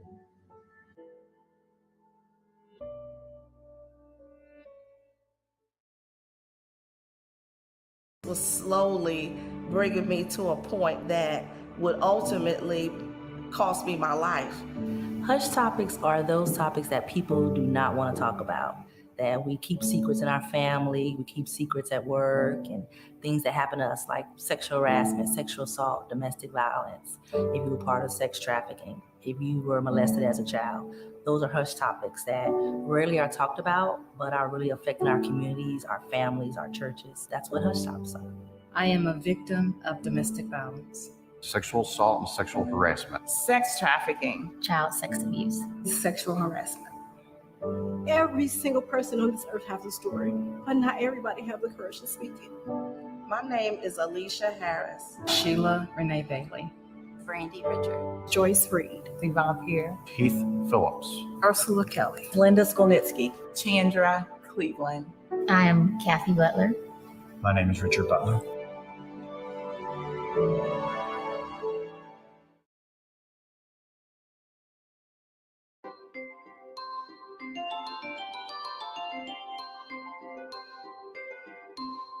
Welcome to the Movement for Global Health.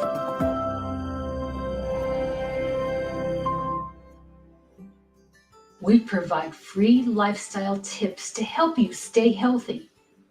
We offer an ultra-early detection survey that helps identify early changes that can lead to disease if not addressed.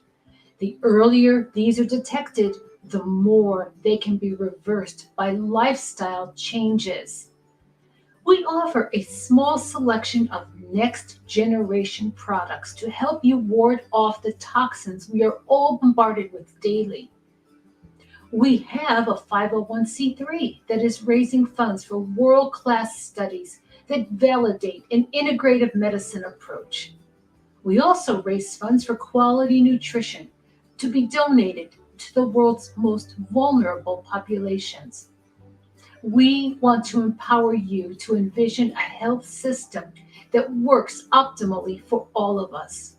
Our goal is to educate and empower you to live your best life. And together, we will create a healthy world. Thank you so much for being part of this movement.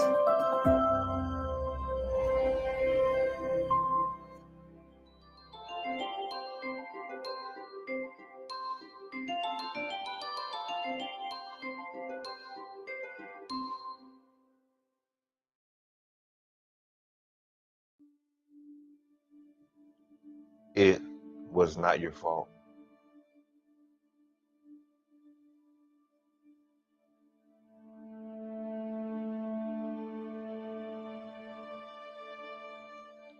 It was out of your control.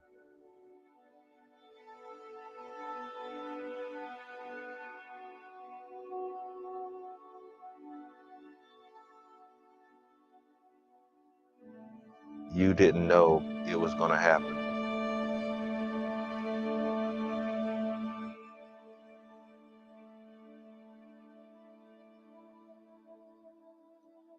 You can't blame yourself.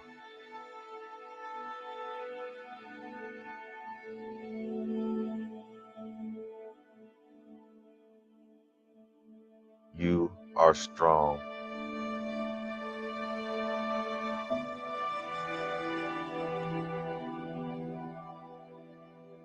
You are powerful.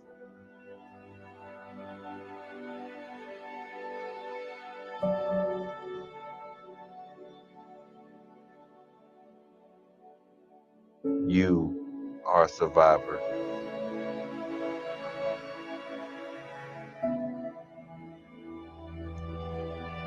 You will make it.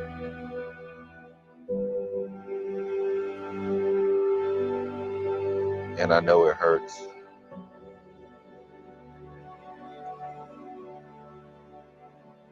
And it's gonna hurt.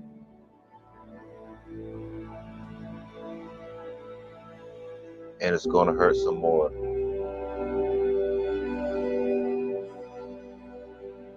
But with that pain,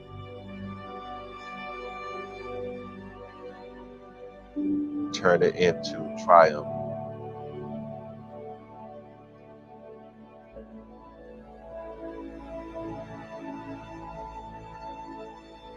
Don't let it ruin the rest of your life. Don't let it be a burden.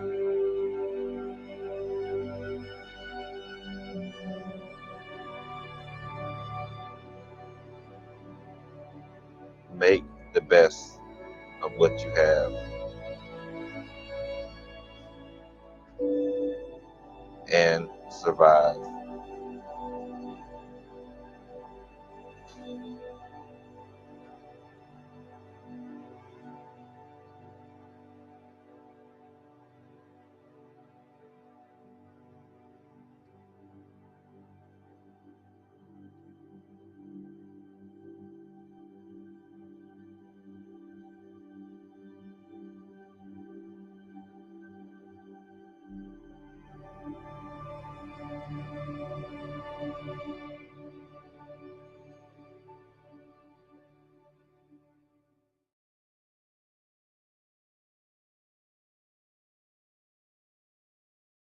A magazine that embraces and celebrates the entire homeschooling experience. Our magazine is different from all the rest because we provide beneficial information and assistance in homeschooling, business, wellness, mental health, resources, and life. We encourage you to pick up a copy of our magazine today by going to issues.com for digital and printed form on amazon.com. The Homeschooling Magazine is all about impacting the world through home-based learning, helping to de-stress the homeschooling experience. Get your copy today.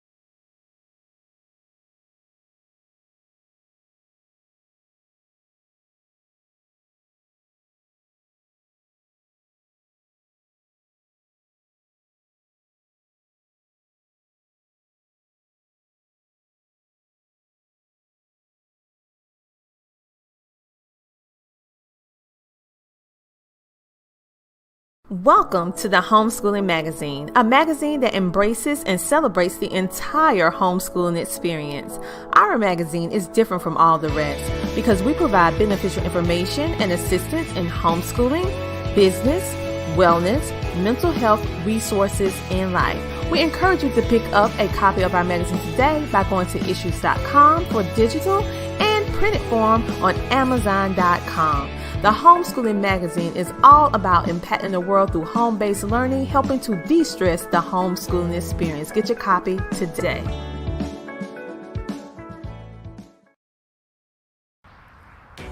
Dream big. Dream big. I encourage you to dream big. Serve a big God. You got big things. Everything about you is big. Believe in yourself.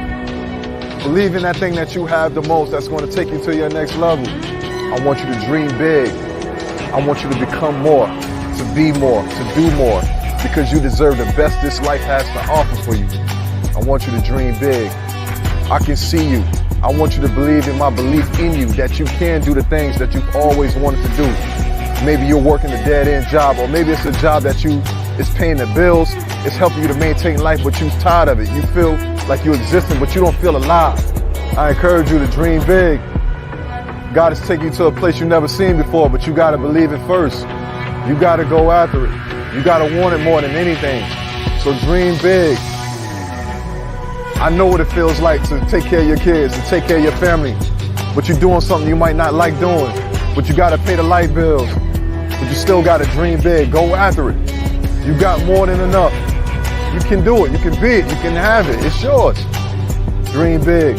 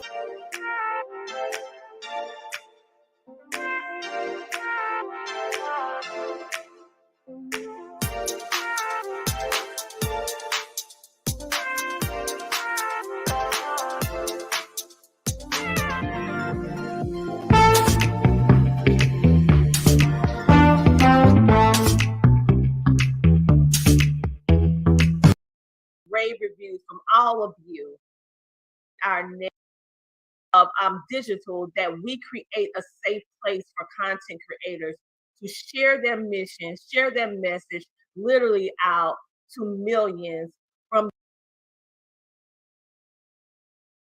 I'm not saying that I don't love those platforms that will. Our network just.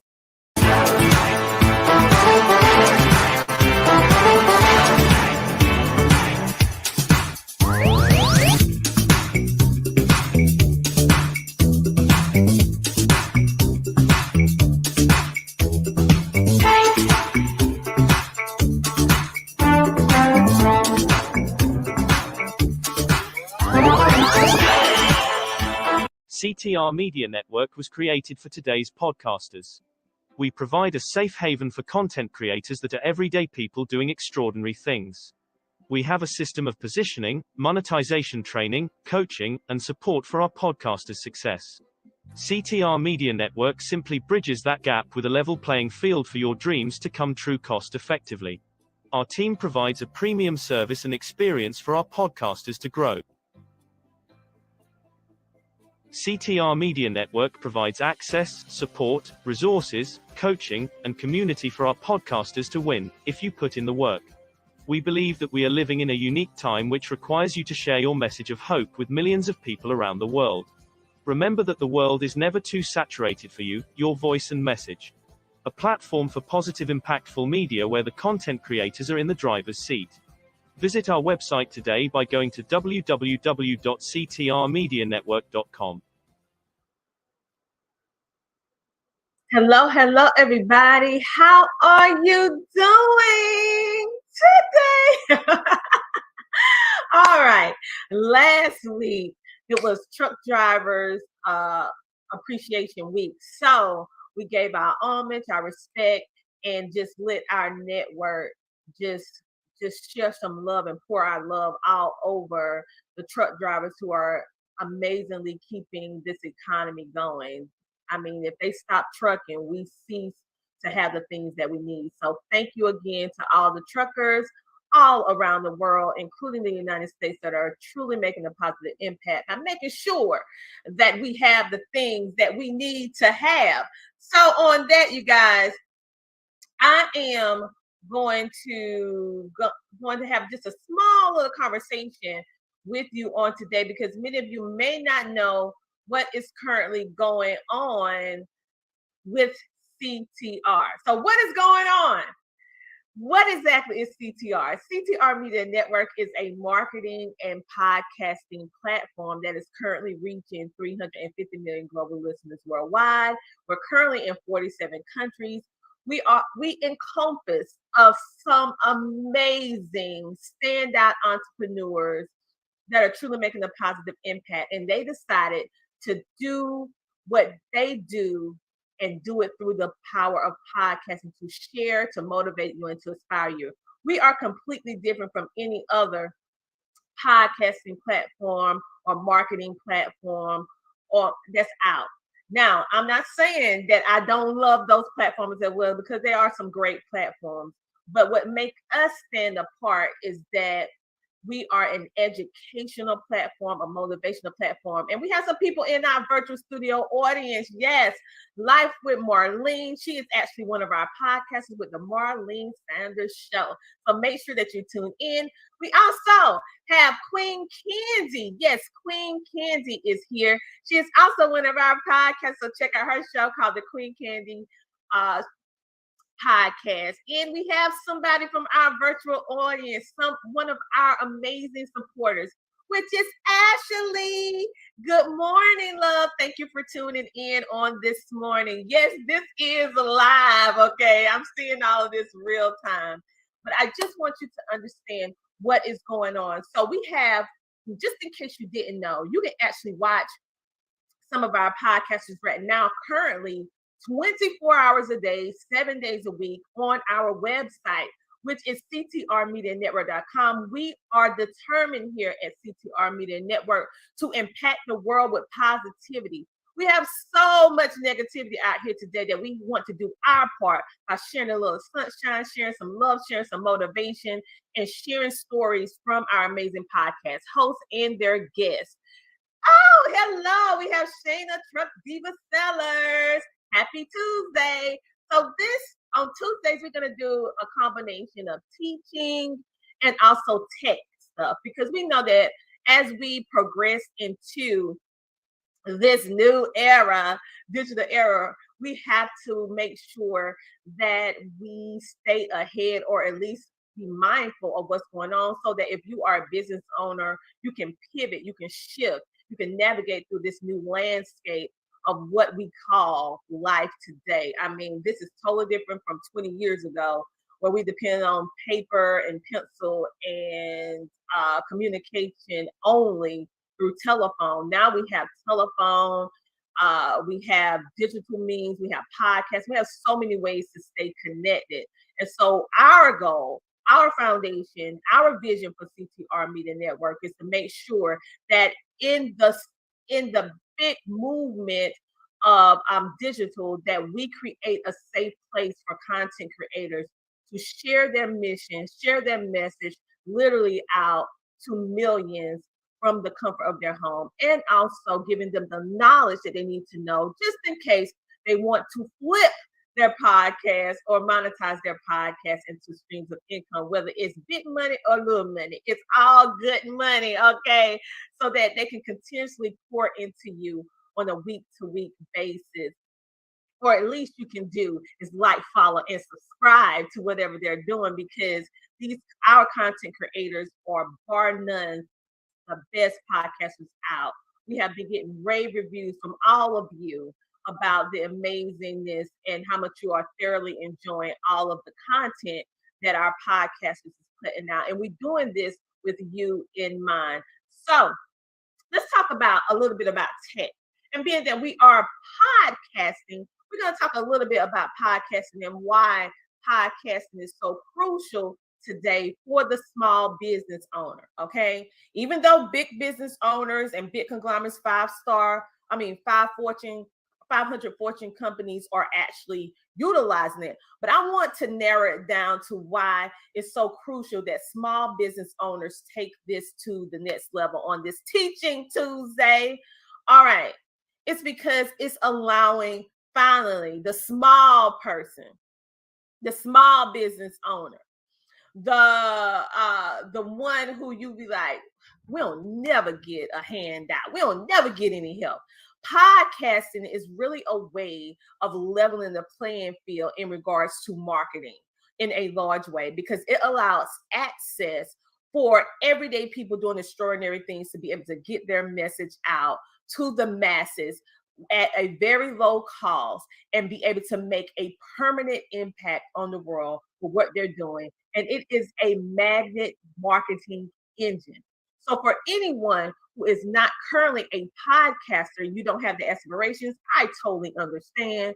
But you definitely need to make sure that you get interviewed on multiple podcast shows. Hence, CTR Media Network has some amazing podcasters that are currently accepting guests.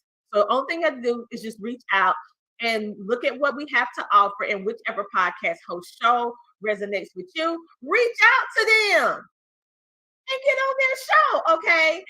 Queen can say, yep, definitely. So it's a way that you can continuously grow your business cost effectively. Now, this coming from a person who have already done streaming TV, being on Amazon, Roku, being on Apple Podcast, all this stuff, right? Being on the radio. And what I have found is that podcasting is the best way to amplify, to provide maximum visibility in a shorter period of time, as long as you're with the right people that knows how to navigate online. And it's a way to even the playing field. It's a way to even the playing field. And so that's why I personally go hard on podcasting, even though I'm on radio, even though you can see some of my interviews on TV, but I go hard on podcasting because it's the only thing that I have seen with my years of experience that totally allow access to everybody, and it's no red tape. You know how you have to have red tape, you have to know this person, get in this, do this, da, da, da, da, da. Well, with podcasting, it's an open field. It doesn't matter if you ever podcast or if you came out of broadcasting, whether or not you have a degree or not. Podcasting is open to everybody, okay? You can start it yourself. You can join a network like CTR Media Network or other podcasting platforms. It's open to everyone. Whereas you don't need anyone to get you into podcasting. However, once you're in there, you need to make sure that you're with the right people so that they can help position and place your podcast in such a way that makes it even more accessible and more attractive to your ideal audience. And that's where CTR Media come into place. We have a built-in system of podcasting with coaching and teaching. We have visibility strategies, connecting, teaching you how to connect, go online authentically. We have monetization ideas in which you can use those ideas, which I have personally used most of them, as well as my team, to monetize our multiple shows. We have placement strategies because it's more than just posting on social media. It is a strategic placement systematically over a period of time to organically grow your podcast and have that evergreen effect, which is lasting or surpassing your lifespan. So your great grandchildren will be able to not only know about their grandmother or grandfather, they'll be able to see and connect with you on a different level. I like to call it your digital time capsule.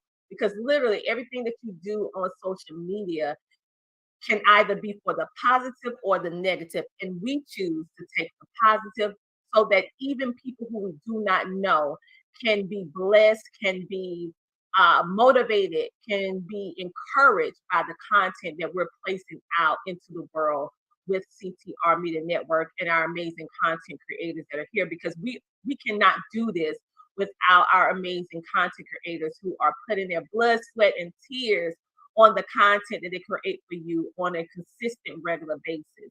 We also have websites.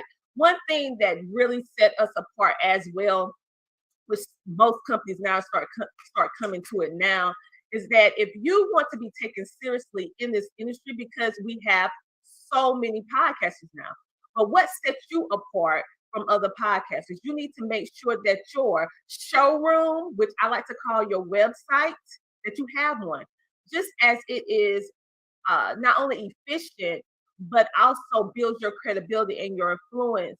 And also just to know that you are a real full-fledged business, you have a website, right? Yeah, because once you reach a certain level, you're like, okay, I got to have a website. Think about everything. Think about if Amazon didn't have a website and the only thing they had was a link tree, not just a link tree, because link tree is good, okay? Or a flow page or a sleek bio. I'm calling out all these because they're all kind of like the same. And I use them all, FYI. But think about if that is the only thing you have. You didn't have a website or you didn't even have a landing page. But you're looking to be able to attract more high-ticket clients and also collaborations and affiliations, but you don't have a website. Would you think that person or persons or company or organization is going to go with you or someone who has their showroom put together? Okay, so websites is a way to be able to connect and also to build that respect and good credibility within the industry. And it's also just good business to have a podcast website. So CTR, we provide that with your monthly membership. That's all included. We also host it. We share the information out. We actively promote each and every podcast on our network, which makes us stand apart as well, because it's okay to be on all these major platforms, but in the sea of podcasting with millions and millions of podcasters worldwide, how can you stand out? How can you find your audience or actually attract more people to what you're doing? It's by having active promotion on a consistent basis. And so we actually do that for our podcasters as well. We have community. We teach you about leverage, of course, credibility, influence building, and most importantly, you'll be affiliated with a brand, which is CTR Media Network, that already have a name within the community. Starting with me, okay, with being podcast. They called me the podcast queen. I don't know about all that, but I am definitely an authority within this podcast industry, because not only am I a podcast executive on multiple different podcast shows in my own, but I am an active podcaster currently right now, because a podcaster from 4 to 5 years ago cannot possibly give you the information that you need to know in 2022 about podcasting, because the world of podcasting has completely changed. Okay. And so with that being said, it is a great way that you can share your products. FYI, before we go, I'm going to go to a commercial break and come back and share with you some inspirational notebooks and different things that you can actually see, that I hope that you go hit that button and go ahead and buy. And then I'm going to tell you a little bit more about how you can stay connected with CTR Media Network podcasters, and how, if you have a desire to be a podcaster, how you can join the network as well. And then we're going to go to our scheduled regular broadcasting of our podcasters for the rest of the day, because I'm going to explain to you what exactly is going on. So on that note, enjoy these commercial breaks, and we'll be back in a moment. Welcome to the Homeschooling Magazine, a magazine that embraces and celebrates the entire homeschooling experience. Our magazine is different from all the rest because we provide beneficial information and assistance in homeschooling, business, wellness, mental health, resources, and life. We encourage you to pick up a copy of our magazine today by going to issues.com for digital and printed form on amazon.com. The Homeschooling Magazine is all about impacting the world through home-based learning, helping to de-stress the homeschooling experience. Get your copy today. If you are a business owner or entrepreneur and you're looking for a way to share your mission, your purpose, your products and services literally with the world faster, safer, and easier, making your brand accessible to millions from the comfort of your home, I want to encourage you to join our CTR Media Network's Learn How to Start a Podcast and Monetize It class. Why? This class was designed for entrepreneurs like yourself as a resource to provide 3 keys. Key 1, provide you with the knowledge to start a podcast. Key 2, provide you with the knowledge to successfully launch your podcast. Key 3, provide you with the knowledge to understand how you can monetize your podcast, creating multiple streams of income. We want you to impact the world with good, while you build multiple streams of income and opportunities for yourself. The world is never too saturated for you and your message. Utilize podcasting as a tool to help you impact the world with good. Go to www.ctrmedianetwork.com and join our class today.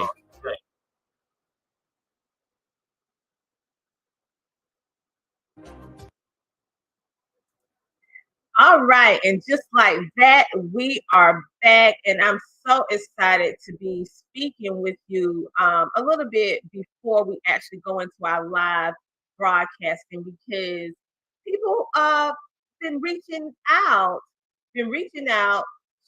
asking, where is the shows? Okay, so I wanted to just come on and just articulate to you what is actually going on with CTR Media Network. As you already know, we are a full-fledged podcasting platform, but now we have web TV as well. What exactly is web TV? That is a linear form of television that allows you to have access to our content creators that create video content 24 hours a day, 7 days a week, that is housed on the CTR Media Network website. You can watch it 24 hours a day, 7 days a week. But in addition to that, because we want to make sure that we provide our podcasters and their guests with the maximum visibility, we also systematically play on the social media platform throughout the day for about 8-10 hours. We actually play or stream live our different podcast shows with our podcasters. So you can connect with our hosts, the various hosts and the guests, and get to know the various shows that we have to offer here on CTR Media Network. So you can have easy access to be able to watch quality programming on Facebook, Instagram, YouTube, LinkedIn, and then you will be soon be able to see a little bit of our small clips, little teasers, so that you can go on and hit that subscribe button and follow us on our social media platforms. And most importantly, we want you to connect with our amazing podcasters and see what opportunities that they have in store for all of you. With that being said, let me teach you a little bit more about podcasting before we dive right on into our regular broadcast, because listen, CTR Media Network never sleeps, baby. CTR Media Network is actually playing right now on the website, but we're gonna tie you guys in to that broadcast in a moment. But before I go, I want you to understand how powerful podcasting is and how it can change the landscape of your business over time. If you're currently sleeping on podcasting in any way, shape, or form, you've been saying you want to start a podcast, but you don't know how, as you can see, we have our own Learn How to Start a Podcast and Monetize It class. You'll get lifetime membership in the class. It's video content at your own pace class. Right now it's on sale, so you can go ahead and hop right in. It's a one-time fee, and go ahead and purchase it. A whole lot of different things that we offer. You want to see that? Go to ctrmedianetwork.com. But getting back to the teaching moment, this is something that's going to change your life, and you're welcome. Okay? Because I want everyone to win. Everyone who is struggling and trying to really do what they're doing, and they want to do it on a maximum platform, or they want to do it to a new level. If you're sleeping on podcasting, I want you to stop doing it. today. Okay. Whether you are currently a podcaster or you're a podcast host, or whether you are a person who wants to go and be interviewed on multiple podcasts, we actually have a CTR Media Network podcast tour where you can book based on your budget. You tell us your budget, and then we will book you on the shows that fit your budget. And you can systematically go on tour with all of our different podcasters that fits within your budget over a period of time, fitting in their schedule of their booking. But we can definitely do that because each one of our podcasters have a different audience. It's like going to a different country or going to a different state. Every podcaster has a different locality. All of them have different networks, different groups, different people who watch their show. So going on CTR Media Network tour is a great tool for you to be able to market and position your business and network to a maximum extent. But let me just share with you this right here. Let me show you what you can do with a podcast. And even if you don't, we have commercial slots that we can run your commercial 7 times for 1 week, 28 times for 1 month. We call it pay as you go opportunities.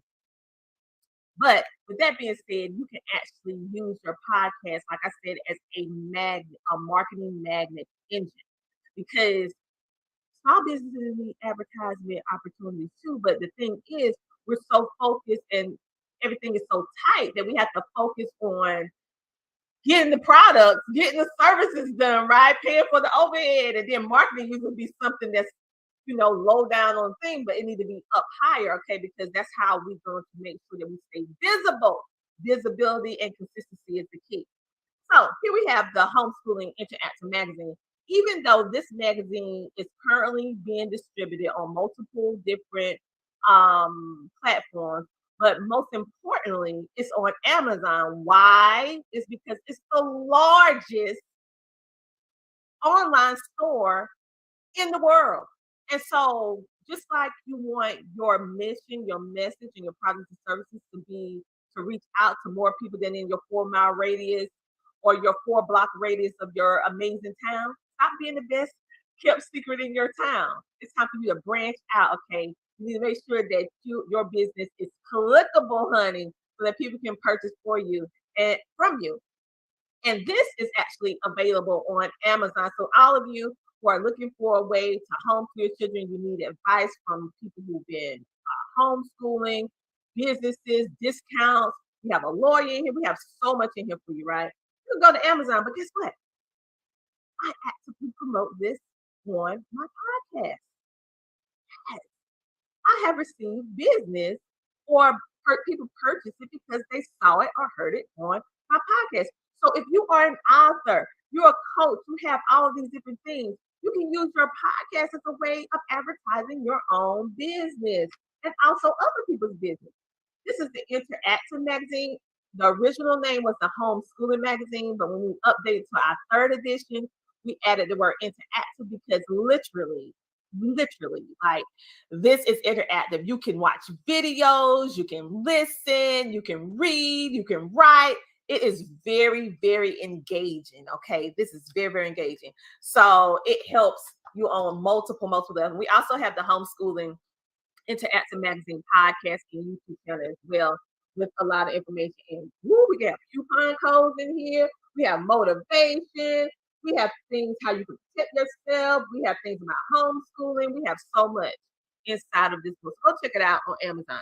Another thing, I have notebooks. Yes, I have notebooks, or I would say CTR Media Network has notebooks, inspiration notebooks. We started our first line of notebooks, and we're going to be having some more. We're going to be doing some for men and everybody, all races. We just started with us first. So we have To Grow to Peace to Wealth, and this is all about to empower, because I am a queen. All right, you can actually get this right here from Amazon. This is a motivational notebook.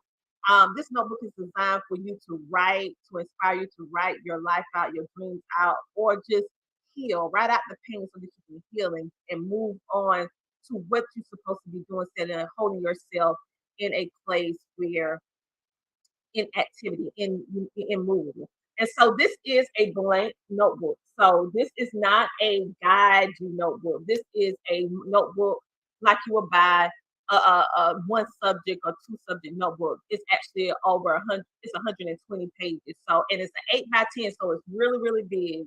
It's like a regular size book. Okay, like a regular size magazine.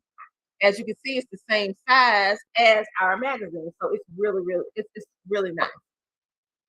We have, this is our other version of the homeschooling magazine before we change it to the Interactive. And we have so much in there that's so good. And then we have this beautiful notebook. She is strong, okay? Proverbs 31, which is the capable wife. Another amazing notebook that you can write in. We have the homeschooling interactive notebook to actually go with the homeschooling interactive magazine. We created this for you so that you can write your notes from the magazine inside the notebook. Okay, and even if you don't have the magazine, you can buy the notebook to write all your homeschooling things in, because it is large too, and over 120 pages or 120 pages as well. We also have something for our amazing truckers. Yes, because you know that I'm an avid volunteer within the trucking community for women and minorities.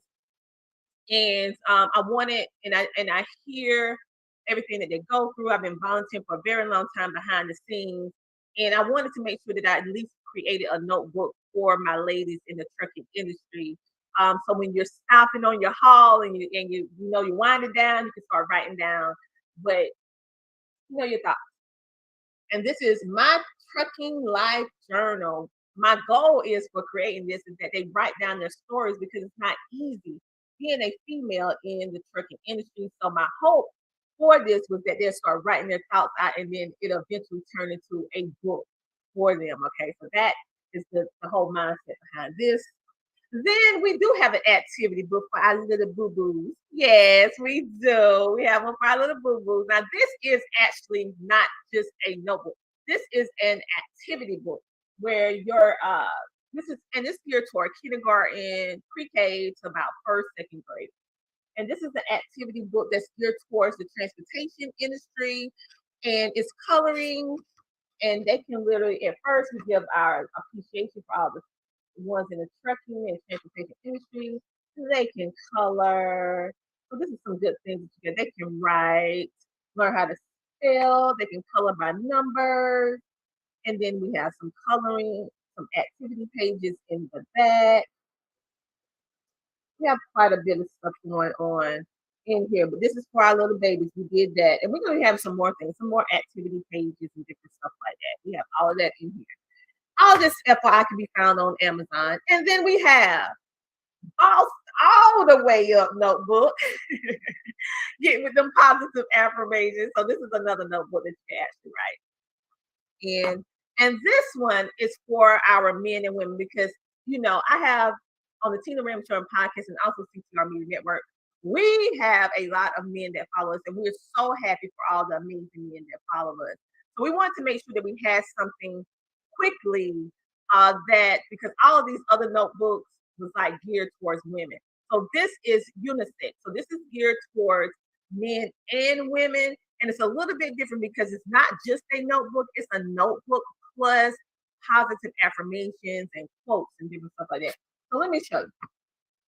And it's centered around the eagle, the mountain, and the river. It's significance to it. So it starts off with some writing in the front, explain to you what the river, eagle, and mountain means. And then it starts off with a quote. And then it has some writing pages in between. And then you will come to some more quotes. Let me show you another quote. And it'll show you another quote. And then you write your thoughts. So it's more like a semi-guided, but not all the way guided. It's just giving you motivation. This is not too girly, not too masculine. It's something that just connects the men and women together to be able. The whole goal is to have positive thoughts for 90 days. And this is the 90 days to the new you. It's called Positive Thoughts, 90 Days to the New You, Motivational Journal. It has affirmations, quotes, scriptures, and motivation to instill hope in a world of darkness. So that was the whole mindset behind this. And this is for men and women, teenagers or adults. It really doesn't matter because everyone can benefit from this. And this is over 160 pages. So it's way thicker than the other one. So with all that being said, I advertise that on not only my show, but if I go on other people's show, because you can buy slots, buy advertisement and commercial slots to put your things on other people's shows. And so I utilize that, and it's way more cost effective than going on the radio, going on streaming, Amazon, Roku, Hulu, and all of that. Not saying that that is not a good means of advertisement, because it is. But if your budget looking kind of funny, you need to be able to utilize your money in such a way that will give you access and get you leverage and get you out there without you having to pay 4 to 5 figures up when you really don't have it, when you are a small business owner. So that is another reason why I absolutely love podcasting, because it's just level the playing field. It just levels the playing field. And so with all this being said, CTR Media Network actually, like I said, we have 24-hour web TV where you can watch our podcasts. It's on the website 24 hours a day, 7 days a week. But we also have where you can watch us on social media for at least 8 hours in the day, streaming on Facebook, YouTube, LinkedIn, and also getting small little clips eventually on Instagram, on CTR Media Network. And then also you will see us promoting other businesses that's not podcasting, but just business owners, promoting their books and brands and different stuff to all of you, so you can connect with them and so that you can actually grow with them. We absolutely love what we do. We are setting a new standard of not only podcasting, but also media. Okay. We are doing our part to make sure that we spread positivity in the world. And you can learn something at the end of the day when you come and you see our podcasters, because they are very transparent about what they're going through, their stories, and their amazing future gifts. And all this is done in order to impact you with good and also motivate you to walk in your purpose, seek your goals, don't give up on yourself. And even if everyone around you have given up, you don't give up on yourself, okay? Because you are worthy. You can do anything that you put your mind to. And this is our way of doing our part with spreading positivity. So we are currently streaming right now. And so what we're going to do, guess what we're going to do? We're going to tie you in to our broadcast. Make sure that you actually go in and check us out. We want you to go on over and take advantage of all of this amazing content that we have. And we also want you to make sure that you like, follow, and subscribe, not only to CTR, but also to our amazing podcasters as well, because we all grow together and everyone is worthy of that hit like and follow button and subscribe, because you don't want to miss out on the different opportunities that they actually provide as well. So I'm honored to be not only a podcaster and executive producer on IMDb, but to most importantly be a part of this wonderful, positive, impactful movement that we're creating here at CTR. For those of you who do not know, I am the CEO and founder of CTR Media Network, determined with my team and I to create a platform that is truly for the content creators, and then that will elevate them as they elevate everyone else. With that being said, if you are currently a content creator and you would like to know how or if your content fits with our narrative and fit with our our foundation, where we would love to hear from you because we're currently accepting new podcasters. And if you are a person and you're looking to start your own podcast and you would like to know how the knowledge of how to monetize it, whether you decide to do it or not, we would love to have you because right now we're running a sale. We encourage you to go check out our books and magazines and everything on Amazon if you are interested in homeschooling. And even if you're not, if you are a business owner and you would like to advertise within the pages of our magazine, which is totally in print and also digital, we encourage you to reach out and go to CTR Media Network so that you can get one of our visibility packages so that we can get you out, because we have one coming out October, November. So this would be a perfect opportunity for you to be able to share your business or your story in the magazine, because it's not just about homeschooling, it's about homeschooling, business, wellness, life, and mental health. So anything that falls in that category, we openly welcome, and any type of product or services, as long as it's family friendly. And we encourage you also to go check out our inspirational notebooks or I should say, on Amazon. And the cool thing is we have opportunities for you because CTR Media Network is opening up our arms. And we are looking for co-hosts to help co-host the show. Now, I'm actually looking for co-hosts to help co-host my 5-star rated Google review business that has been on the top 100 global podcast charts. We actually reached number 3 on the top 100, which I was like, whoa, on an award-winning app. I was like, really, number 3? Woo! Okay, with these millions of podcasts, it was number 3. So I'm super excited. So I want to be able to use the leverage, the credibility, influence, the blood, sweat, and tears that my team and I used to build this podcast over the years to get you in front of our audience we have an amazing support system for our show. I mean, really. They've been following us for years and following everything that I do and anything that I attach myself to. They are so amazing. I'm so grateful for everyone who support my businesses and my show. So this is the opportunity for you to get before some loyal, supportive individuals and supporters of our show. And we're looking for co-hosts. You can flip it and have your own segment on the Tina Ramsey Show podcast. Reach out, I'll let you know details. We also have some co-hosting opportunities on these 2 podcasts, which is the Homeschooling Interactive Magazine that I just spoke about. It actually have a podcast as well. We also have the Melanated Homeschooling Families podcast, in which you can share as well. And we have the Men Thoughts podcast, which is a new up-and-coming podcast where we are currently booking men only to share on this podcast. This is the first place where men can come and articulate and share their perspective in a safe place without judgment. As women, we want to know what they're thinking, and as men, they want to. It's all to be able to create a way for better communication for us to grow. And for us to be able to have a place for men to be able to grow and heal as well, because they go through things as well. And then we have CTR Media Network podcast, which you can share your content in 15 minutes, 30 minutes, or hour increments or more. And we can actually add your content to our already up and going podcast show.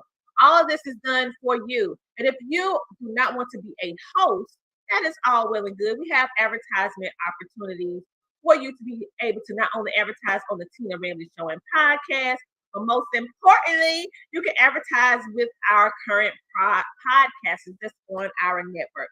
You just simply reach out to them and see what opportunities they have available, or reach out to CTR Media Network based upon your budget. We will place you in the right category based upon your budget with the right shows to fit what it is that you do, so it can better position and spotlight your business.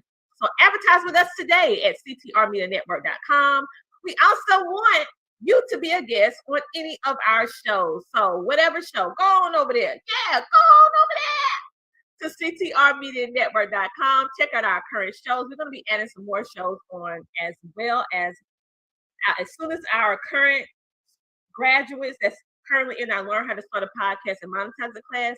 As soon as they graduate and we have their finished product, you're going to be seeing some more podcasts on the network as well. We're going to have some great stuff coming out. So we're super duper excited about everything that's happening.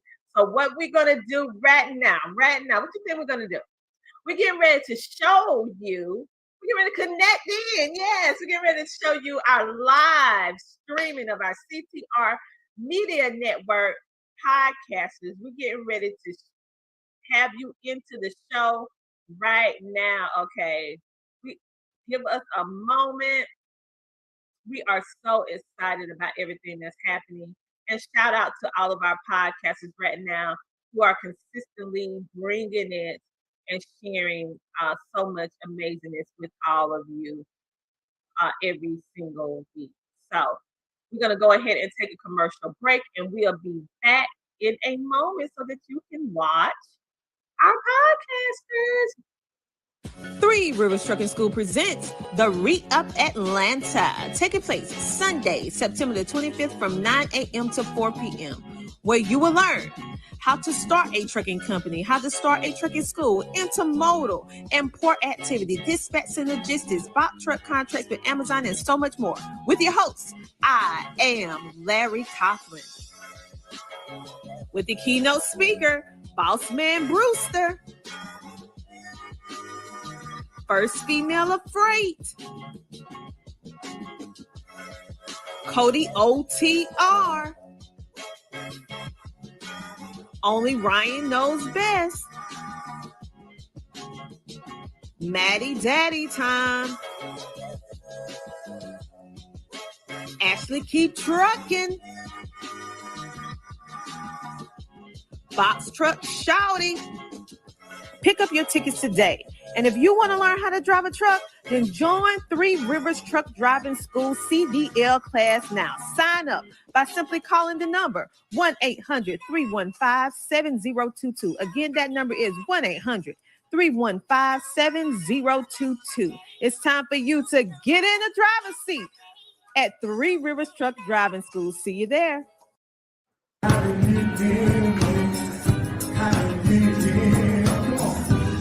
Conversation, hey, outrageous, hey, you smile, yeah, smile, and I say, hey, come on, say, it's getting personal, we say what? It's still gonna lie, and feel, come on, such a beautiful woman, come on. Oh, give you the best of me. Come on, hey, amazing, hey, amazing. What's up, y'all? Hey, come on. How you close to me? How you close to me? Amazing, give you the best of me. Hey, good morning. Here's breakfast. Hey. Lost track of time, so we can fall. Let's just move it and get a face. Tonight, so we're gonna say that great. Let me go say, come on, say, it's because what? Oh, like that, come on. Let's see the more and great. Such a beautiful woman. Hey. Oh, hey. You're so amazing. Come on, what's up? Hey, how are you close to me? How are you close to me? Amazing. Giving you the best of me. Giving you the best of me. Give you the best of me. Amazing. Somebody help me. Oh. How are you close to me? How are you close to me? Yeah. Amazing. Giving you the best of me. Give you somebody help me. Oh, yeah. Oh, yeah. 6 story hits. 6 story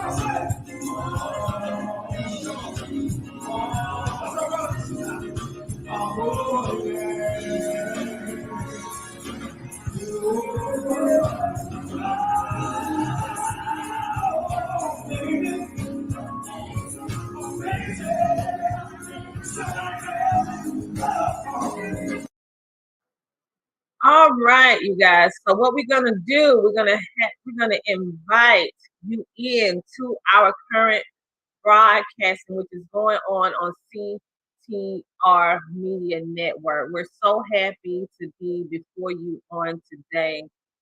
Remember to like, follow, and subscribe, and make sure to comment as well. We will be doing some giveaways for ones who actively participate on our social media, in particular YouTube for now.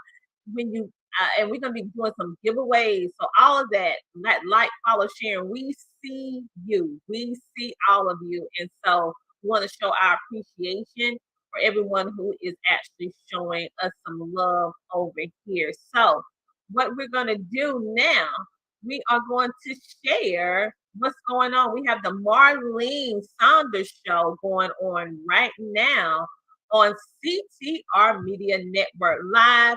After that, we have the Vera Thomas Show coming up, so stay tuned.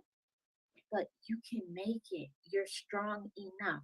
So I'm going to play this song, and then we're going to come back and finish the rest of this topic. So enjoy the song.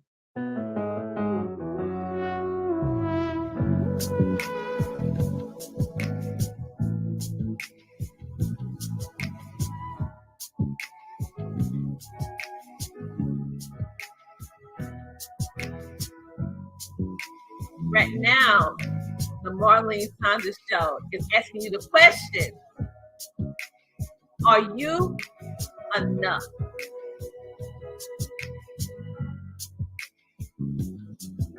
What is your why? And so he's right now taking a music break. Forgive me. I love me. I've been blessed that I have made it through. I'm stronger and worthy. I am enough now. What about you? I forgive me. I love me. I've been blessed that I have made it through. I'm stronger and worthy. I am enough now. What about you? Ooh,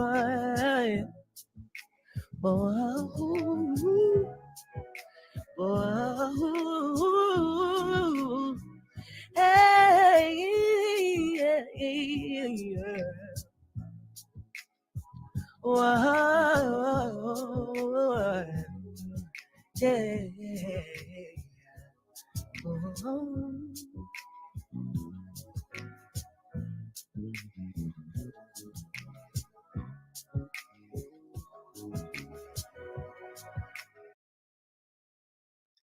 Yes, so that is the song by Boss Life Online. Agia wrote it, and it is I Made It. And anytime that you feel discouraged, know that you're strong enough. Know that you are worthy. And we a lot of times have to learn to forgive ourselves in order for us to make progress, in order for us to be able to see our why. See, a lot of us don't think that we can do it. We think we sabotage our own success because we have just been so used to saying we can't do things and so used to saying that we just give up and we can't do it and we won't do it and other people are better than us. We have to stop sabotaging our own progress. We have to stop devaluing our worth. See, you are worth enough. You are good enough. You are smart enough. You are capable enough. Know that you are somebody. I just wanted to encourage you guys with this topic. Is your why good enough? And now I want to get into the point of now what to do if your why isn't big enough, okay? So going back to my notes here. Okay. My notes, scrolling down. Okay. So what about the phenomenon that happens to people when they don't know their why? See, what would happen if your why was not big enough? If your why was not big enough, you would not be inspired. Hi, Rashonda. Happy Thursday. So good to see you. Thank you so much for being here. I hope you and your family are well and join us on this discussion. So, if your why was big enough, you would be inspired to not just visualize, wish, and hope for your dreams to come true. You would get up and get out there. You would take action. See, you got to take the action, and you would follow through on that guidance that says take the risk and take the risk now. See, your why has to be strong enough for you to want to overcome a fear. How much do you believe in that hope? How much do you believe in that dream? How much do you believe in yourself? See, you have to be there, and you have to be willing to take a risk. You have to be willing to step out on faith. You have to be willing to believe in yourself, even when you don't know what is going to be next for you. See, you would have to find the courage in order to change career paths, read that book, learn a new skill, hire some help, take a class, interview someone that's going to already do what you want to do. See, if your why was big enough, you would be willing to make the changes. You would be willing to make the sacrifices. See, we make excuses so many times just because we are comfortable in our situation currently. We don't want to admit it. See, when we gain weight, we want to say, I've always been this weight, or this is the food that I like to enjoy, or I've never had a lot in my finances, right? We always want to make excuses instead of wanting to make changes. Hey, Coach Mary Ma. Good morning. Happy Thursday. So good to see you and join in on this discussion. Yes, our why has to be big enough for us to want to make big changes. See, the question is, do you want to make big changes in your life? Or are you settling, or are you comfortable? See, when you are comfortable in something, why would you change? You're used to it. You're comfortable. You're relaxed. See, a person who wants big changes in their life has to be willing to get uncomfortable, to roll up their sleeves, to stay up late, to study, to do research, to find a good mentor, to want to get their finances together so that they can have more come into them in the future. See, you have to know how to take care of what you have right now in order to receive more. See, I want somebody to say that in the chat. I want and I deserve more. See, you have to want to deserve more. You have to be willing and able to make the changes. You have to be willing. You have to want to. See, nothing in your life is not going to change unless you want those changes to happen. See, we have to make up our mind. And that's where I talk about the mindset shifting. We have to shift from our current thinking pattern a lot of times, because sometimes our pattern is not good. Our thinking pattern is not good. See, we get used to being in the monotony of the regular, of the 9 to 5. Say you want to be a business person, you have your own business, right? And you just accept it and say, well, I've always done 9 to 5, so this is all I can do. See, that's comfortable. You got to get uncomfortable in order for changes to happen. That's right, Rashonda. I want and I deserve more. You do. See, we deserve more. You deserve more, but you have to want it. What are you willing to do in order to receive it? Yes, Coach Mary Ma, I want and I deserve more.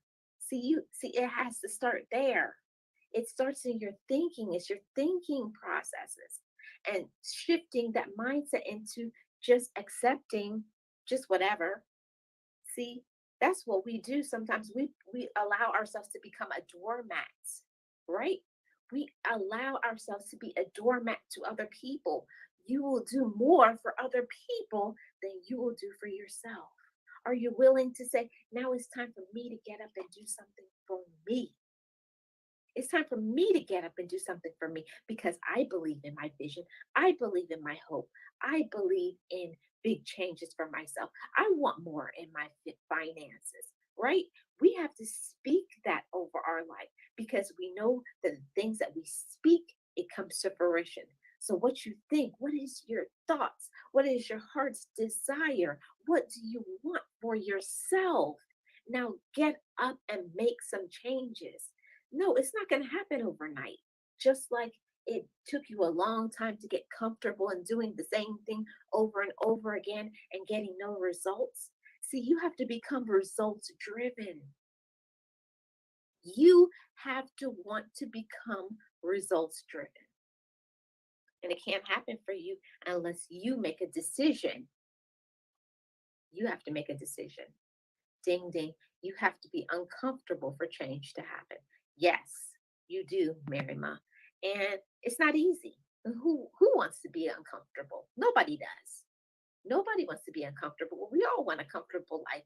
But if you never change what's not working, how can things work out for you? How can you have big changes in your health?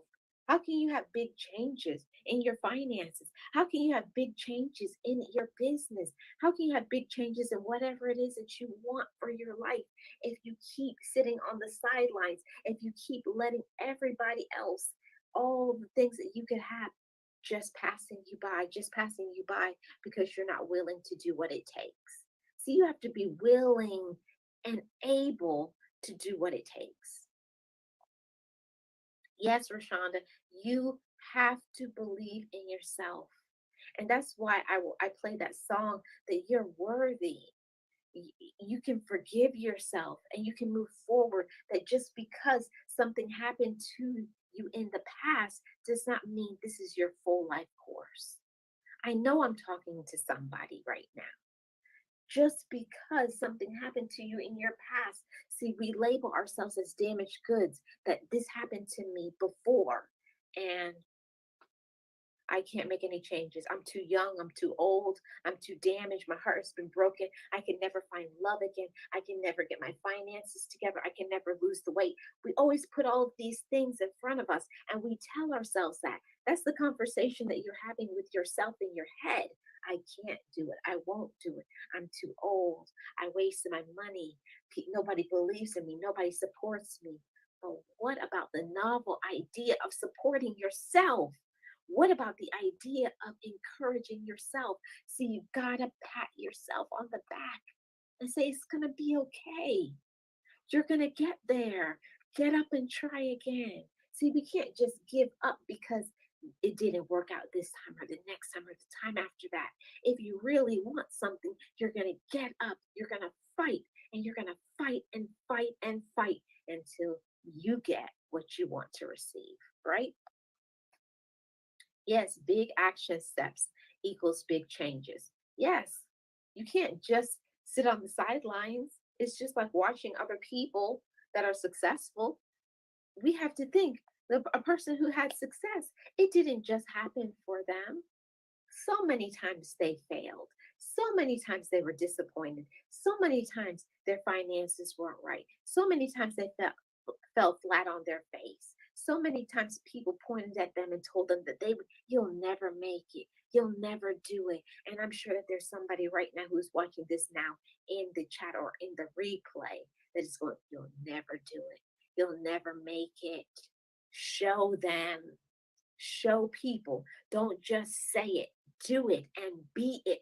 See, the best way to get revenge on other people. It's to become more successful. And I want somebody to say, I am getting my success. Yes, it doesn't matter what other people do or say. It's up to you for what you're going to believe in. And I want somebody today that is feeling discouraged. I want you to get up. I want you to take action, whether it's going for a walk, whether it's writing down your plan, and be specific when you write out that plan. It's in 6 months, in a year, this is what I'm going to do. This is what it's going to look like. And then get a new plan and be specific. You have to take action. You can't keep sitting on your hopes and your dreams, because standing still is not what gets you the results. Having the desire to do something is not what gets you the results. See, when your why is big enough, you're going to get up. You're going to fight. You're going to be strong. You're going to be courageous. You're going to maintain regardless of what somebody else says about you, regardless of if anybody believes in you, regardless of what age you are, regardless of how many times you've fallen, regardless of how many times you have been in a relationship and it didn't work out. See, the next relationship could be the best relationship of your life. The next step that you take could cause you to have your booming, your business. See, you got to get up. You got to fight. And you got to believe in that dream. See, that's when your why is big enough. I'm speaking to somebody today, and I hope I reach you with this message. Get up and fight. Get up and fight. Your why is big enough, and you deserve better, and you deserve more. So go out there and claim it. Yes, forgive yourself for the choices that you made when you didn't know you had better options. Focus on growing and moving on. Amen to that, Coach Mary Mom. Yes, we sometimes have to allow ourselves, we have to give ourselves room to blossom, room to thrive. And when my therapist told me this, Marlene, you have to give yourself permission to grow. And I'm saying it to you today. Give yourself permission to grow. Give yourself permission to thrive, because it's available to you. It's available to you, but it's only up to you. Nobody can't make you get up and go out there. Nobody can't make you make that business plan. Nobody can't make you get out and put on your sneakers and go for that walk. Nobody can't make you fix your finances and your credit score. Nobody can't make you do whatever is challenging, the things that you say you can't do. I know one for me is I'm overcoming my challenge of learning to swim, because I always say, now I'm too old to learn to swim. Just like before, when I didn't know how to ride a bike as an adult. See, we challenge ourselves, and we put ourselves in a block, and we say we can't do something, and we tell ourselves that we won't do something. But I'm speaking it over you today. But you will. But you will today. See, the person that you were yesterday, last week, last year is not the person that you are today. See, today I'm speaking over your life that you are courageous enough, that you're strong enough, that you're willing and you're able, that you're deserving. And I want you to step out and say, I claim that I am deserving. I claim that I am capable. I claim that I am able. And I want you to cling on to that anytime you feel discouraged, anytime when you feel like your hope is weak, anytime when somebody is telling you that you can't do it. I want you to cling to these words. I am deserving of abundance. I am deserving of the overflow. The overflow is out there for you and I, but it's what you're willing to do in order to receive it. See, you have to be willing. It's not just that we don't see our talents and our gifts, but are you willing to get up and do what it takes to use them? They're right there. It's staring at you right in the face every time you look at yourself in the mirror. Every time you look at yourself, tell yourself, I'm capable and I'm able. I can do it. I believe in myself. I love myself. Good morning, Unique Speaks. I hope that you're well. Hope your family is well. And happy Thursday to you. And I would love to hear what you have to add to this discussion. Really, yes, I really needed to hear this. Yes, Rashonda. Preach, girl. Believe in that dream. Get up and fight. Yes, you have to be willing to fight like your life depends on it. My brothers and my sisters, your life depends on what you are willing to do today in order for you to reach up and get to your highest high, for you to get to your future enlightenment. All of those things that you thought you couldn't do before. No, we're not speaking of what you can and you won't. We're talking about what we are and we will and what we're going to become today and in the future. See, you're going to look back a year from now and say, I remember when I made that change and that decision in my life, that light bulb turned on, that you walked in and stepped into courage and you said, today I'm going to walk by faith. I don't know how I'm going to do it, but I'm going to step out and say, I'm using my talents and my gifts. See, all it takes is one small step, and then you take another small step and another small step. And next thing you know, you're walking, you're jogging. Next thing you're running, you take off. And that's what I want. See, sometimes in the beginning, we got to start encouraging ourselves. Saying, I think I can do it. Okay, I'm going to try. I will do it. And the next thing you're doing it, and not only doing it, but you're doing it successfully and abundantly. I'm speaking that over your life today. You can do it successfully and abundantly. See, that's when you know your why. It doesn't matter that you fell. It doesn't matter who hurt you. It doesn't matter what other people are saying, all the naysayers, all the haters, all the people will say when you are nobody, that you're either too fat, you're too skinny, you're too old, and you don't have the right circumstance. I remember when you did X, Y, and Z. See, people will pass judgments on you about who you were yesterday or last year, last week, 5 years ago. See, they don't look at you. See, but I'm speaking to you how God sees you. See, God sees the value in you. He sees the abundance in you. But are you willing to open up? Look down into the deep well of your soul and pull up courage, pull up ability, pull up strength, pull up that you are somebody. I want you to pull it down from deep within you. See, sometimes we have to pull it down from deep inside of us. I don't know. I'm afraid. I'm scared. I don't know what is, but I'm going to step out. See, just take one step. And God will walk with you to the next one. And you take another one, and God will walk with you to the next one, and take another one. Next thing, you're not walking, you're running, you're on fire. I want you to be on fire for your life. You have enough joy within you. I want you to reach out and get all the joy that you deserve. I want you to get all the abundance you deserve. I want you to have a prosperous and healthy life. I want you to have great and fantastic health. I want you to meet and exceed all your expectations. I want you to look at your finances, and I want you to be overflowing. I want you to be overflowing. Everything that you want, everything that is meant to be for you, I want you to go out there and claim it. But if only you would believe. See, that's the problem with most of us. We don't believe enough. We don't believe in ourselves enough. And I'm telling you today, believe in yourself enough. Believe in yourself enough and know that you're deserving and you're capable and you're willing. But how big is your why? Is your why big enough for you to be able to go out there and cling on to, grab out of reach? See, this is mine. This is my gift. This is my blessing. This is my vision. This is what is meant for me, and nobody can stop me in getting it.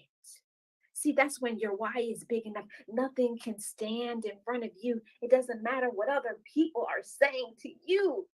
It doesn't matter all the times where you were crying, all the times where you were hurt, all the times when you didn't feel that you were worth anything, when you felt hollow inside. See, today I'm pouring into that hollowness love, encouragement, support, love. I manifest the abundance, and I'm putting it out there in the atmosphere, and I'm giving it to you. And I want you to grab onto it and I want you to receive it.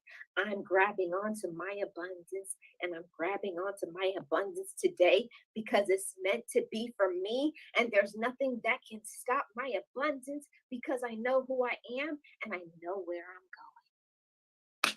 Woo! See, when you know where you're going, there is nothing that can stop you. Amen. I am willing. I am willing. I am willing. Yes. Yes. Yes. Hey, 1SP. So good to see you. Joining on this discussion. Yes, yes, be on fire for your life. You have to. If you don't have abundance and fire for yourself, who's going to give it to you? Nobody is going to give you that brightness, that light. And that's why I say all the time, we have to learn to encourage ourselves. And I'm speaking it over you, and I'm speaking it over you today. Get up, fight. Don't give in to discouragement. Don't listen to the naysayers. They're saying it because they don't have love for themselves. Have empathy for them. Say, I feel sorry for you today. I feel sorry for you today, but that's not me. That's you. See, we're claiming the abundance over our light. We're walking in the manifestation of our light. See, we're not afraid to get uncomfortable to receive the change that is waiting. See, it's waiting for you, my brothers and sisters. If only you would reach out your hand and grab on tight to it. Grab on tight to it. Believe in it. Walk in it. Search for it. Make the changes. Believe in yourself. Believe in yourself enough. And I feel that somebody needs to hear the song again, so I'm going to play it. And the song is made by Boss Life Online, and it's I Made It.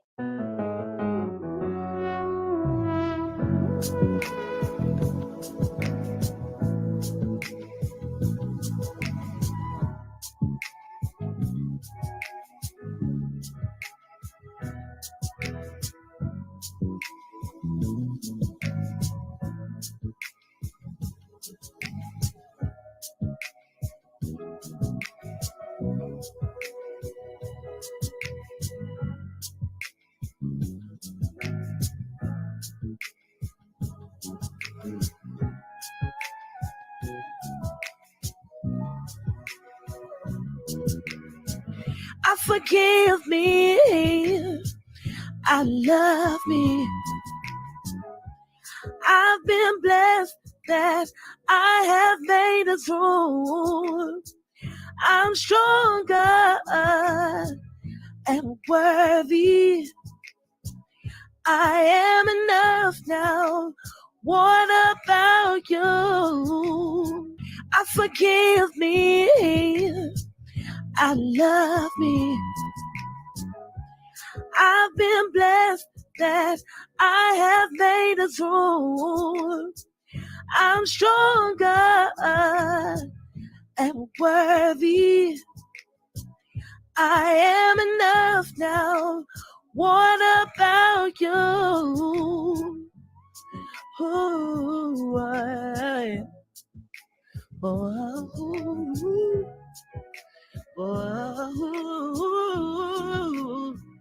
hey, yeah.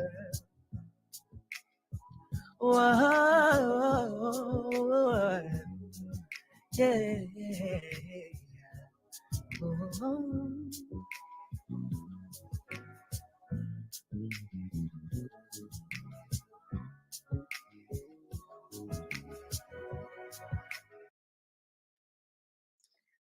Yes, yes, yes. I love that song. I forgive me. I love me. I made it.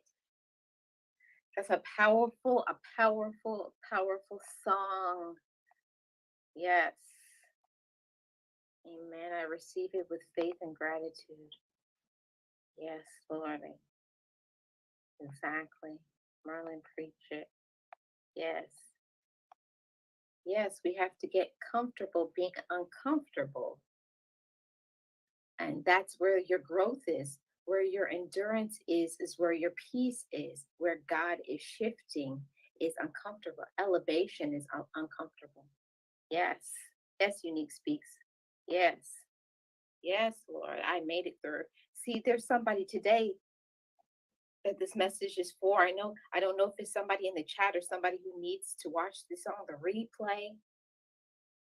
See, you are not your circumstance. Just because you're struggling, just because somebody doesn't believe in you. I know there's somebody who they're speaking over your life and they're telling you that you're nobody when you are somebody.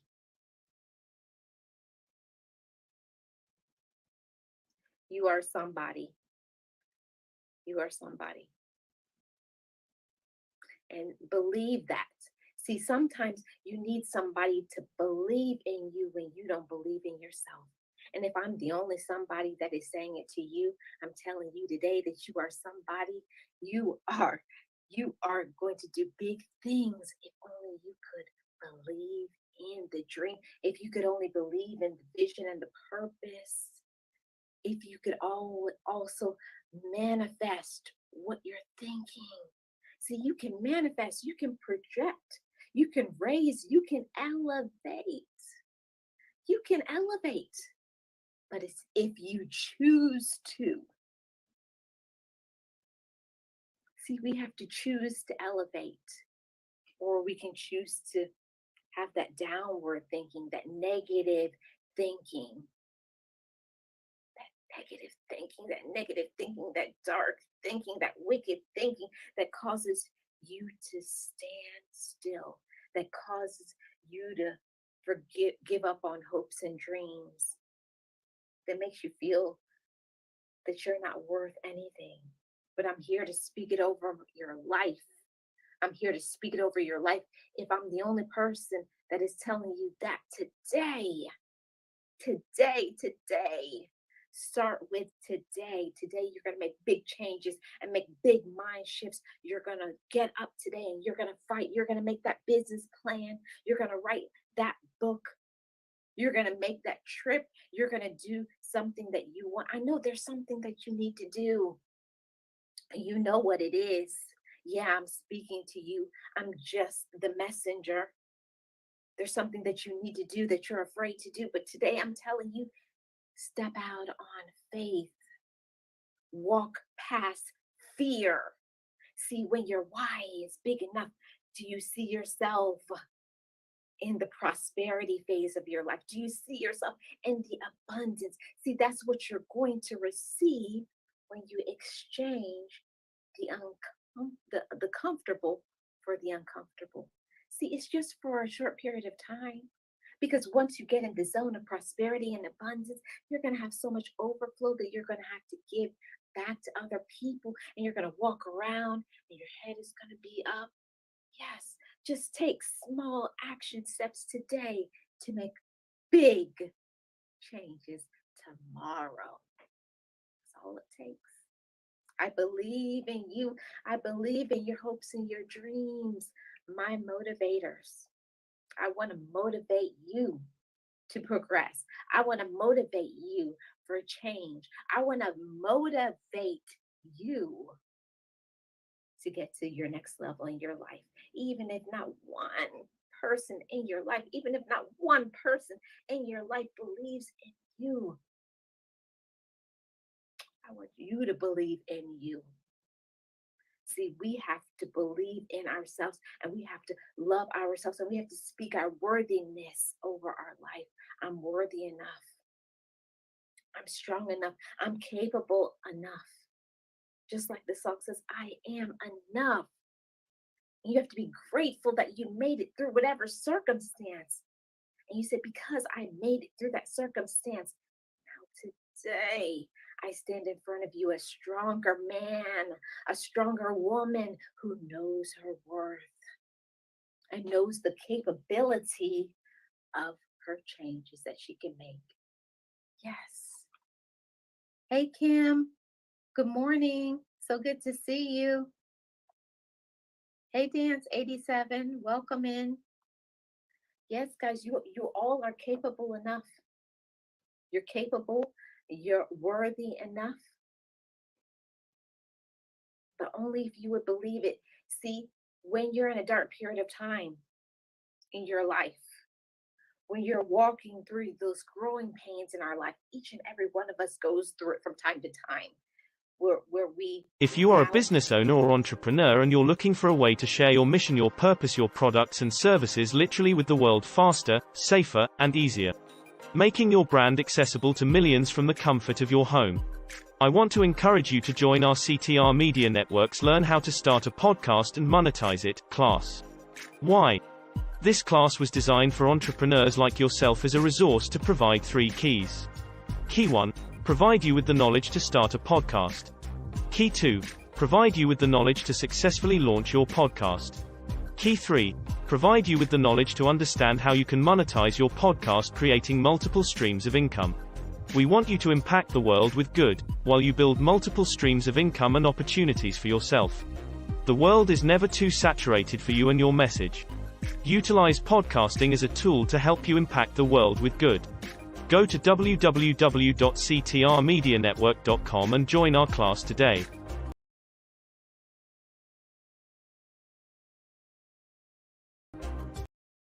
CTR Media Network is a new standard of podcasting and media that live streams 30-plus podcasters. We reach 350 million global listeners worldwide in over 50 countries across all major podcasting and social media platforms and have featured over 1,000 guests.